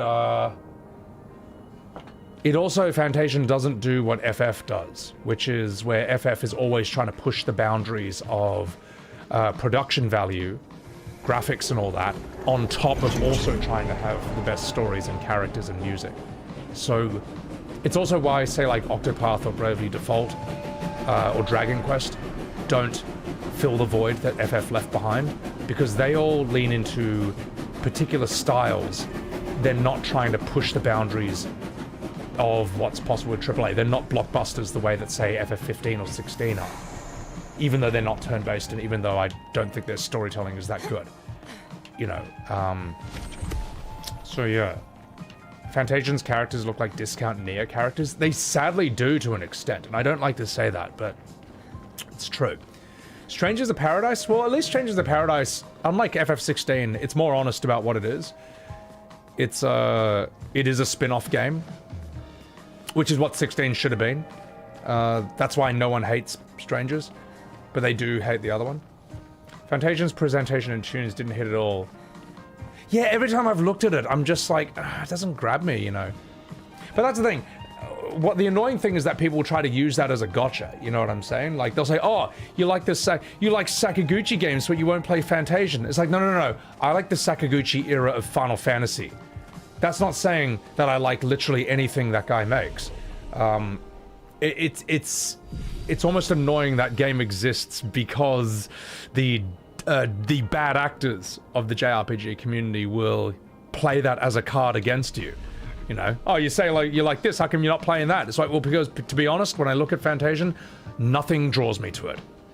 You know, I'm not drawn to it. It doesn't. I don't know. That's it. It's sad because I want it to be good, but it shows that like Final Fantasy is this sort of collaboration. It's kind of like all these different geniuses who are all good at different things, all coming together to make this crazy thing that still has a legacy that means something, even though it's basically been a mixed bag of mid-slop for the last 20 years. You know what I mean? That FF4 to 10 run, that 10-year window from 1991 to 2001, it still means something, even though the name's in tatters. So, anyway, Baldur's Shark, hello! Welcome in. What is this melody? It's a good one. I'll just have a wee chat with y'all. Because I gotta say, I'm sorry guys, my brain's a bit tired. So what I'll do is, I'll have a wee chat with y'all, then we'll play Raid Shadow Legends, start now for free. We'll find someone to raid. I'll just have some food, I'll have some sleep, and I'll stream again when I'm not as tired. I admit I'm a bit exhausted after the E33 VGA win, after doing a lot of PvP on Twitter. Look, it had to be done, mate, alright? Someone's gotta stand up to these bullies, these liars, these gaslighters. So, yeah. SKM weapon. Use elemental trick. Make the stains dark. Make the sky break. Yeah, I need to wrap my head around, like, the new weapons. I need to build this boss fighting sort of, yeah, make a boss fighting build. Yeah. Bonjour from France, Leonidas. Welcome in, welcome in, welcome in. Chrono Trigger was made by the Dream Team. Chrono Trigger is insane. You know, it's made by Peak Square and Peak Toriyama. That's a fucking insane crossover. Insane. And it's amazing it even happened at all. So, and I don't think it needs a remake either. I think it's fine as is. Jay Clausey, you just watched my video on the FF7 speed cheat runner. Hey, thank you for enjoying that. I mean, look, it was Dash Retro that saw that. It was Abersoft who made a video out of Dash's detective work, and then I shamelessly reacted to that. So I just leached off their hard work. So I hope you enjoyed my leeching, my shameless, lazy react content, but that's the way it is. Holy Seraph, welcome in. Is the DLC worth re-downloading the entire game for? Yeah, it's awesome. It's super fun. It's so sick. Was I trying out different stream timings? Thought, no, I'm just streaming whenever I'm awake. Although I was off stream for a bit because I was finalizing a ton of YouTube videos, so which are all coming out now. So, you're participating in that PvP, Zero? Thank you. I'm doing my part. So, one day people will understand the truth and ask forgiveness. I look, if they, I don't even care about that. I don't even care about that. To me, the main thing to me, the thing that's most important is the quality of the product. All right, if these games are going to specialize in storytelling, they should be fucking good at storytelling. All right, they should at least be following the basics. Okay, and there needs to be a bit of honesty about this. Megamon, greetings. How you doing, dog? Megamon, that boss is fucking nuts. I finally got to phase 2, and he kicked the shit out of me. Good night, Zeddy. Yeah, I just care about the games being better, the storytelling being better, the gameplay going back to its roots. I care about honesty in this, man, and that's something that's in pretty rare supply when it comes to talking about modern FF or JRPGs these days. Certainly on Twitter, you know. But anyway, enough fucking about. Twitch allows live rewinds? Is that a sub-only feature? No, I think that's a newish feature, so. I appreciate that, silly. The diving puzzle? Oh, that is horrible, Megamon. Hey, did you do it? I tried the diving puzzle, chat, and I see what you guys say when I see what you guys mean when you say it has to be pixel perfect. My God, that last ring is fucking impossible. I feel like I was just like a centimeter off it, like 1 or 2 times. It was brutal. So, at eight, boys and girls, here's what we're gonna do. Here's what we're gonna do. In my Twitch chat, I'm gonna chuck the link to my Discord and the link to my Twitter. If you have an anime PFP and the worst opinions and everything, feel free to scream at me on Twitter. That's what it's for. Otherwise, you know, you probably found me from the YouTube to begin with. I've also got a VODs channel. I'll chuck the VODs of this on there before I make videos about stuff and shorts and all that. Otherwise, yeah, Instagram, TikTok, all the usual things. And, yeah. You think game devs need to rewatch Sven's speech before starting any games, Tommy Lee? I mean, yeah, and I would say if you're making story games, please learn the basics of writing. Just learn what good dialogue is, learn what story structure is, learn what pacing is. There's no excuse. If you're so-called world-class professionals whose company is famous for telling stories, you gotta at least have the basics down. Like, I'm just some random guy on the internet. I'm some pleb. I shouldn't be able to pick apart problems in a game's story. Like, it should be very difficult for me to see any problems at all in a game's storytelling. That's what I would say. So. Oh, I'm sorry, Valkyria. I didn't mean you. Sorry, hashtag not all. Not all anime profile pics. Just most, alright? Just the overwhelming majority. But some are very sensible and some are very nice. And so, yeah, so anyway. Alright, enough fucking about chat. Let's play Raid Shadow Legends. Start now for free. Let's raid someone. I'm sorry, guys, I do apologize for, not having as much Superboss action as I thought there'd be. I didn't think that... One, I didn't think I would get tired so quickly. Because normally I can stream for like 10 hours or 12 hours. But I also didn't realize there was so much left to explore in this whole thing. And we had to do the E33 Twitter drama coverage. We had to cover a bit of that. It's all that scotch. I've had one. All right. Do you have any idea how many of these I used to drink on stream and go for 16 hours? So yeah. To Valnor, thank you for the Ralph. Too much yappity yap, not enough scrappity scrap. Yeah, you know, look. If you're watching me on YouTube, I understand you're probably used to just like pure gameplay while the streamer ignores chat. I don't do that, all right? I'm a Twitch streamer originally. It's more like the stream is kind of a lot of gameplay happens, but it is also sort of a hangout spot as well. I do respond to chat. I like how would I say? I like the live interaction part of the medium, part of the Twitch. So, which you can't really do on a YouTube video. But I understand why YouTube viewers might find that frustrating. Apologies. So, anyway, enough fucking about. I'll tell you what, we're gonna raid...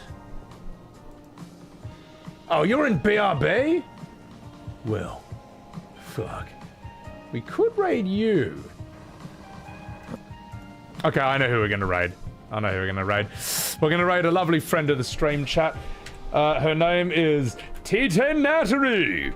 You might have known her from OTK's top streamer, and we're gonna raid her. She's currently streaming Silent Hill F, which was from a game series that used to be scary until they replaced Pyramid Head with furry fox mask BTS K-pop goon lord over here, which shows you who that game is really made for. Anyway, say hello to T10 Nat, and I will catch you on the next episode of Sibby-Webs TV.